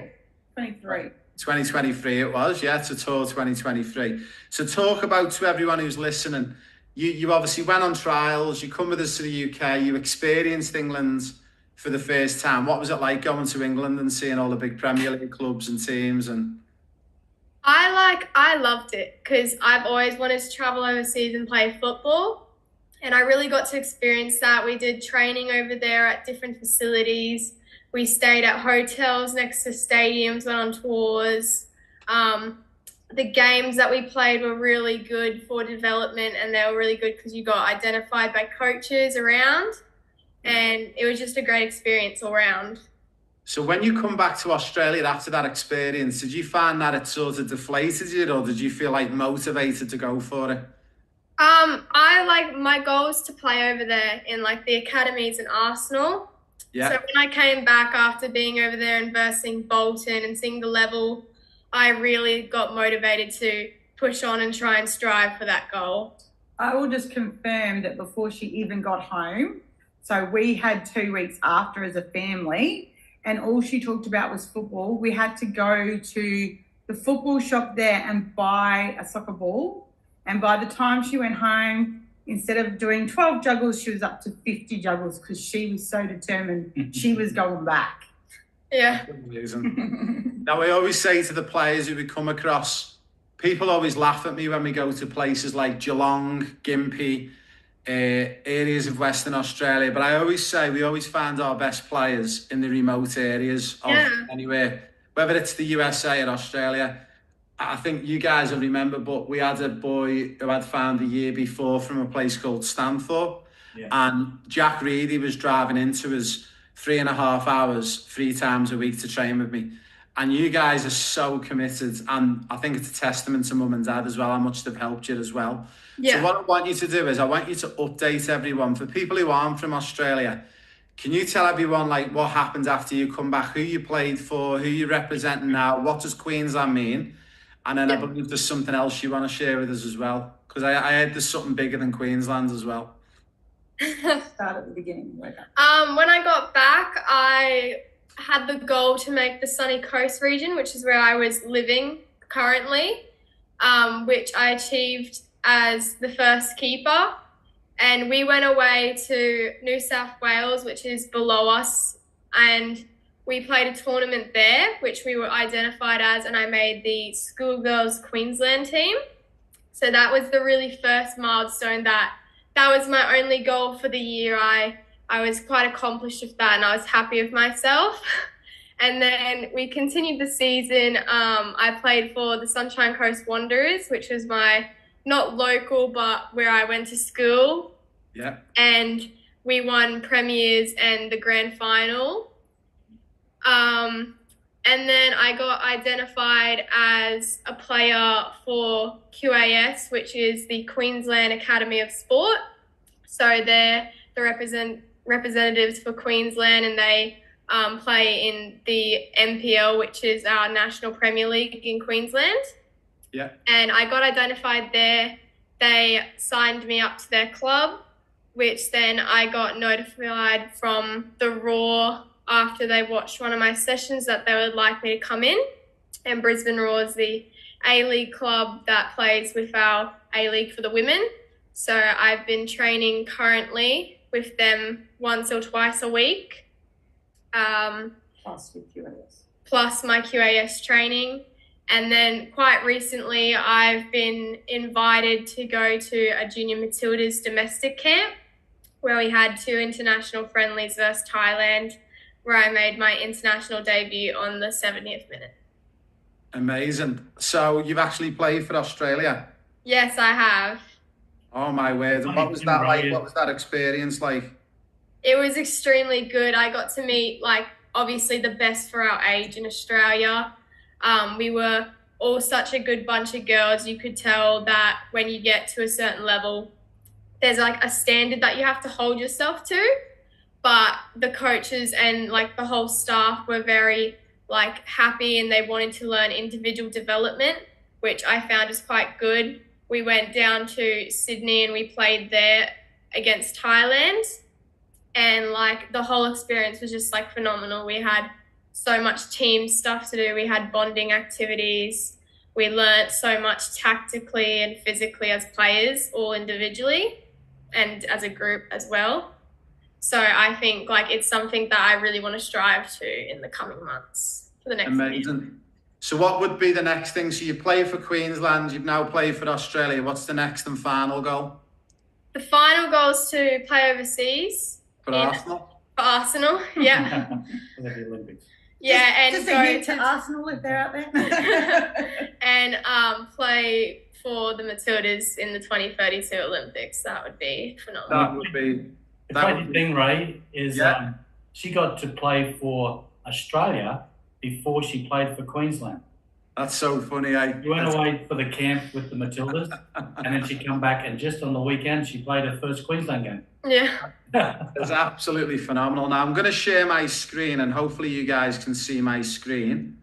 Are you guys seeing what I'm showing on my screen at the moment? Yes. Yeah. Yeah, brilliant. So what I'm going to do is I'm just going to load up another page. So let's see if this works. The magic of technology. Are you seeing that? Yeah. Yes. Yeah. Now, first thing is I want to show everyone, and I hope you don't mind me sharing these, but I want to show everyone this picture. Yeah. They're going to be embarrassed a little bit, but this is good. So people always ask me, Ray, why do you do what do you do? And this is the whole reason I do it. If I can help someone 0.1% along the way to achieving the dream, whether it's you've never seen the high level football and you want to achieve something big and you don't think it's possible, or whether I work with you as like a Jack Reedy, where you're working with me 4 times a week and I'm working with you one-on-one. But my aim and goal, my trophies that I love more than anything, it's seeing the picture of players going on and getting to the dream. Now, did you ever think 3 years ago you'd be pulling on a jersey for Australia? No, I thought I was going to stay in Gympie and just play there. At the beginning of the year, she set a 3-year goal, and that was to play for the Junior Matildas in that 3 years. And she basically smashed all those targets in 1 year. 6 months. So yeah, it's been a very crazy year. I must say she's a goalkeeper too. She's not an on-field player, so they're a unique person. Yeah, and it's the hardest position to play.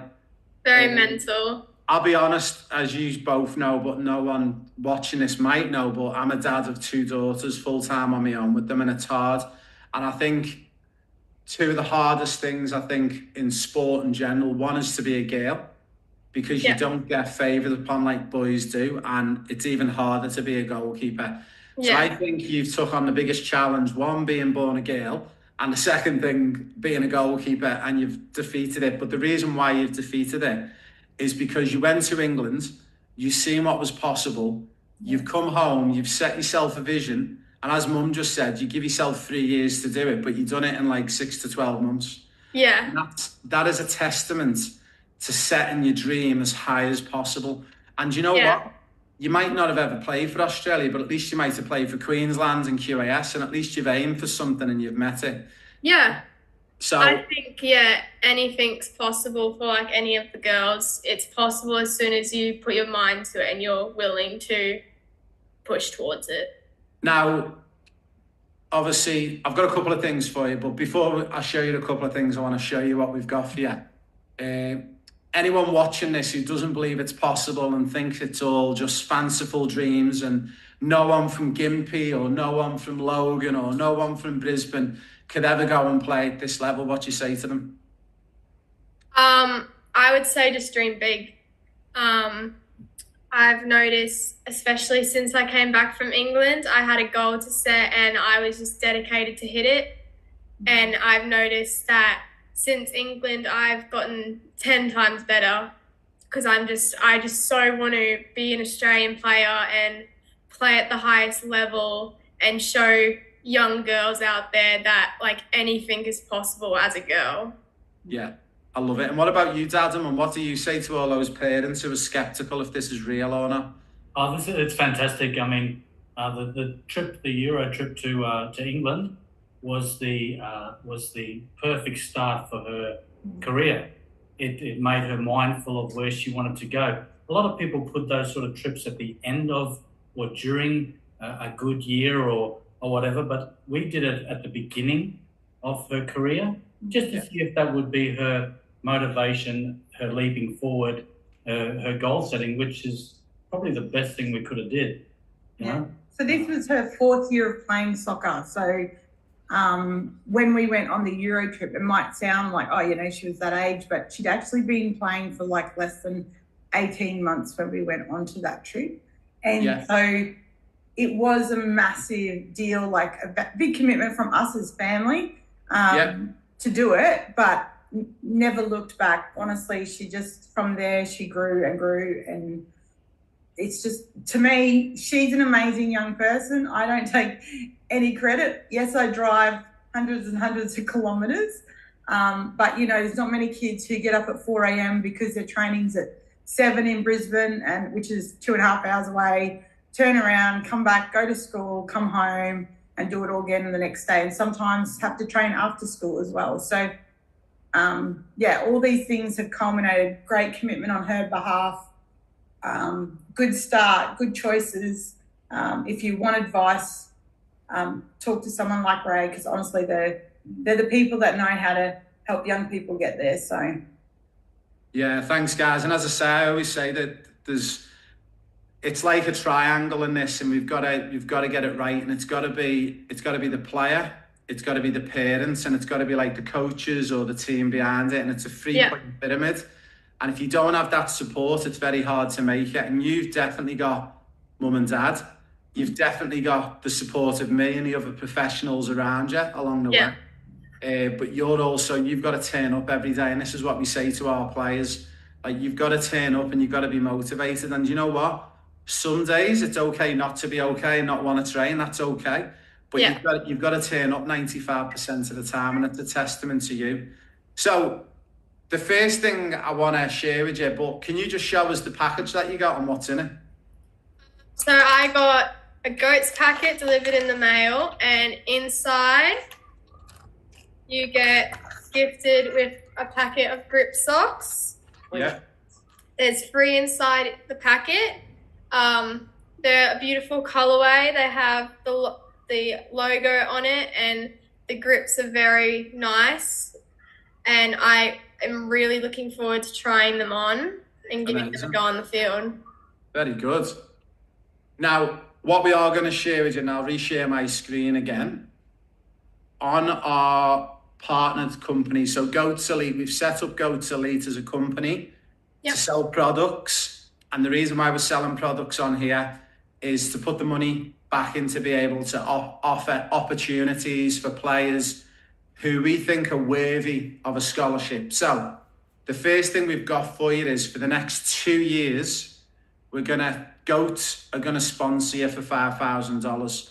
So what that means is over the next 2 years, we're gonna give you socks, boot bag, stools, books, socks, breathing tech wear, slides, anything you want off here, we're going to sponsor you for 2 years. So if you say, Ray, I need gear, I need shin guards, I need this, I need that, we'll give it to you. Also, you'll probably notice there's nothing on here that relates to your position. And you play in what position? I play goalkeeper. So we're going to make a limited edition pair of goalkeeper gloves in your name with your permission. And what we're going to do is we're going to send them around the world and we're going to sell them and we're going to put your name on. But on top of that, but also we're going to give you a percentage of the sales to donate back to players who deserve to be sponsored. How does that sound? That's amazing. Thank you so much. So we've been looking at some goalkeeper gloves over the past couple of weeks and we want you to be involved in that. So what we want you to do is we want to get you to come and meet with me one day. I'll either come to you or you come to me or we'll meet in the middle. Yep. And I want you to help me build the gloves. What's important to you in the gloves? Where the grips need to be. Yeah. I'm sure you found loads of problems with gloves over the years and some good things with gloves. Yeah. You're going to be involved in the whole design process and we're going to give it a really cool name like the Alicia GK gloves or something like that. We'll come up with a name and we'll allow you to help us. Now, the special bit of help we're going to do with the gloves is the gloves will be for both males and females. Yeah. We're going to give you 10% of the earnings to put towards sponsoring other players, and we're going to let you pick female players every year who get the awards and get the money. Yeah. That is amazing. Thank you so much, Ray. I'm not finished yet. This is the best bit. That's only the small bit. The next bit's the best bit. So if I can take you to my next page, and let's see if I can get this right. And do you know what? I'm always super organised and I had all this ready and then I just realised my page is cleared. So we have a programme called the Professional Player Pathway. Yeah. As you know, we spoke to you guys, I think, at the time about joining us on the Pro Player Pathway. And obviously for financial reasons and many other reasons, not every family can join us. But part of the programme is we look at things like you get a copy of my book, the audio book, you get match analysis, you get GPS trackers, you get nutrition and DNA testing, you get identified match objectives, you get football blueprints, you get football mental strength training, you get the secrets from the Premier League, you get to join me on weekly calls, you get access to the dugout, and one of the big things is as a player agent, you get me to represent you as well. Now, to join the Triple P, unfortunately, it is expensive and it's about $60,000 for 4 years. Yeah. However, you're going to be our first player for 2025 that we're going to award a full scholarship to. Wow. That's crazy. So I'm going to support you as best as I can as a coach. I have got a lot of experience with goalkeepers as well as outfield players. I will completely help and represent you. And the way we do it as well, to put mum and dad at ease, when we represent players, we're the only group on the planet that don't get mums and dads and players to sign into agreements or contracts. We actually do it from the goodness of our heart and we don't expect you to sign anything. We just want to support you. If we're not doing our job, then you guys can walk away at any point and there's no risk on your side. But I know for a fact, between you, me, mum and dad, we're going to kill this. And not only are we going to get the Australia gig, the #1 position secured in time for the upcoming World Cups in the next couple of years, but I also think you're going to hit your #1 dream and I'm going to help you to see if we can get you to Arsenal. And we'll see where we go. So if it takes us a year or takes us 3 years, we'll try our best to get there. And do you know what? If we don't get to Arsenal, we might get you to somewhere better like Liverpool. Yeah. So what we're going to do is we're going to onboard you to the system. I'm going to speak to dad and mum on a message later on tonight. Yeah. We'll get you onboarded to the system. We need to get you involved in the program. I need to arrange your GPS tracker. I need to arrange your match analysis.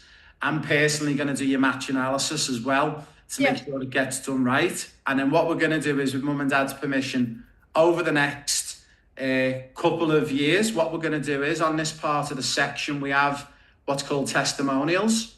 Now, we've got players on here like Charlotte, who we got to Liverpool Football Club. We've got Liam, who we've got to play Bolton Wanderers. We've also got people like Jacob, who we recently got to Tranmere Rovers.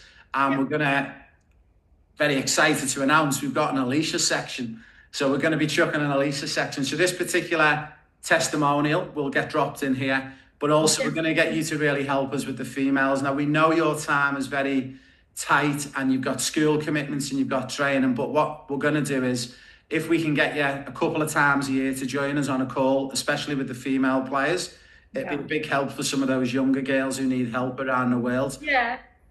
Also, we're going to the World Cup in 2026, the Men's World Cup, but we'd love you to be part of some of our live crossovers back to Australia.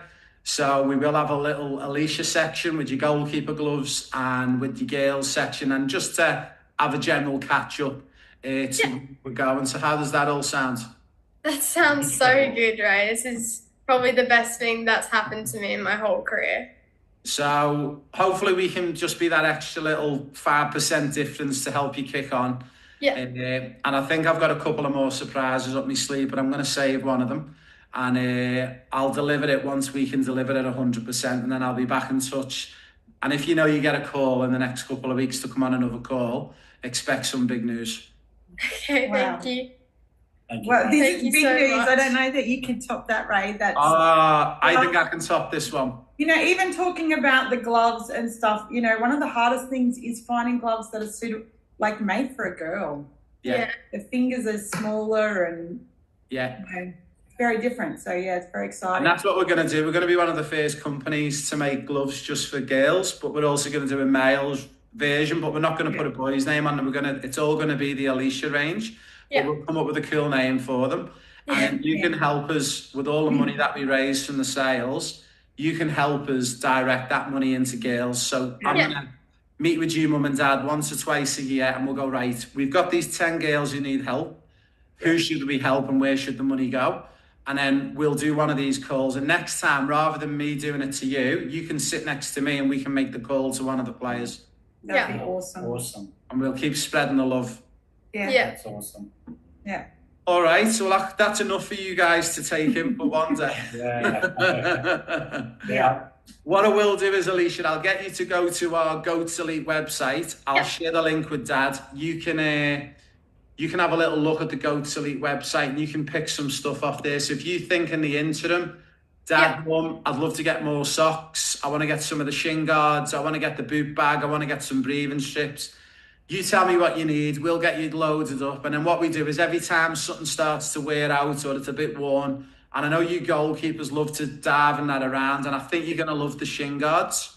Yeah. Because the shin guards are very sort of like tight fitting on your leg. They'll stay compact. And then, all you need to do is tell me when you want stuff and we'll send you a code. And you literally order the stuff and it'll turn up within about 3 to 5 days to your front door. Yeah. Thank you. So wait there, you're a Socceroos player, international, and you're sponsored. Nah, that's not possible. Gail can't do that. And you know what the worst part is?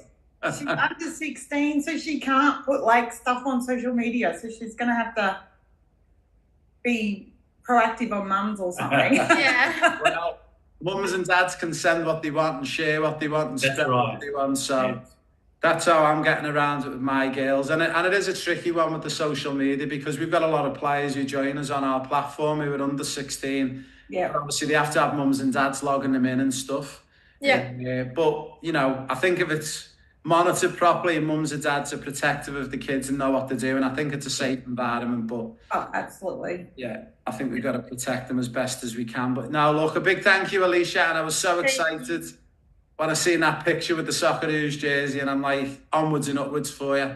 Yeah. Thank you, Ray. It all started with you. Yeah. Honestly. Well, I'm so glad we come up to Gympie, and we did have a battle to get up there without going into the politics, but there was a lot of people at the club who really wanted us up, and there was 1 or 2 people who tried to stop us. Yeah. But I'm glad we persisted, and this is unfortunately the politics, and tall poppy syndrome we have in Australia. And I'm a proud Australian. I've been here 19 years, even though my accent's a bit different.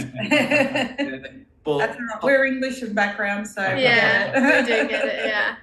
But yeah, we get past the politics in the tall poppy syndrome, and I never take no for an answer. And I'm glad we did come up, and I'm glad we got it started. And yeah, you're one of our next success stories, and I'm super excited. I'm very excited for the year. Yeah. All right, guys. Well, I'm going to love yous and leave yous. I will be in touch, Dad. I'll drop you a message with the link for the website so she can order some stuff. Yes. And I'll send you you need to send me your email address for Alicia, the one that you're comfortable that she can connect the app to. Yes. And then you got a lot of work to get started on for me because I'm going to be up here to get certain things done, and we'll get you cracking. Yeah, that's awesome. Awesome. Thank you. Thank you, Ray. Cheers, guys. I love you all. See ya. Yeah, See thank ya. you. Yeah. Merry Christmas too. Merry Christmas. Merry Christmas. These guards are so lightweight, you forget they're even there, but they still give solid protection. It's like full freedom to play a game without that clunky feeling. I used to wear bulky guards that stick down every game. They stay in place the whole time. These shin pads are stretchy, durable, definitely not be ripping anytime soon. Switch the goat sleeves now. You don't slip, you don't slide. Nice and snug, nice and tight. It's crazy how light these things are. I've worn a lot of old school pads in my time. In these, are featherweight and super comfortable. Legend begins where heroes end. Why are you still wearing those old clunky shin pads when you could be wearing these? I used to struggle with shin guards sliding all game. These are a game changer. Put them on, you don't even notice them. They're comfortable, keep you going until finish. It shows how fast you move on the pitch because it's stuck to the shin bone and does not slip and slide all around your shin. No distractions, no readjusting, just focus on the match.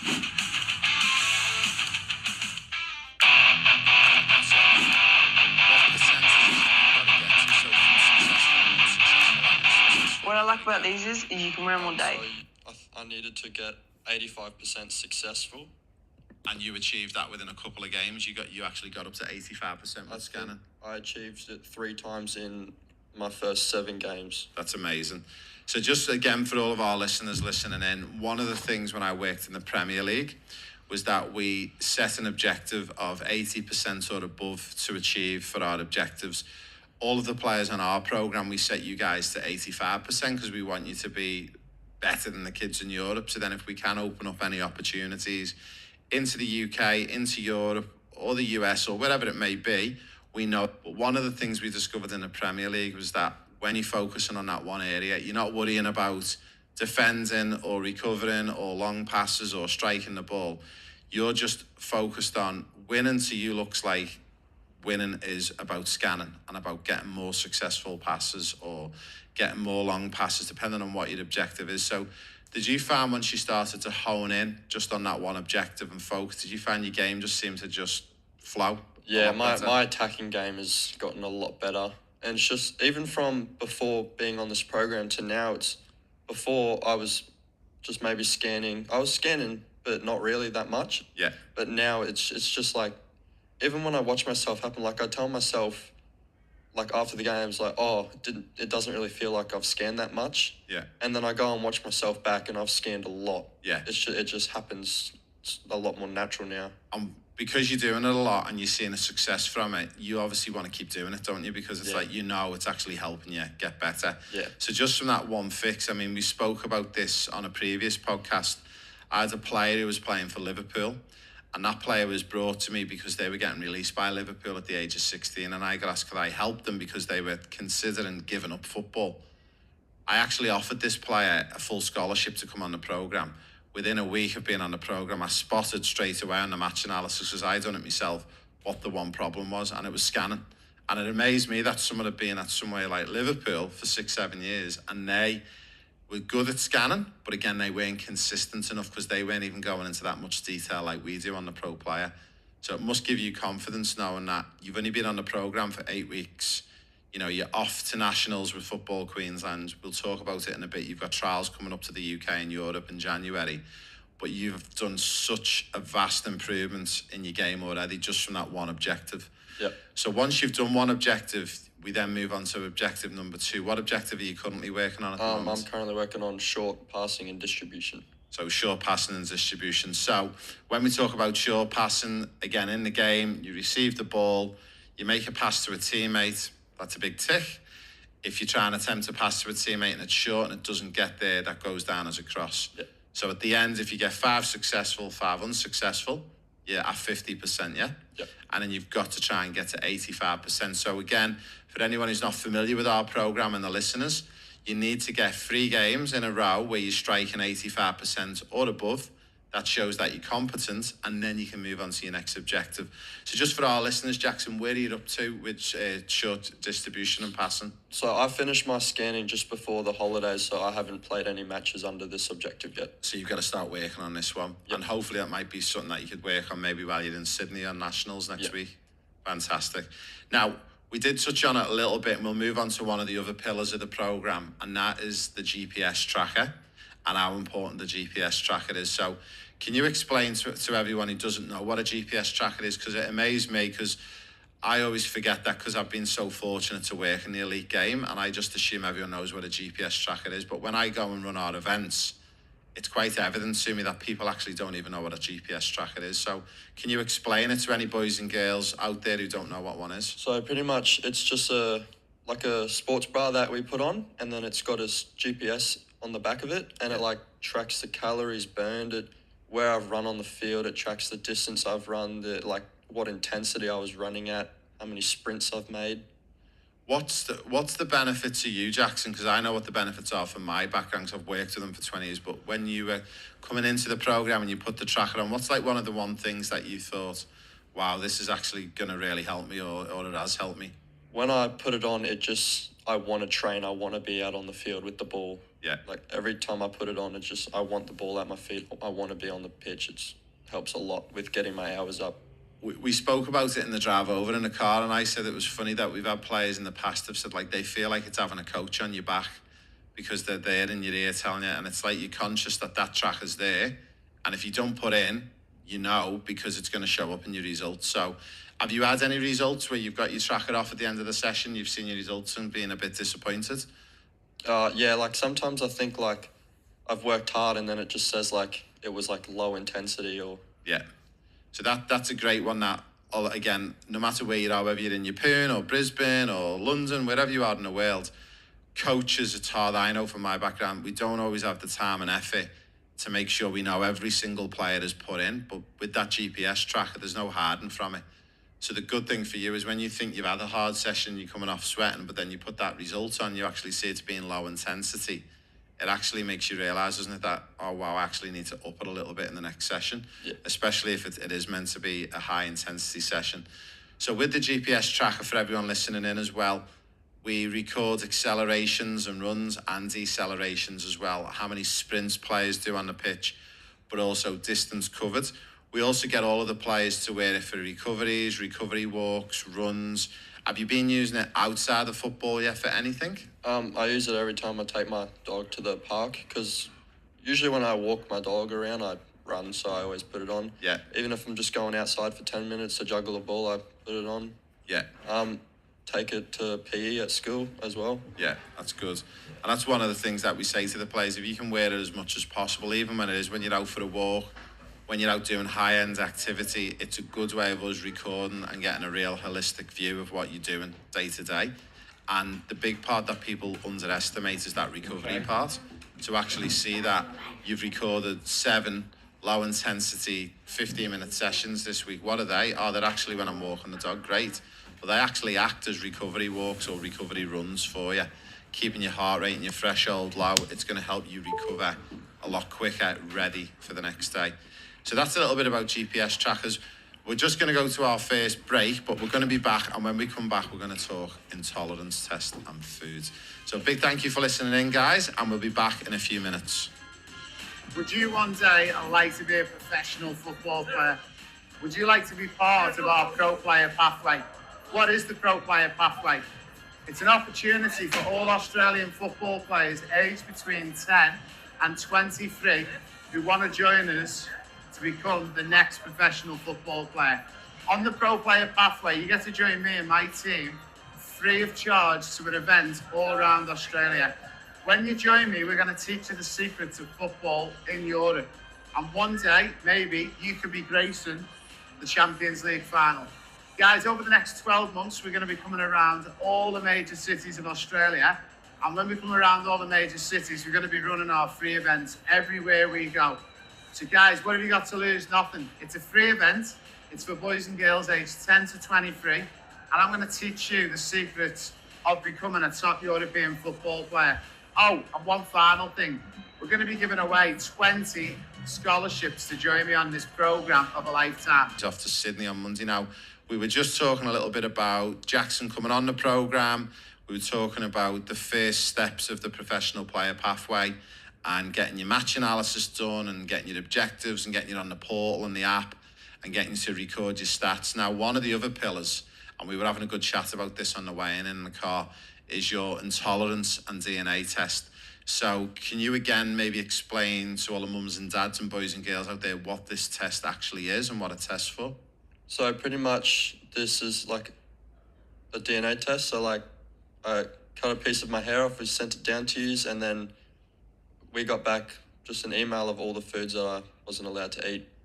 Amazing. So I'll just build on that for everyone who's listening. So we get a sample of a player's hair, we send it off to a laboratory, they actually test it, and it's an individual test. So it's not even like a family DNA test, it's actually an individual test. So we test it for all the intolerances, whether it be foods, drinks, products, home products, anything that, you know, even things like down to like blankets and pillows, anything like that. There's a test for everything. So when you first seen this, and I showed you it on the presentation, and we explained to you that getting this done can not only help you keep inflammation down, it can help you speed up recoveries. And we always talk about those 1%ers. If we can get those 1%ers into your game and into your day, it gives you a better chance of making it. Let's talk about your results. What was some of the things on there that you now can't eat and you can't drink? So when you get your list back, you get a list, everything in black is right. Yeah. Is like what you can eat and drink. And then you get a list of stuff in red that they advise you not to eat anymore. Yeah. So talk to us, what were some of the things in red?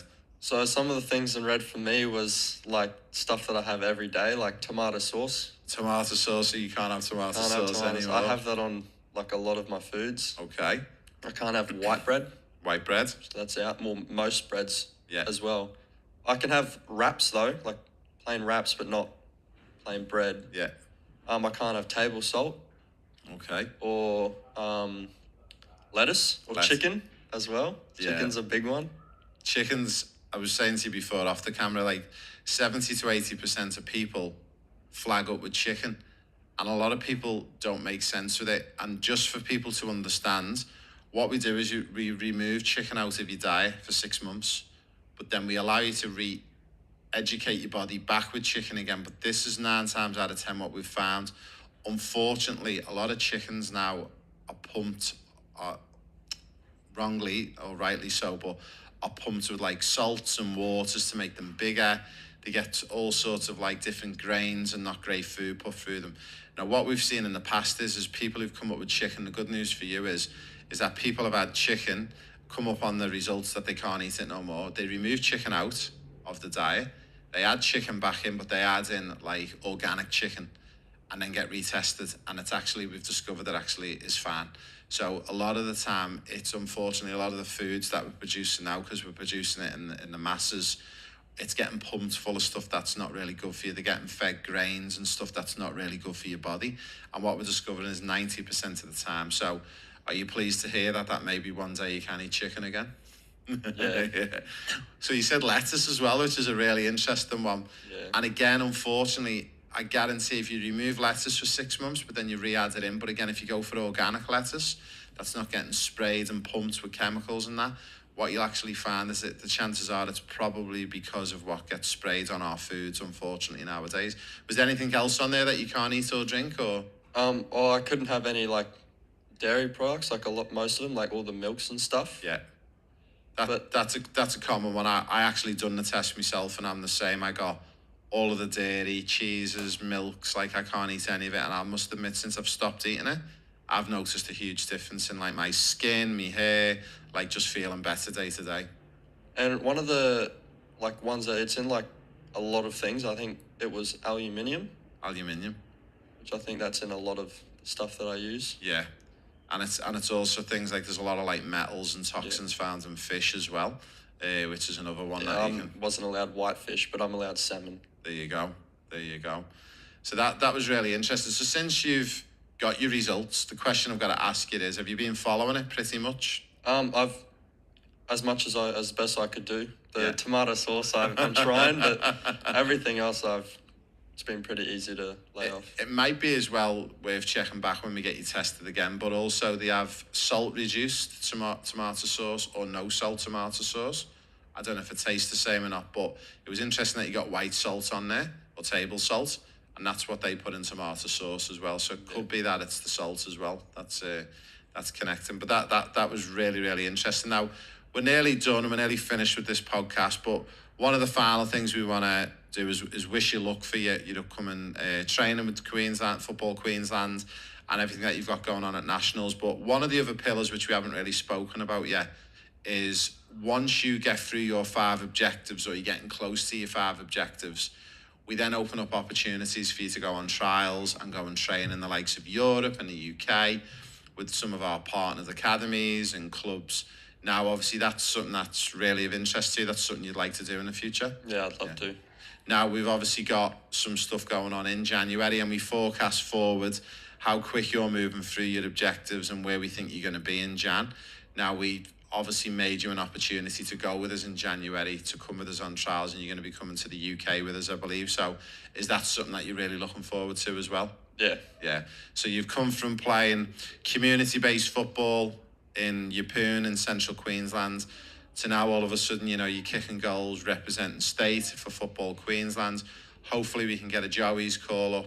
And then obviously we've got the exciting trials into the UK and Europe in January. So you must feel in 2024, your football's gone from there to there, all in a case of 2 or 3 months since you've been on the programme. Yeah.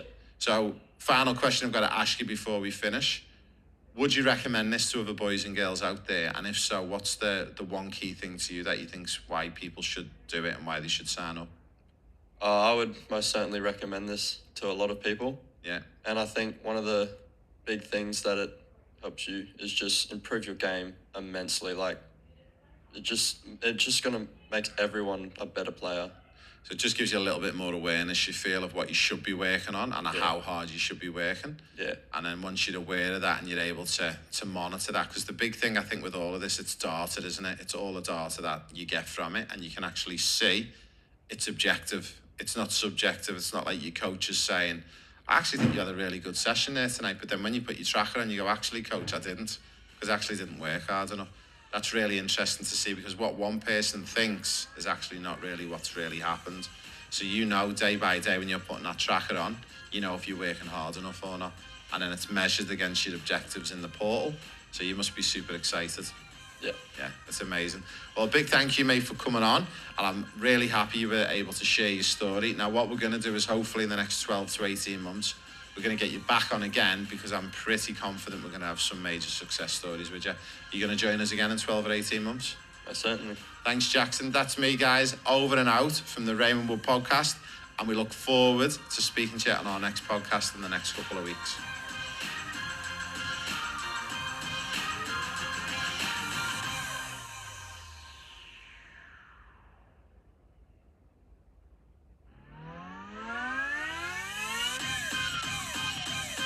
Hi everyone, it's Raymond Wood from the Raymond Wood podcast. Now this is episode number 4 and I am so excited to introduce this guest. This is a guest by the name of Chelsea Jean. Hello Chelsea, how are you? Hi Ray, thank you for bringing me on today. I'm excited to chat more. No worries. And just to explain where me and Chelsea met, we met a couple of months ago, a group called the Iconic Group. And I travelled all the way down to Sydney. I actually had no need to be down in that room, but I just felt like I needed to go down. And it was a very special group of entrepreneurs. And I met with Chelsea. And the funny thing was that both myself and Chelsea are actually from Brisbane. And I discovered some of the amazing work that Chelsea does. And we've since added in part of Chelsea's business into our Pro Player Pathway. So Chelsea, I'll probably get you in the next 60 seconds just to give us a little bit of an intro about you and your business and what you do. Yeah, so Ray, I am a naturopath who specialises in lymphatic health. And I know that L word, lymphatic, can be a word that not many people understand. But we have 15 litres of lymph in our body that we really don't utilise to its best potential. It's what keeps our fluid moving around our body. It transports our hormones around our body.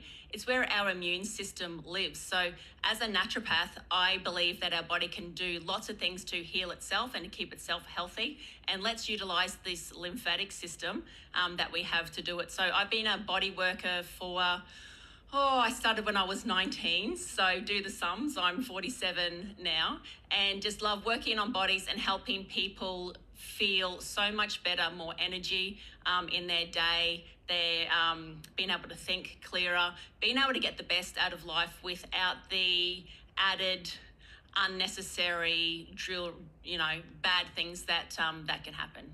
Brilliant. So in regards to the lymphatic area, we're going to start with that. And for those guys who are watching us on YouTube, we've got one of these gloves. Can you tell us what the name of this glove is? This is my lymphatic glove. We have a spiky side. If you feel this side here, nice and spiky on one side. So that is to help the the nerves on the outside of our skin. The other side is this magnetic ball side. And that is what we can use for over top of your clothes and before and after sport on getting the lymphatic system moving to reduce lactic acid. Awesome. So not just for like any mums and dads, this actually could benefit elite athletes and players who are aspiring to be elite athletes? Definitely.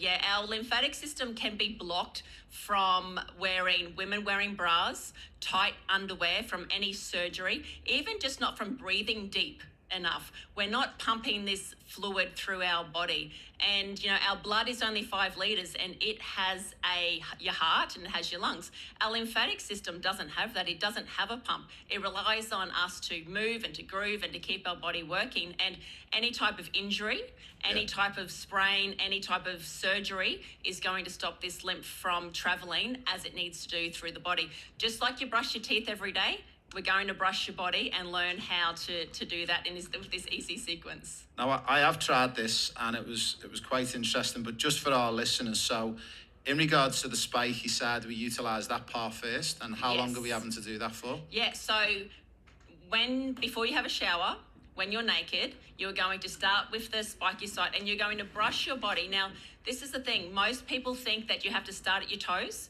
or start at your wrists. It's not right. You have to start at your chest. If you're starting at your feet or your hands, you're treating your body like it's a tube of toothpaste, squeezing from the outside without unblocking the chest. So what does Tarzan do before he goes and saves Jane? Chest. He beats his chest. What do the guys do, the Maori boys, when the Pacific Islanders? Yeah. They do the haka, like before they go and play sport. So that's opening up these lymphatic channels, allowing the lymphatic system to run free throughout the body, and so it will not slow you down as fast. That lactic acid won't be able to build up as fast. Okay, so that's probably why the Kiwis are so good at rugby union. Yes, yeah. So we start with the spiky side. Yeah. Now we always start at the chest. Yeah. And we brush towards our heart first. So always brushing towards your heart. Yeah. Now, the lymphatic system can feel heavy throughout your chest. You might feel like clay glue. It might feel like a rocky road and ridges throughout the area. Unfortunately, women tend to think that they then need to have biopsies and different things done, where it could just be a lack of iodine, or it could just be a lumpy lymphatic system. So just by massaging your body and doing some self-care is a great way to move this fluid that gets stuck. So we start in the chest and we brush towards your heart, and then your shoulder towards your chest, and then your elbow and up, and then your arms and up. It's a really simple program to follow once you get it. And when we get to our belly, we go clockwise. Yeah. Now, anybody who has got any diarrhea or constipation or things like that, we have to massage with the direction of your bowels, so around clockwise. And then in the hips, you start massaging through the hips and then working your way. So the feet is actually the last place We do, and that's not really well known throughout the world when it comes to dry skin brushing. We have Okay. to follow the correct sequence. So talking about for our players and our athletes, we've got a lot of boys and girls in our programs. Is there any age restrictions with this? Is this like something that children should or shouldn't be doing, or? We have a lot of mums who have babies with constipation issues, and they use the gloves on the baby's belly and start Wow. moving that through. So no, there is no age at all. Like I can remember being young and running around the toilet like running around the table bent over, like needing to go to the toilet and having lots of constipation type issues. So if we're not getting rid of that waste, Yeah. think of your body like a aquarium. Yeah. So in this fish tank, you've got all of the water, you've got the fish, you've got the plant life that all needs to live in there. If that filter isn't working properly and that water isn't getting cleaned out, the fish isn't going to be healthy. The plant's lives are going to die off quite fast. So your lymphatic system is that fluid in that aquarium. So everybody has lots of lymph, and depending on your how much water you drink, depending on what food you put in, depending like the air that you breathe or the toxins that are in our environment these days, a lot of kids are being born with 300 different heavy metals and toxins in their body these days. They're under the pump. Children these days are already getting born disadvantaged with a toxic load in their lymphatic system. So the more that we can encourage it and keep it moving and detoxing, the better the fish and the plant life and all of our organs can replenish and do the job that Wow. it needs to do. So drawing it back into football to soccer with Yes. our players, would this be something that would be useful like a pre-game or more of a post-game, or both? Absolutely both. Both. Yes. So before you play, that's why we use the spiky side. And my son, he plays basketball. He was playing 6 games of basketball a week. We use the ball side and we follow the same sequence. And we start at the chest and we're always brushing up. You're always brushing up. So just by doing this 2-minute sequence before sport, and even when I go to gym and a lot of my athletes, I've got a lot of PTs, they do this. They will tell me that their output, they can lift heavier and they can run faster and their times are getting so much better. So if you're clearing your system first, then when you're exercising and you're moving, all of that flow is already happening. There's nothing there blocking it from flowing through. Yeah. Now, if you hurt yourself, like being a soccer player, like knees, is it knees that can Yeah, be? knees and ACLs are the big one. Yeah. So if you fall over, if you hurt yourself, if you hurt your knee, one of the old things to do would be to ice it. Okay. Now we've done lots of studies in this, and the studies now, all of the new studies, is the last thing you want to do is apply ice to the area, because the lymphatic system has to go in and find out what's going on, what's wrong. It has to pick up any damaged tissue in there, blood vessels, what has to be removed. So it has to pick that up and remove it. It then has to bring so the signals, the body gets told, those T cells, those B cells, your immune system gets told what to then descend to the area and how to fix it fast. If we're icing that area, it slows the process down a lot. Please ice if it's broken and if it's in pain, but other than that, let's raise it and let's compress it. Yeah. And allow the lymphatic system to do its work, and you will heal so much faster. So pretty much trust in your body and let it do what it's meant to do. Exactly. And recover. So in regards to our players, I mean, is this something that we can quite easily access? I mean, what's the cost involved in one of these? Yeah, so you get 2 gloves because, as we know, 2 is always better than 1. Yeah. You get 2 gloves in a kit, and it takes 30 seconds to a minute to rub your body like you do a warm-up. It's a really great, easy sequence to add into your warm-up beforehand, and then afterwards it's just rolling over. So $42.50 Aussie is the pair of gloves. And I've also made a magnesium spray.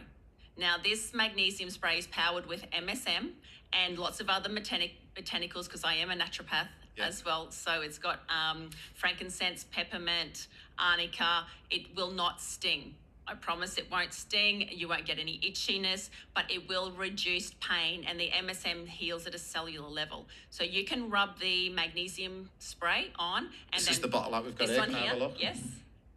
You can rub the magnesium on, and then you can roll over. Now, the balls aren't just for pushing the lymph through, it feels amazing on any tight areas of your body. So you can just press and hold. You can trigger point as well.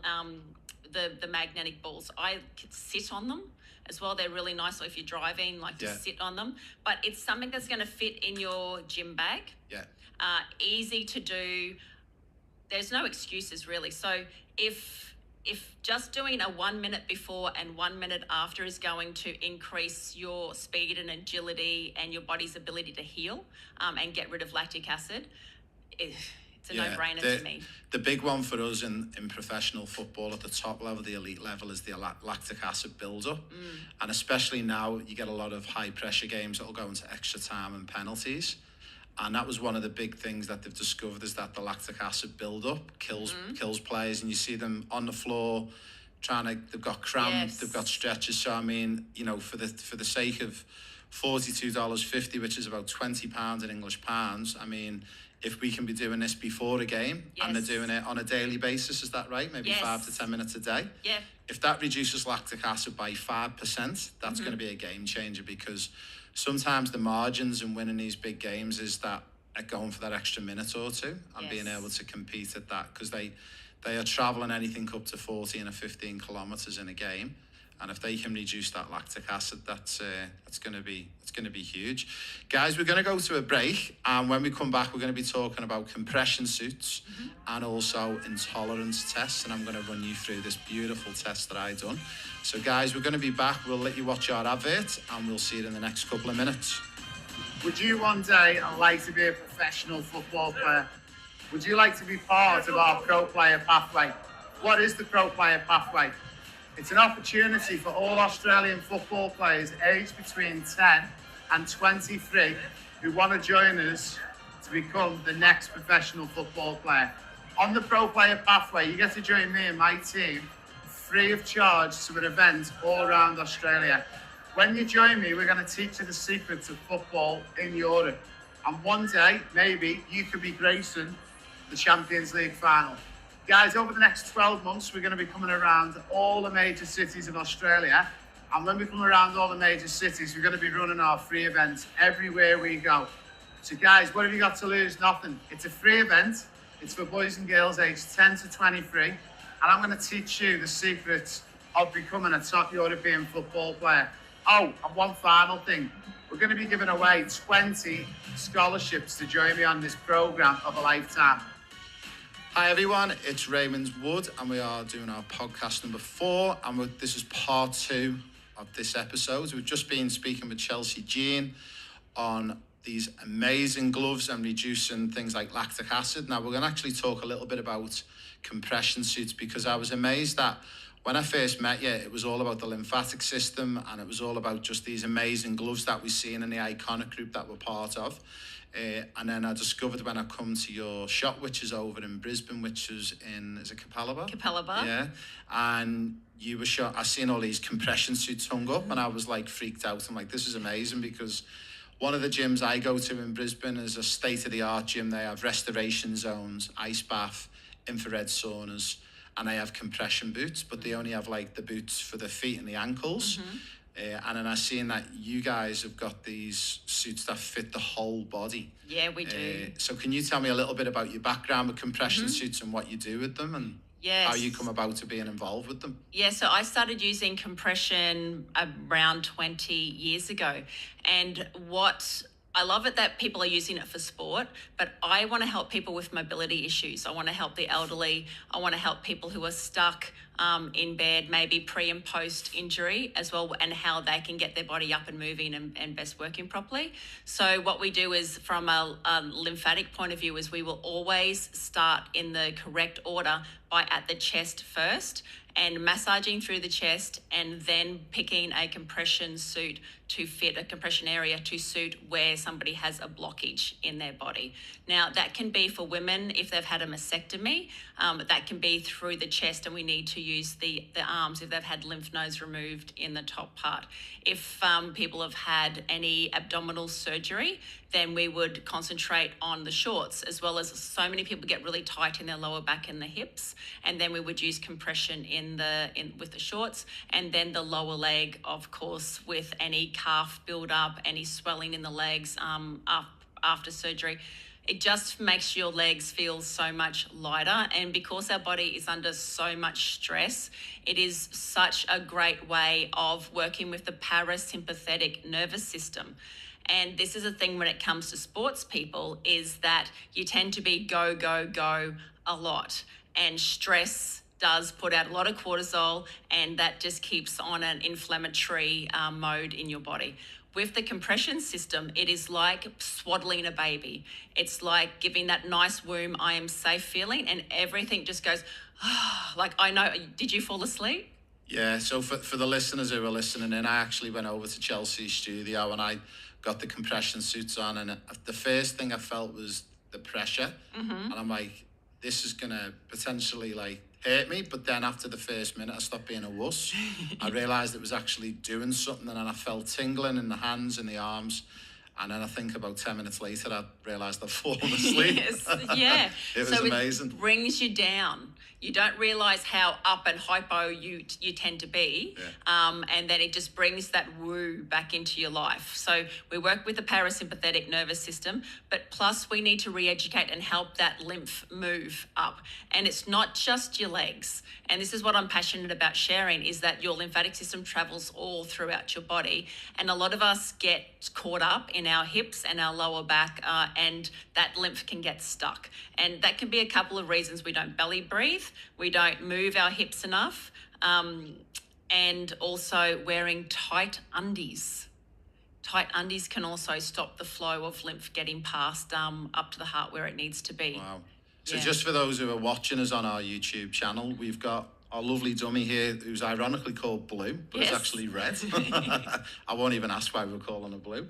But for everyone who can see on the camera, we've got these shorts. And so from a professional football player's point of view, whether it be a male or a female, is there anywhere that you would target first with the compression suit, or would you say the whole part of the body? Where would you go first? People can be different to their composition. So there's 4 different body types that people have, which means that they can store extra fluid in different parts. So first of all, I would look at their body shape and their body type to see, okay, where do they seem to hold fluid the most? Secondly, I would look at where, if they've had any previous injuries. But people tend to know these types of things themselves and go, oh yeah, I'm tight around the hips, or I've always had this pool of swelling around my knees or my ankles, at the end of the day, get really sore. So they can sort of choose which area. But the important thing with pneumatic compression is that we start at the bottom and we compress from the feet all the way up, or from the knees when we're using the shorts all the way up. And we're moving this lactic acid through the body nice and gently, because recovery is the big thing in sport these days, isn't it? It is, yeah. Yeah. So if we can make recovery faster, then those athletes who want to then go to the gym at midnight or like do all these other things as well, they can keep on pumping their body more, because we are removing the acid, we're removing the waste, removing the inflammation, and that getting that immune system involved in healing. We've just been back to the UK and we had a huge football tour, and we took 116 with us. It was phenomenal. And while we were there, we went to a few games, and it just reminds me that in Europe, it's so full on with the football. So my boyhood team, Liverpool, they actually played 3 competitive games in 7 days, which is crazy. And some of those players are covering 12 to 14 kilometres. Would you say with the compression suits, again, similar to the gloves, is this something that you would expect as a daily treatment? Yes. But also, is this more of a benefit to do it pre and post, or both? Yeah, so I imagine that the players will be training most days as well. So on an off day, I would just sit, and if they're watching a movie, you can sit in them for 2 hours. Okay. And just pump that lymph through, like on a 2-hour basis. It's something that you start when you start, and you feel the benefits and how much lighter you feel afterwards. It's something that you're not going to go, oh, I'm going to have to hop in compression. It's going to be, oh, compression time, it's something that your body will just crave and want to do. But yes, do it beforehand to get everything moving. If you don't have time, use the gloves. But if you've got even just 15 minutes, Ray, beforehand to jump in the compression and get everything moving and open, amazing. And then afterwards, use it as part of your warm down routine. Amazing. And we actually, when we were back in the UK, we met with quite a few pro clubs, and we've obviously got a lot of contacts in the game. I met with an amazing guy called Mark Palios, who used to work with the English FA. He's now the owner and the head honcho at Tranmere Rovers Football Club. And I was speaking to him about your gloves, and I was speaking to him about the compression suits. And hopefully we're going to, if it's all right with you, get some sent across. Absolutely. And we'll let some of the pros in the UK test out some of this. And it'll be... I think I might have to go and deliver them. Yeah, maybe, maybe. Yes. Yeah, we go back to the UK. I think we've got 4 trips in the next 12 months coming up, so maybe if we can sneak it in a suitcase and you can come along with us. Now, in regards to the compression suits, just to finish off, anyone who's had a serious injury and a few weeks out from there, if they've had surgery or if they've had a really bad injury they're coming back from, is the benefits around the compression suit post-injuries as well or not? Straight away. Okay. Straight away. It's a necessity. As soon as you can be in a suit, as soon as probably the stitches are out, if there is any stitches, straight in the compression. The great thing about our CJ & Co Circulate is that you can turn off certain areas and compartments as well. So if there is an area in the knee that we don't want to have too much compression on, we can just turn that one section off, but we would still push from the ankles up and then take it up from the top of the thigh as well. You want to be getting the lymphatic system working in your active recovery straight away. Wow, that's amazing, and it sort of blew me away that we go around a lot of the pro clubs, and we did see some clubs have compression suits, but they only had the bottom part, and it was quite interesting when I spoke to some of them as well that they sometimes I think they just purchase them not really sure the benefits of them and don't really not necessarily enforce them on the athletes, but if they want to use them they do and don't. And I think after this podcast, and if we can share this back to all of our family and friends in the football world, it'd be good for them to realise the benefits of getting access. That's the problem that I have with the commercial suits that are now available. It's like, oh, here you go, just put this on. And people are squeezing their body like they're a prawn. They think, oh yeah, let's go up to level 6 because it's the highest. And they're going above their blood pressure level, and there's no education about why are they pushing it in the first place, and where is it all going to go? And if all the top is blocked up, they're just creating this you imagine squeezing a tube of toothpaste with the lid still on, how gunky and yuck it's going to get in the middle. And it's going to pop eventually. It's going to pop out. And so this is where we need some education, even though it isn't hard to understand, just a little bit of knowledge and to use these devices correctly. That's my part to play. So when, for example, you were to sell one of these compression suits, does it come with some sort of like instructions and advice around it? And you obviously just spoke about level 6. Like, what are the levels? What are the ranges? If you can tell us a bit more about that. Yeah, so there's 6 different modes on each of the Circulates. Have 6 different modes, starting from a really nice, gentle, sequential mode, and then working up from there. So there is lots of videos on those as well. And then there's different pressures too. Wow. So that's the thing, is that you can find videos of me talking about each level, each mode, lots of information. You can contact us by email, by phone, and ask any questions that you like. That's fun. And you said there's videos of it, so is it like on YouTube and stuff, or where would they find them? Yes, CJ & Co, Instagram and YouTube, yes. Oh, very good, very good. Well, we'll share all that back in the show notes towards the end. Guys, that's the end of part 2, and when we come back, I'm excited by all of this. This is all amazing. But I'm more excited to share this next part all around the intolerance test. So guys, watch our advertisements, listen to them, and we'll be back in a few moments. Hey everyone, we are coming around every major city in Australia over the next 12 months. We have got free objective football testing going on, guys. It's for boys and girls aged 10 all the way through to 18 years of age. The objective testing is quite simple. We'll put you through our 6 tests and then give you your results. Physical, technical and tactical. And also, we're going to choose 16 winners to join us on an all expenses paid trip to Europe in 2024 and also 2025. Guys, what have you got to lose? Nothing. It's free to sign up. You get free objective testing and you'll get a free feedback and maybe you'll be joining me at the Santiago Bernabeu in 2024 or 25. Hi everyone, it's Raymond Wood, and this is the final part of episode 4. Now, we've had the amazing Chelsea Jean with us. We've spoke about our amazing gloves and the lymphatic system. We've just been speaking about compression suits, and this is the one that really excited me the most, and I think for the benefits of our players and athletes. So one of the things that I've had a problem with personally over the years has been food and drink, and choosing and deciding. There's so many different advices around it, and you should eat this, you should be gluten-free, you shouldn't drink this, you should drink that. And we've been looking for our Pro Player Pathway program to add in a full-time nutritionalist and bring that in, but I really questioned it all because I thought we need to make sure, do we actually know what people should be eating? So when I met Chelsea, she told me about this food compatible test. So anyone who's watching on YouTube, we've got this amazing brochure which we'll share back through our group, and we'll put some of the information in the show notes. And one of the big things in Europe, which is getting really popular with 2 of the biggest pro clubs at the moment, is what we call intolerance testing, which is the same thing. So can you tell us a little bit more about this food compatible test? Yeah, I'm glad you brought that up, because as a naturopath, I'm not going to do a diet plan for anybody now unless they have done this hair compatibility test as well, because it's just guessing. Yeah. Everybody's different. Everyone's an individual. What's happening in your gut is completely different to what's happening in mine. Saying that, we do see some regular foods on the red list of not to include. So it's easy to do. We just cut off a little bit of your hair. It only has to be, with yours it was a little bit hard to find. You're like, just Chelsea, just cut it. About half a matchstick of hair is what we need in thickness and in length. And we send it off to the lab. And the lab is going to test it to get 600 of the main foods from your town, from your city.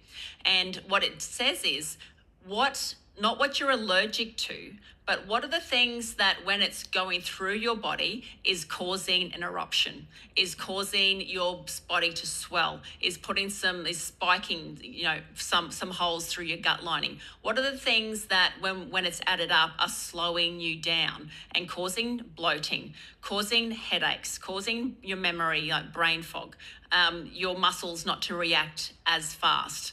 It's all of these things that we can now identify and give you an actual list and say, here, we've identified these things out of 600 different foods and household items.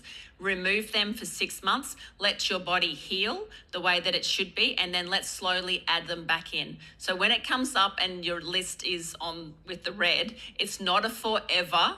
Yeah. It's not a forever thing, but they are the main ingredients that are causing the pain in your body.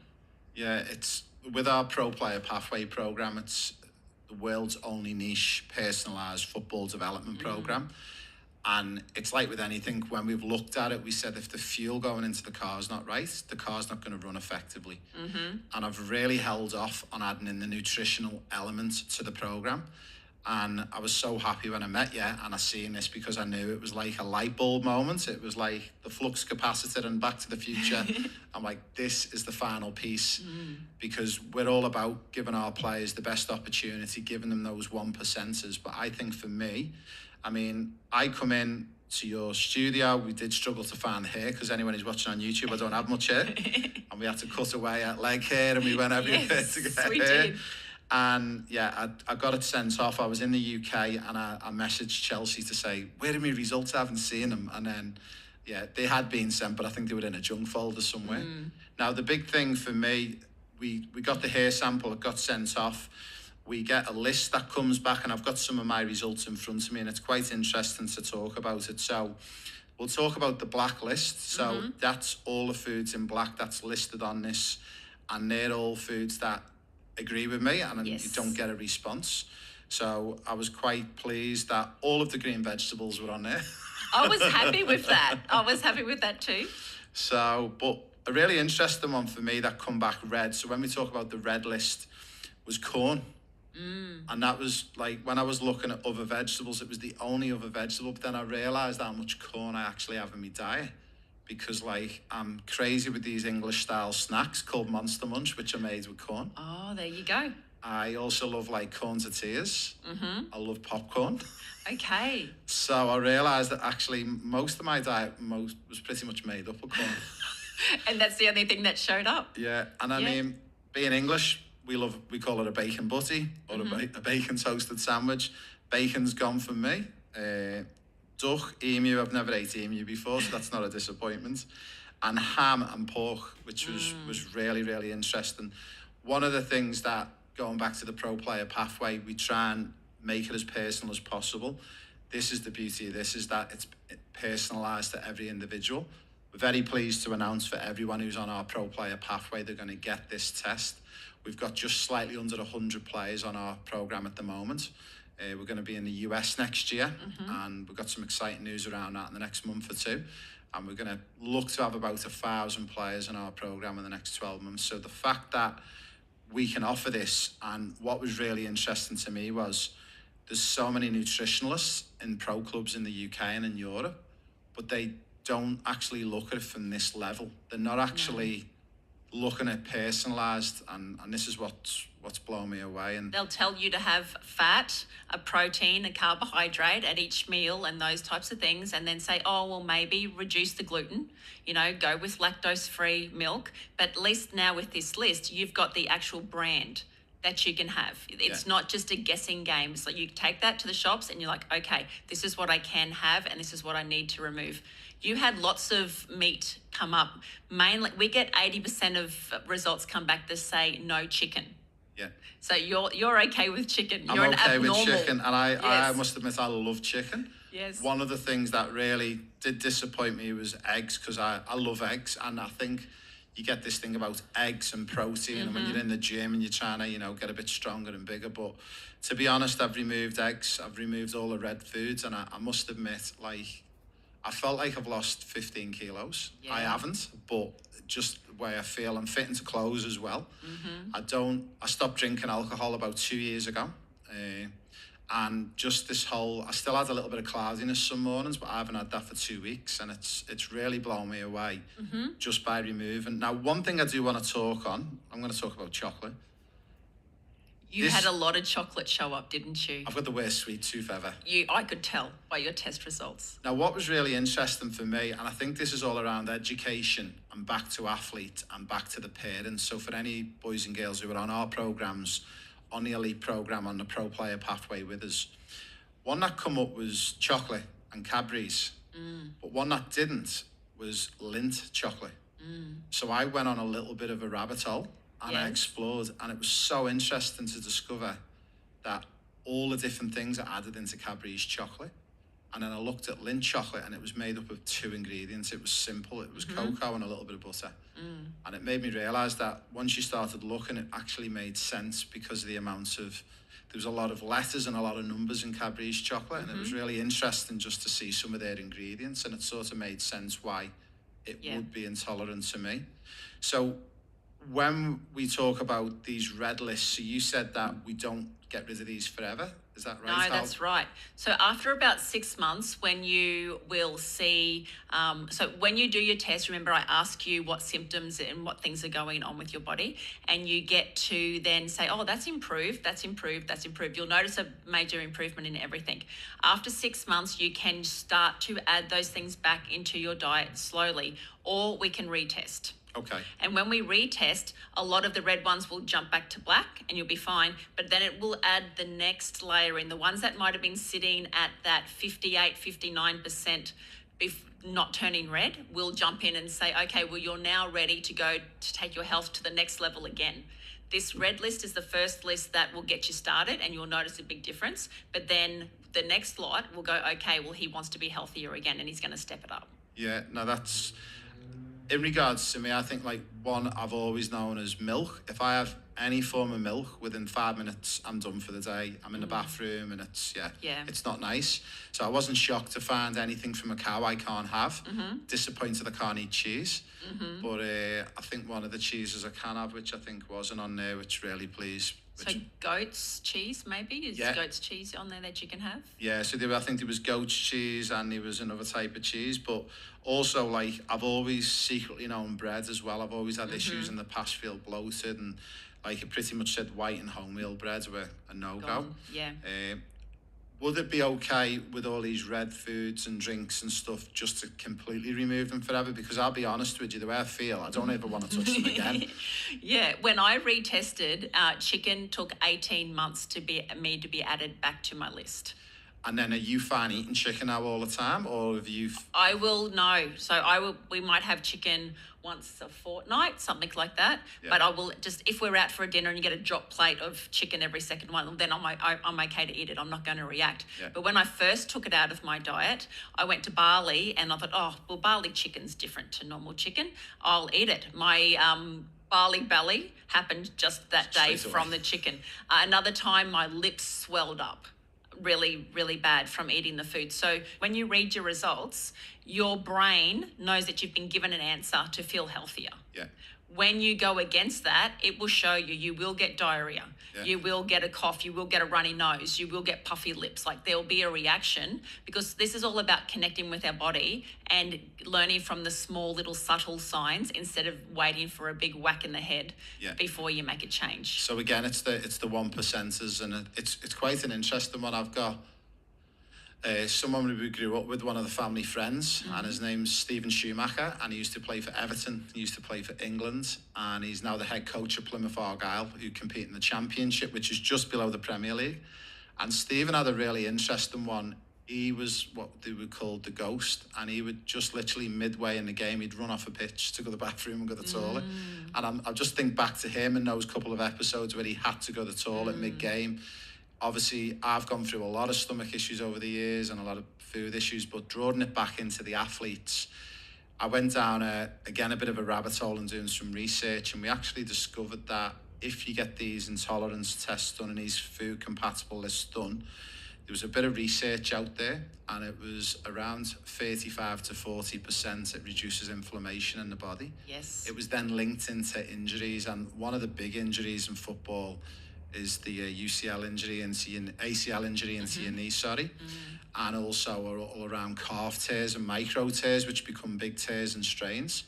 So from that point of view, I mean, the benefits for this is... Well, if your body doesn't have to worry about digestion and the mess that you're making in your tummy, if it doesn't have to worry about that, it can then do the extra work that it needs to around the rest of the body, can't it? So it's going to get there faster and help repair. Yeah, and it's so funny that like we spoke about, you know, the gloves and the lymphatic system and the compression boots as well, but it then went on and spoke about recovery, because obviously if your body's not worrying about digestive system, then it was really, really interesting. And another one that led me down that rabbit hole, there's a guy in the US called Jesse Itzler, and he's a very successful entrepreneur, and he actually speaks about all he eats before noon is fruit. And that's all he eats. And the reasons behind it was quite simple, because fruits are very easy on the digestive system. And he just said, I've always felt like in life I get more out of my day if I only started with fruit. And he doesn't eat anything other than fruit before lunchtime.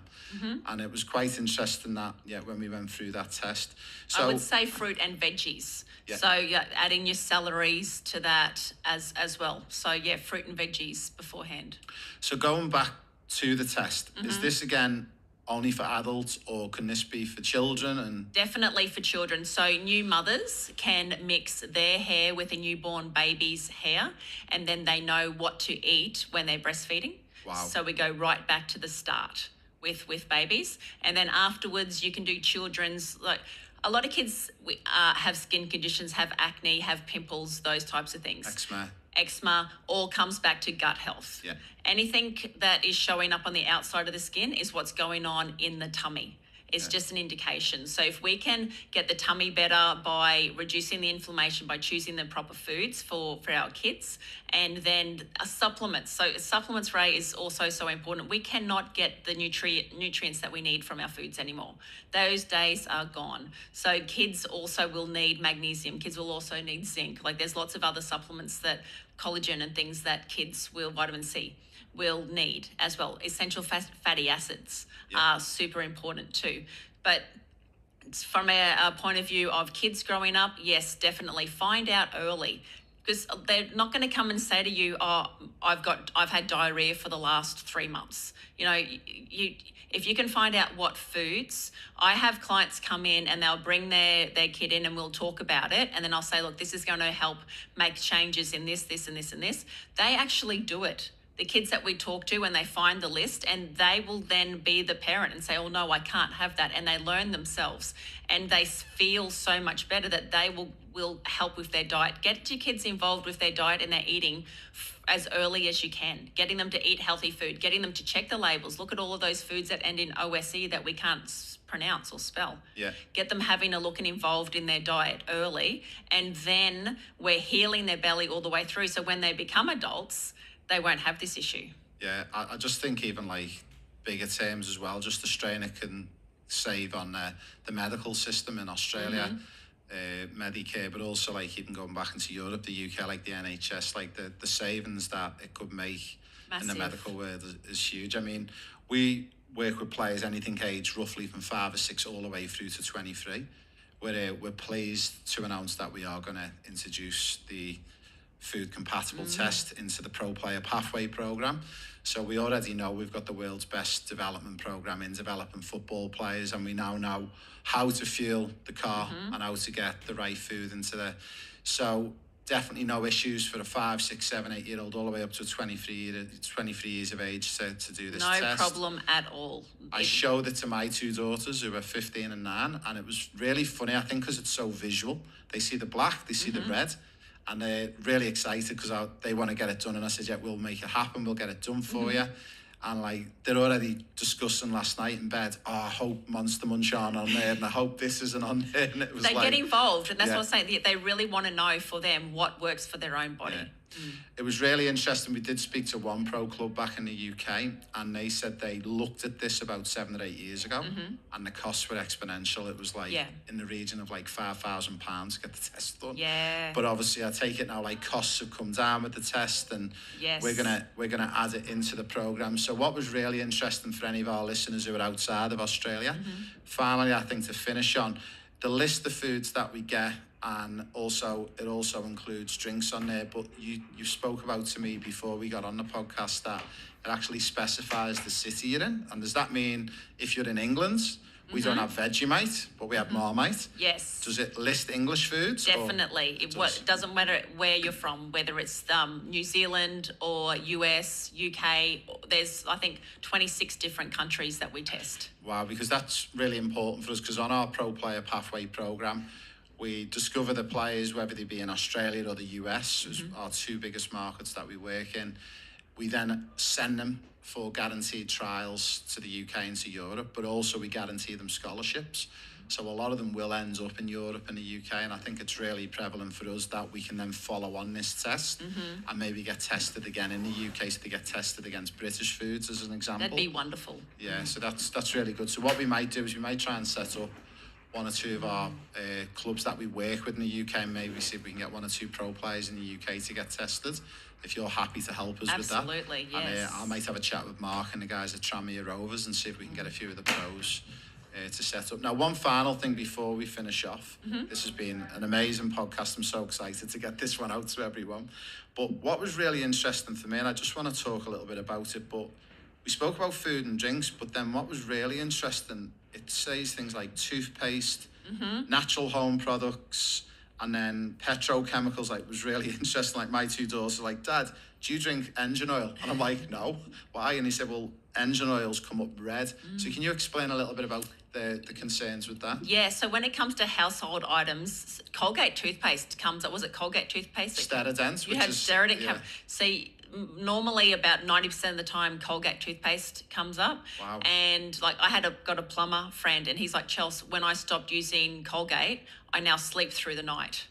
Just changing his toothpaste. These are the things that you would never put to toothpaste, like changing the sheets on your bed. It'll say whether you can have linen or cotton or bamboo. And because you sleep with that, you're breathing that in all of the time. I think the interesting one for me was, I think it was feathered pillows or any sort of feathers. And that was one thing, especially in the UK, because it's so cold there, everyone's obsessed with feathered duvet covers, feathered pillows, and I always had them.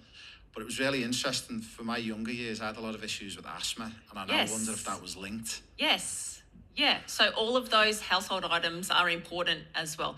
And then wash your body with, deodorants that you use as well. When it comes to petrol and the chemicals, it could be if your parents worked on cars, or whether they were farmers, and then you're born with an intolerance to those types So when of we talk things. about like oils and stuff and that, is that like actually physically touching the oil, or even just breathing in the fumes from it? So just be aware when it comes to household and items and things, try to stay away from them. You don't have to ban them out of your life like the food. It's like the second degree being aware of them. So don't, if you've got open tins, or tins like in your garage, maybe move them out to a shed, so those fumes aren't in your area. Yeah. Yeah. So just be aware. No, that's amazing. I think we're gonna wrap it up there. But just if anyone wants to reach out to you, Chelsea, have you got like a website, or how do people reach out to you? Yeah, I think you can just Google me, Chelsea with a Y, different to the football, CHELSEY, Chelsea Jean, and you'll find me on YouTube, on Facebook, on Instagram, Chelsea Jean Lymphatics. Amazing. And we'll also share it in the show notes as well at the bottom. We'll put your links in and website and your social media handle. And anyone who's interested in the gloves, the compression boots, also around knee intolerance test, guys, we'll share all that information to you. And yeah, we're so excited to get all this. I think we're definitely going to get the gloves going for our players, and also the intolerance test. So it's a big thank you for joining us today. And I reckon we're going to get you to come on again. So would you join us again in the near future? Yeah, absolutely, Ray. Thank you so much for taking care of your people. Hey, it's beautiful. Well done. Yeah, no, thank you. We're looking forward to adding some of this into our pro player pathway. So, guys, a big thank you for joining us on episode number 4. And we're very excited with our next episode that we're going to be bringing up. We're going to be going back live to the UK to a pro club. And we've got some exciting news to follow on that. Enjoy your week, guys. Peace out.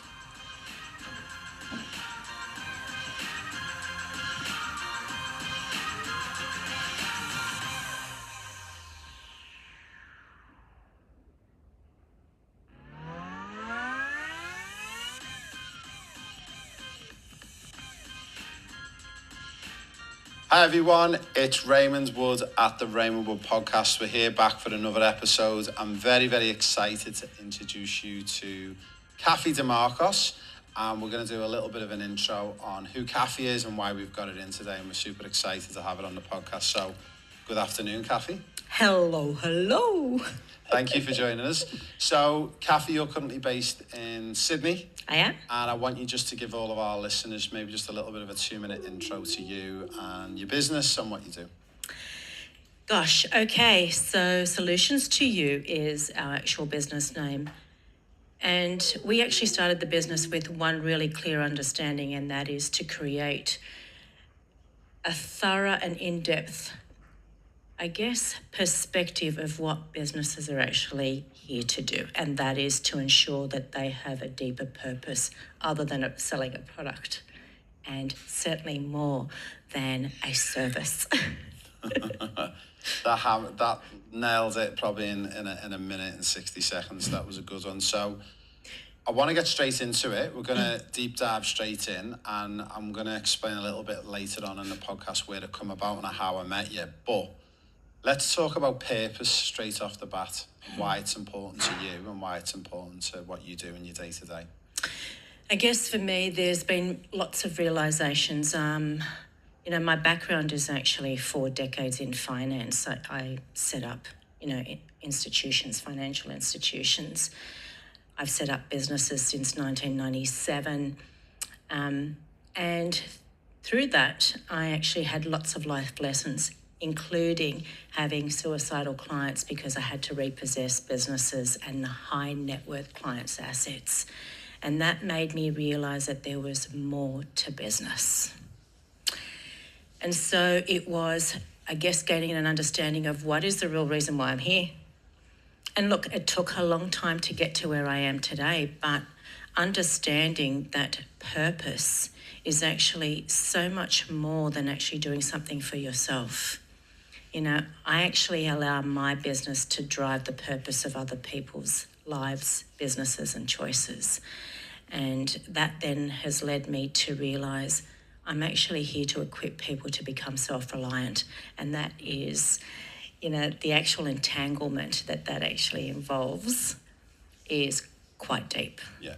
So for our listeners, we'll talk about this in the second part on our involvement, my involvement with you, and around purpose. And just to touch on from my point, I think my purpose in the early years wasn't very clear. It was like, I just want to help soccer players get better at football. Yeah. But it wasn't a real purpose.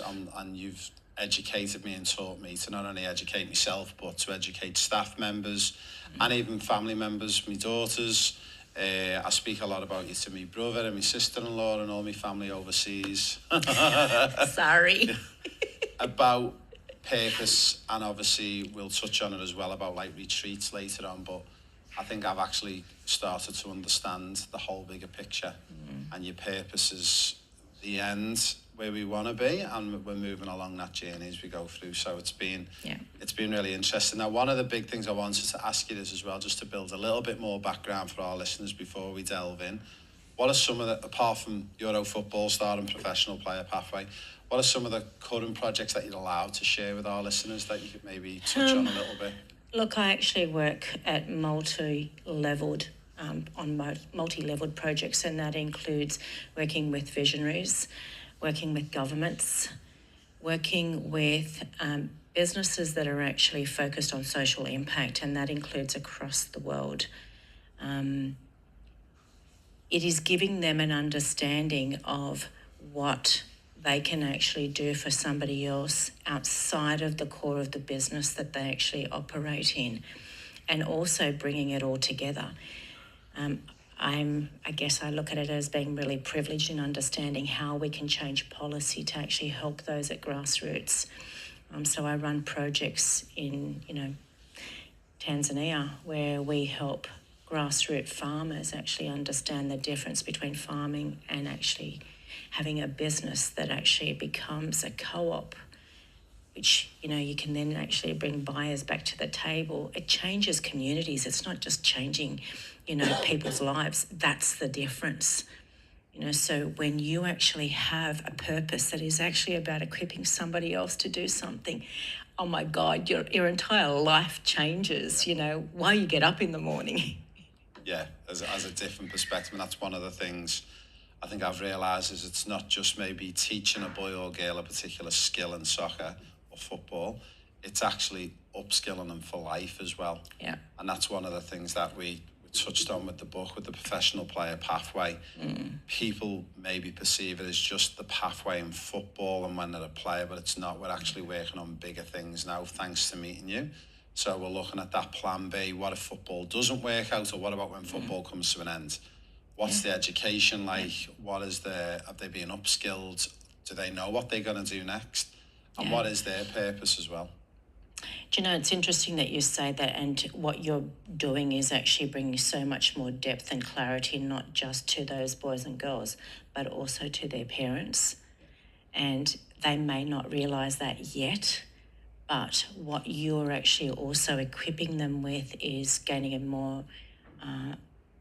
a better understanding of who they are as adults, as parents, as leaders, as guiders to these young minds that perhaps have never genuinely had the opportunity to think differently. Yeah.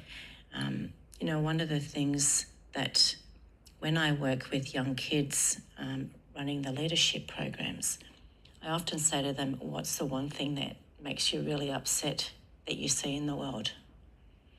And if an 11-year-old can actually sit down and say, Kathy, I really, this upsets me. And then you ask them, what does it do for you? And they can express to you what those emotions are. And then you come back and you say, so what can you do about it? And an 11-year-old has a solution.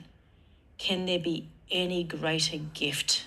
And in some ways, that's what you're actually starting to do with what you do in the program with the professional player pathway. You're getting them to understand that there is a different way of doing things. Yeah. It was really interesting, and I've shared it with staff members and family and friends, but I haven't really shared it on the podcast. But it was really interesting. You've been in one of our rooms and you've been to our event, I think it was in Sydney, and we do our 2-hour free event, and it was really interesting because you actually made me realise that I always knew there was two groups of people in the room. There was the players and the parents, but I didn't actually really think that they actually both want different outcomes. Yeah. And what was really forefront in my mind, and I've realised this past 12 months, is that the mums and dads, with all due respect, they don't really care about the football or the sport. It's more about, is there an academic option? Is there an education? Yeah. Is there a job opportunity potentially at the end of it? Yeah. Because they understand that football might go for 10 years or 15 years, where the 11-year-olds in the room, they're just so football focused. Yeah. And I think our first offering that we made 18 months ago was very football focused. And we've come to that realisation that if we're talking about a pathway, it's got to be a life pathway, not just a football pathway. Yeah. So thank you for that. You know, it's the same thing in business. You know, people actually think that people turn up for a job or a role. No, they're turning up as a whole person. There is so much more to that person, and when you actually understand that in business, then you have a really different perspective. It's the same with sport. Yeah, exactly the same. Exactly the same. Now, we're speaking about current projects at work, and I'm glad you bought them. You've got them in front of you. Now, I'm going to be really honest. I still haven't really read these fully, but I know you've given a gift of the book to my daughter, and she's read the book. Can we talk about the one closest to you? So the Same People, Different Vision. Yeah, so this one was actually written, I started writing this when my father actually became critically ill, but it dawned on me that I actually had the ability to see things in business really, really differently, and it was coming from a solution focused. It wasn't just a win-win, it had needed to be a win-win-win outcome at every time. And so it was just giving people an understanding as to how to look at things, but through a different lens. It's not being a different person, just having a really different perspective. And this gives examples, you know, including looking beyond being resilient. You know, I often say to people, resilient is a baseline. You need to start to become anti-fragile because that then strengthens you. And you would need that in sport as well. Yeah. Right? What have you learnt? What have you taken away to actually strengthen from every situation? Yeah. So that's what this book actually includes. Amazing. Now, it was funny, we touched on a little bit about social impact and taking it back into football. I worked on one of the world's biggest projects with the Premier League back in 2011 for a few years. And they come up with a premise of when we look at a player and we look at their learning journey, there's a four-corner model approach. And the four-corner model was physical, technical, tactical, and the interesting one was social. And when we had to sit down as a group, we had to talk about what each of them meant. We actually had to really talk about what it meant from a social point of view, on and off the park. And we discovered the stuff off the park socially was way more important than on it, because we discovered if we socially integrated these young boys and girls properly and taught them things about like social impact, they become better people off the pitch, which then makes them better players on the pitch and advocates of the game.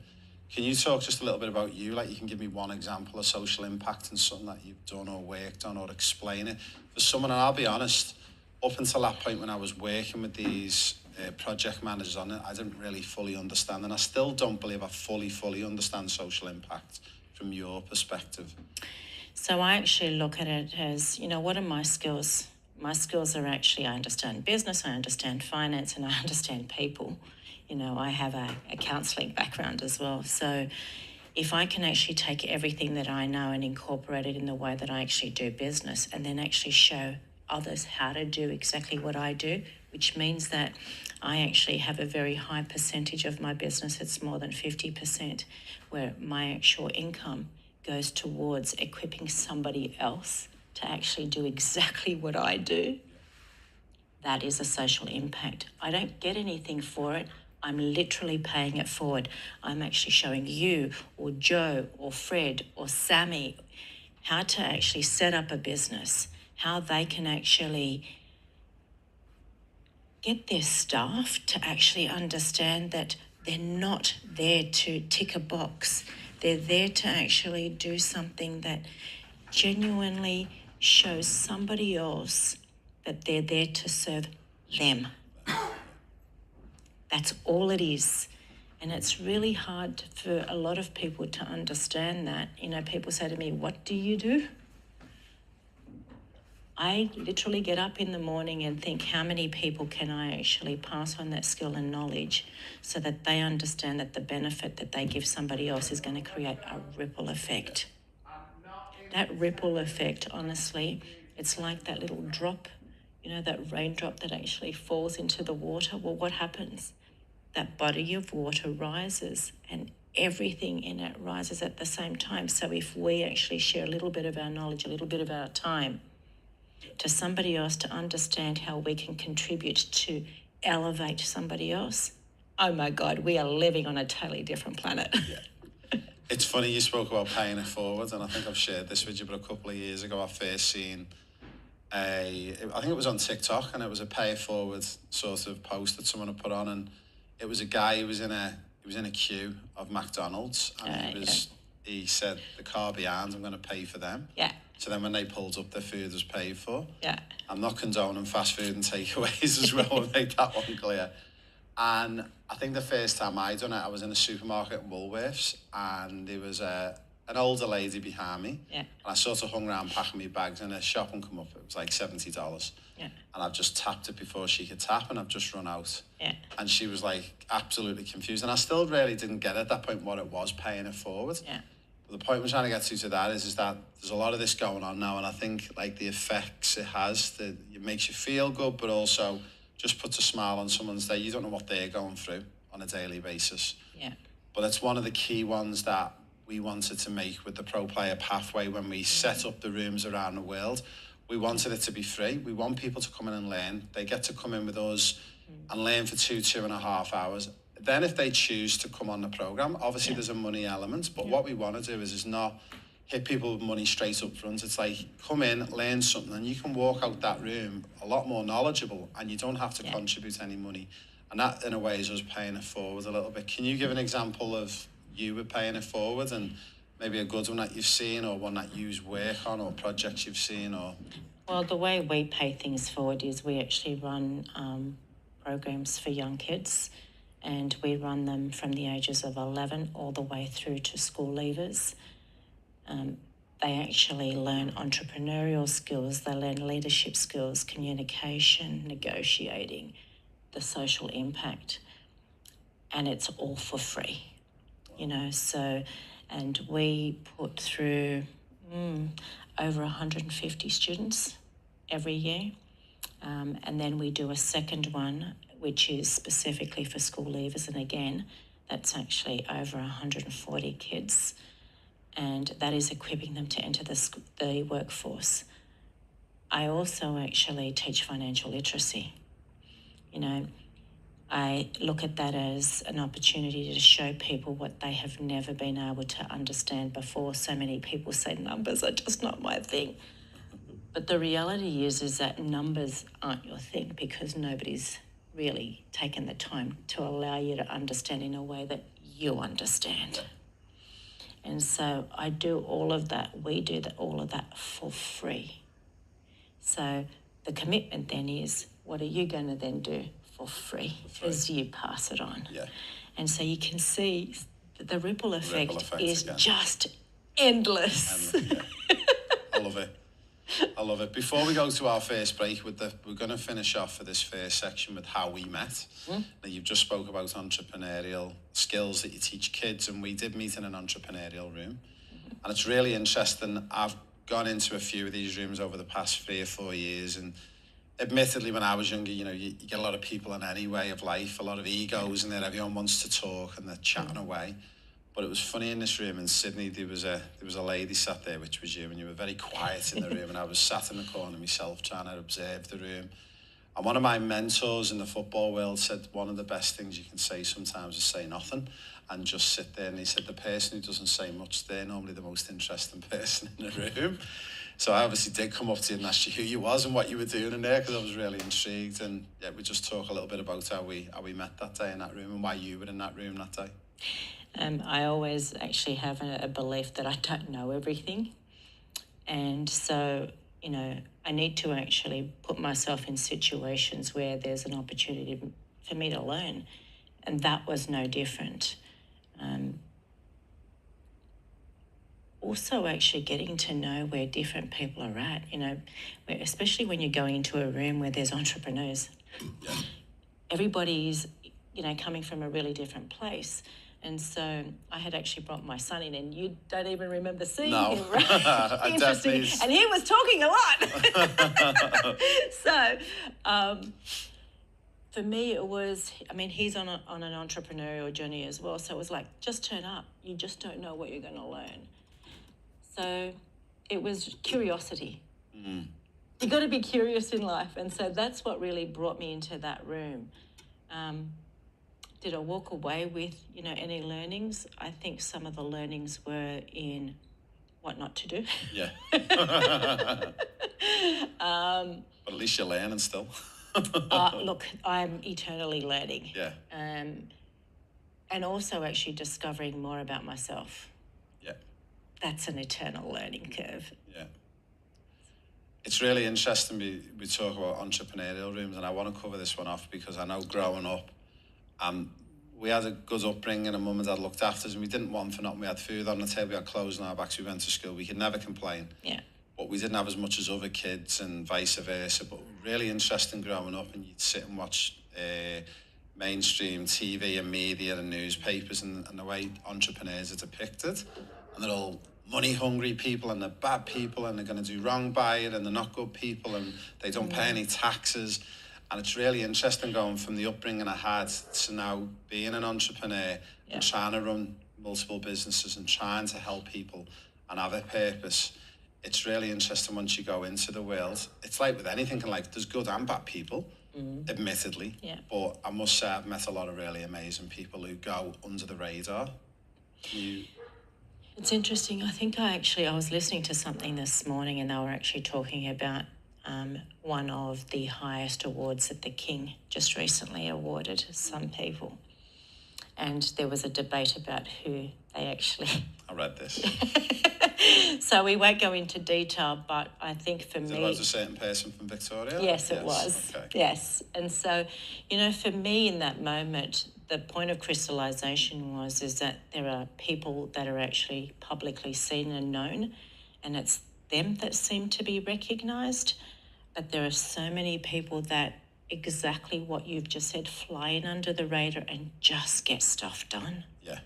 And they're the silent heroes, but they're the ones that are actually creating greater impact. Yeah. It was interesting. I read, I listened to a podcast a few weeks ago, and it was a guy called Martin Golden, and they spoke about there's two types of heroes. He said there's heroes, the ones who want to be in the limelight and want to get a certificate and a trophy. Yeah. And then there's the superheroes. Yeah. And his depiction of the superheroes are the ones who go, you'll never know who they are and the names, but they're just working away in the dark, just making it happen. And I think, from my point of view, looking at it that way, I think it's a nice way to be. And you're going out with the right purpose in life. I talk about that a lot. That's actually chasing the shiny object. Yeah. That shiny object being a trophy, that shiny object being the next new thing. If you were here genuinely to serve a bigger purpose in life, none of that matters. You just get in, you roll your sleeves up, you find a way how to do it. That grit and determination is what actually gets you up every single day, because that purpose is bigger than you. Yeah, it is. And it's to finish on that one. We've gone down this journey with people chasing trophies in the sports world and chasing trophies at 10 and 11 and 12. And I'm like, my big ambition in life is to have many, many pictures on my website of players that we've helped along the way. And they're my trophies, to see smiling faces that they've had some involvement in football, and hopefully from a playing point of view, they've had some form of a career. But then they've gone on to something bigger and better past that, because to them at a young age, they think playing pro football is the be and end all. Yeah. But it's only when you get old like me and you actually realise there's a little bit past that playing career. Yeah. And it's what you're doing past that, and that's what's really important. We're about to go to our first ad break, and we will be back in a few minutes, but a big thank you for listening to our first part. Would you one day like to be a professional football player?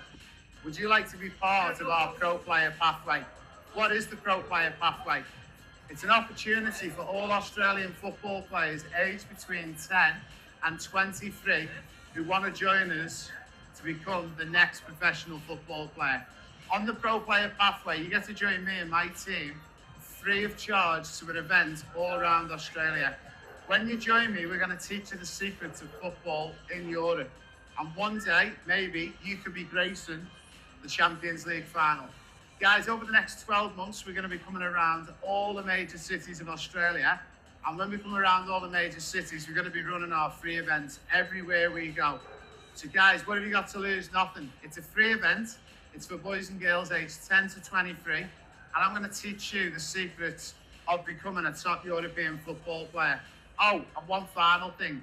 We're going to be giving away 20 scholarships to join me on this program of a lifetime. Hi everyone, it's Raymond Wood of the Raymond Podcast. We're back with Kathy DeMarcos. Now, we just spoke a little bit about how we met. And in the first section, we spoke about one of your books, which was The Same People, Different Vision. Can you talk a little bit about this next book? Yeah. So, was this first or was that one first? No, this was the first one. So this is your second one? Well, there's a few in between. Yeah. But that one was specifically created because a lot of people don't know how. How is, I think, the most common question I get asked, and it's one word, right? Yeah. How do you do it? Well, it's that. It's being intentionally conscious. And a lot of people talk about being intentional and they talk about being conscious. But I say until you actually know how to map those two things together, it does not work. And so being intentionally conscious talks a little bit about my life, and where that trajectory changed living with a Maasai some 9 years ago. And actually understanding the cues that we get, the little nudges, because we all get them. Yeah. It's whether we recognize them or not, and that's being intentionally conscious. So that actually creates a roadmap. It's actually about gratitude, and it's about reflection, and it's about setting your goals and intentions. Yeah. So, and it's got lots of my personal quotes and personal photos in there. So when you talk about gratitude, what does gratitude mean to you?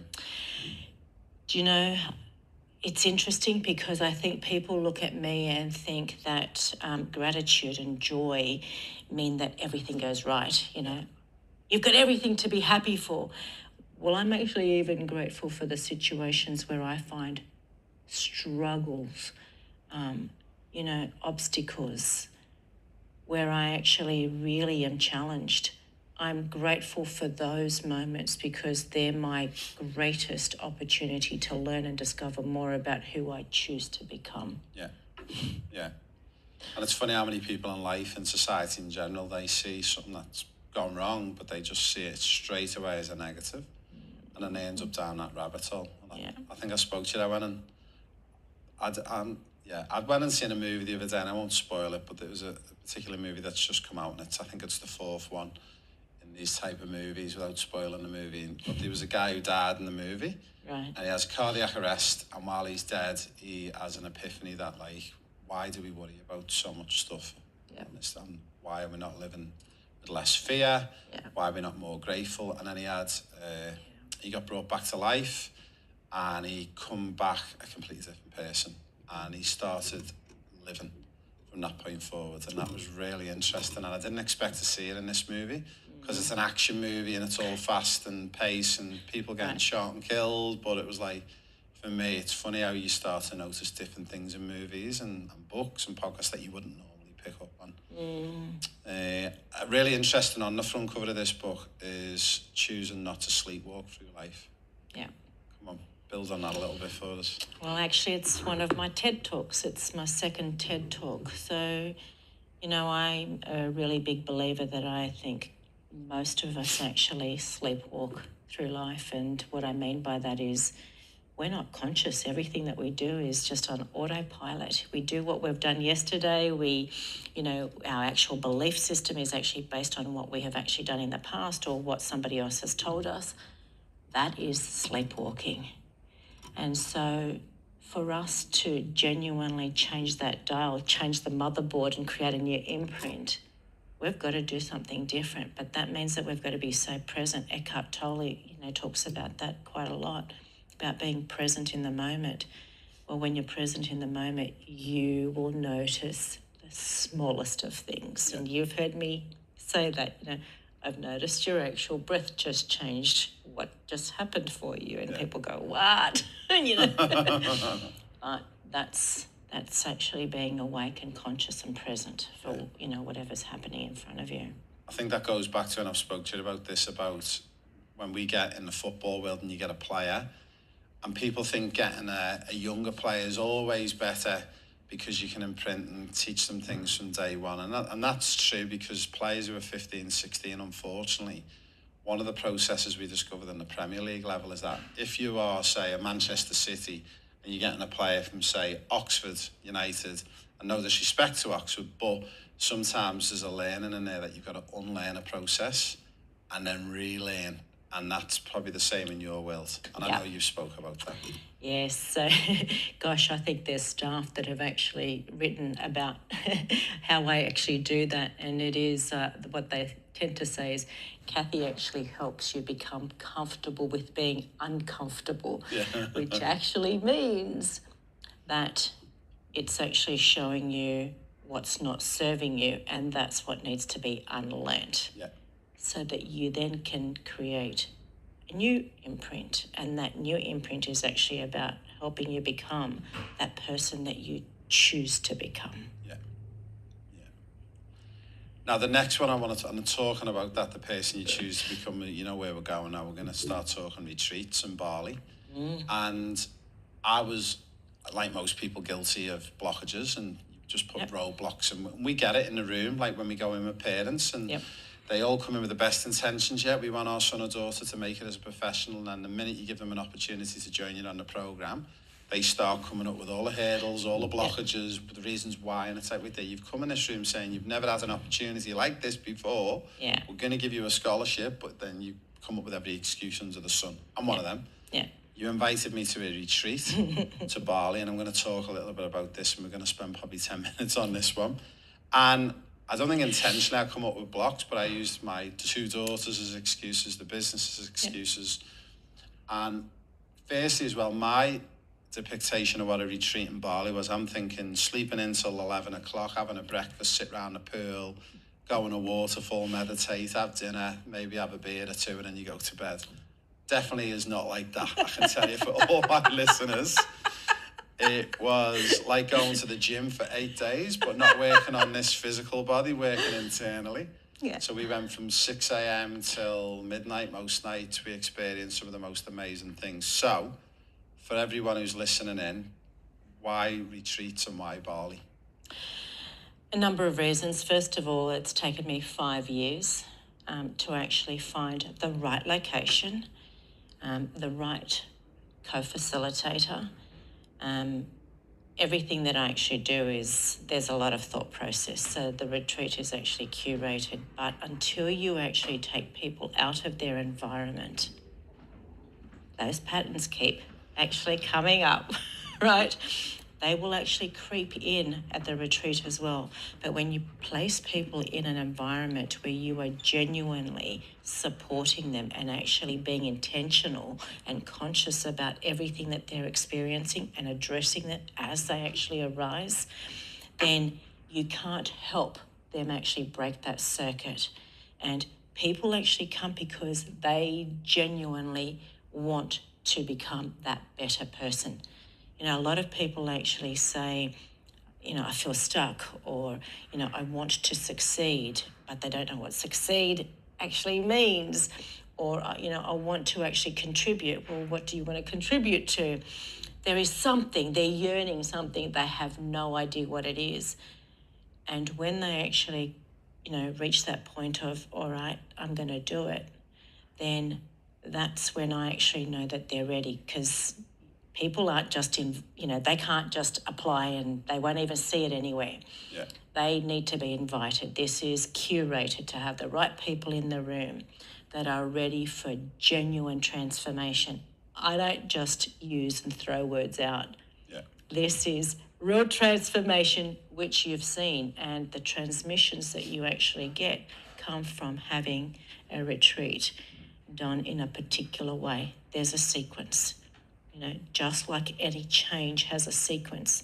Manifestation just doesn't happen. There's a sequence, right?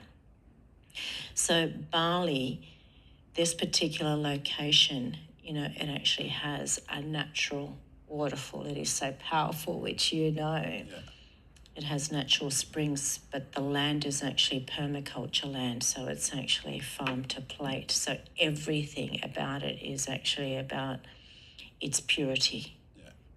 So you were engulfed. Yeah, it was amazing. I was physically tired when I got home. Like I felt like I needed to have a week's holiday on a beach somewhere to recover. But it was, and it's made me look at everything in life in general completely from a different lens. I know we've spoken about that, and what I thought was a purpose really wasn't me thinking big enough. It was thinking very small.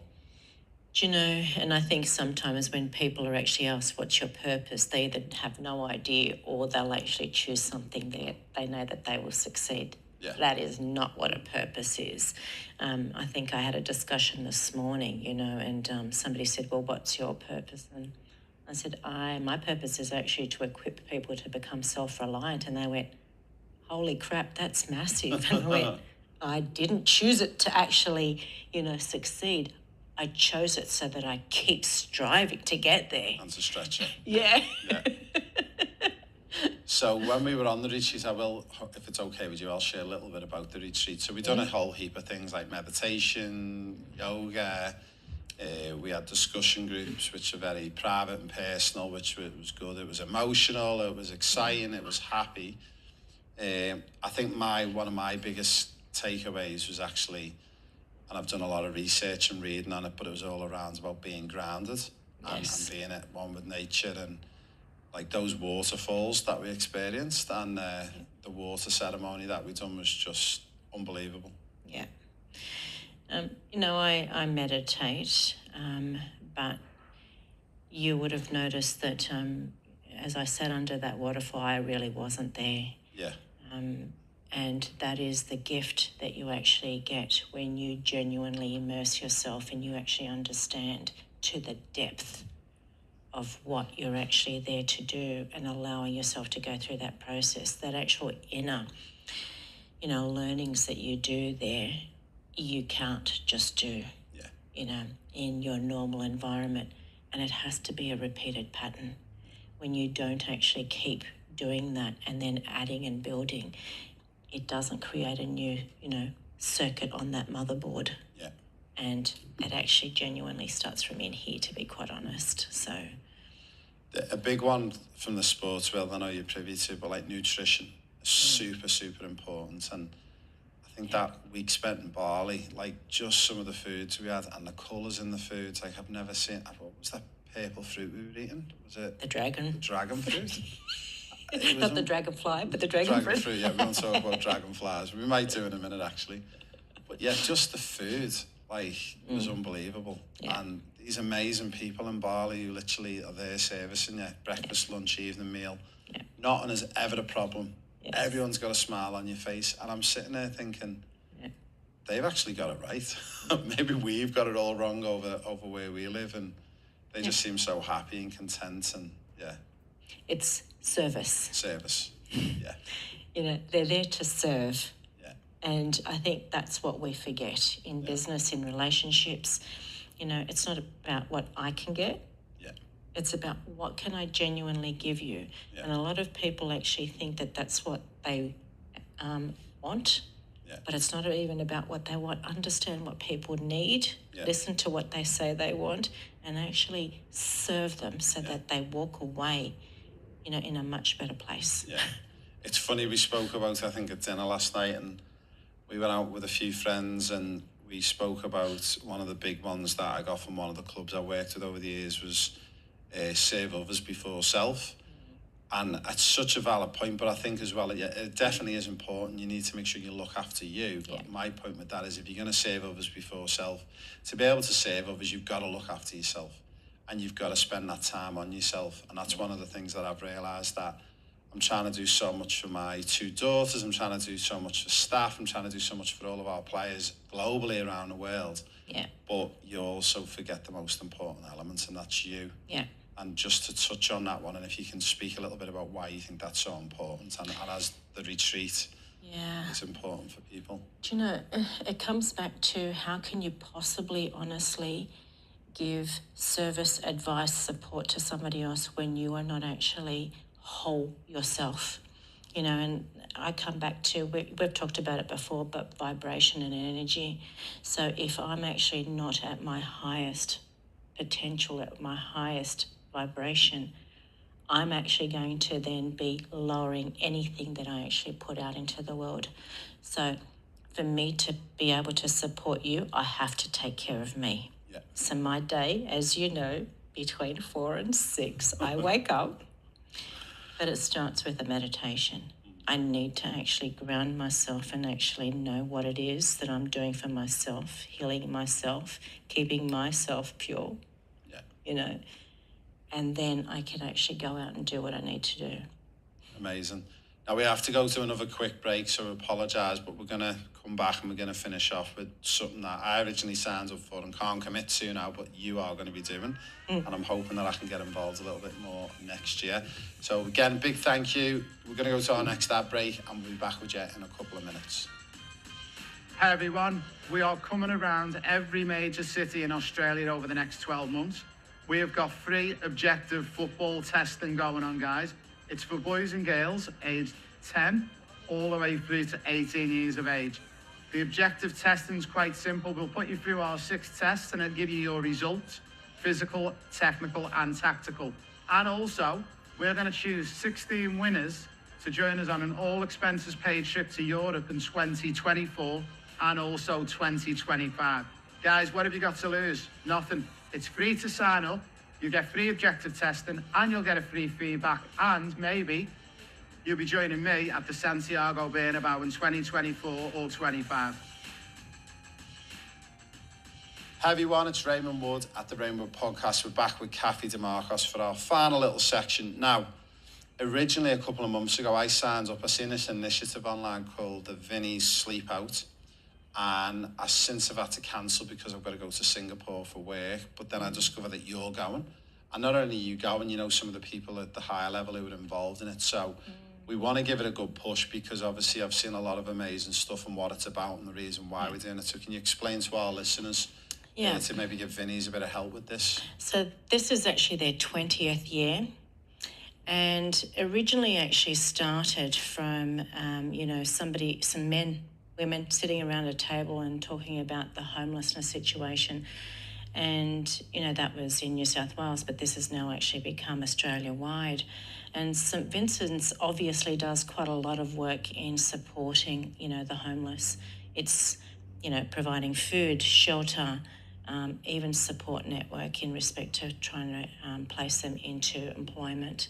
So when I actually was invited to sit down in New South Wales and to speak to the CEO of Vinnie's and the actual founder who started the CEO Sleep Out and a few of the local people within council, they started to identify it has become an increasing crisis. So here we are in the 21st century, 20 years on, and we have more people homeless today than what we have ever had. And part of that is actually, attributed to we have no housing. We've got a housing crisis, but it's beyond that. So we talked about, for me, it is what's the preventative situation? We've got to really look to address that. But in the first instance, we've got to go back to Maslow's law. We've got to make people feel safe. Yeah. So this Sleep Out, and it's national, is actually about raising much needed funds to actually at least get people off the street and in shelter to start off with. So people are contributing to a one night, and by no means does that actually give us an understanding as to what it's like. But that actual raising of funds is actually going to get perhaps somebody, one meal, a night off the street, maybe a week's meals. For me, it is just actually being conscious, you know, can you contribute? Can you do something? I mean, I know Australia is actually a really generous nation and we contribute to a lot of things, but this is something that I know we walk past and we look at people and we think another homeless person, but what are we going to do to contribute? Yeah. The first time I come across homelessness, I'll be honest, when I really felt I was aware of it was in my early 20s. I was living in the US. I just couldn't believe it. Like, it was like, what? Like, every bridge you drove under, there was 10, 20 people. And then to live in places like, I was very fortunate, I think I've said to you, in places like Las Vegas and Nevada, like, that was heartbreaking. Yeah. And I actually sat down one day with another coach from London, and we sat down and we decided to go out that day and take food out with us and sausage rolls and sandwiches, and we just talked to people. Yeah. And the general people we were speaking to were like people who discovered their wives or husbands had maybe been cheating on them, they got divorced, they took all the money, they went to Vegas, lost it all, and they had nowhere to go. And it was absolutely devastating. And then I told you last night at dinner, like, Hawaii was one of the worst places I've seen. Like, you wouldn't think Hawaii, and you see all the money in tourism, but in the back streets of Hawaii, I just still don't get how it can happen on this planet. And we think we've got problems because the microwave breaks or we've got a flat tire, but we haven't really got problems when you see what a lot of people are going on with. There is so much that actually leads to homelessness, and I think for me that's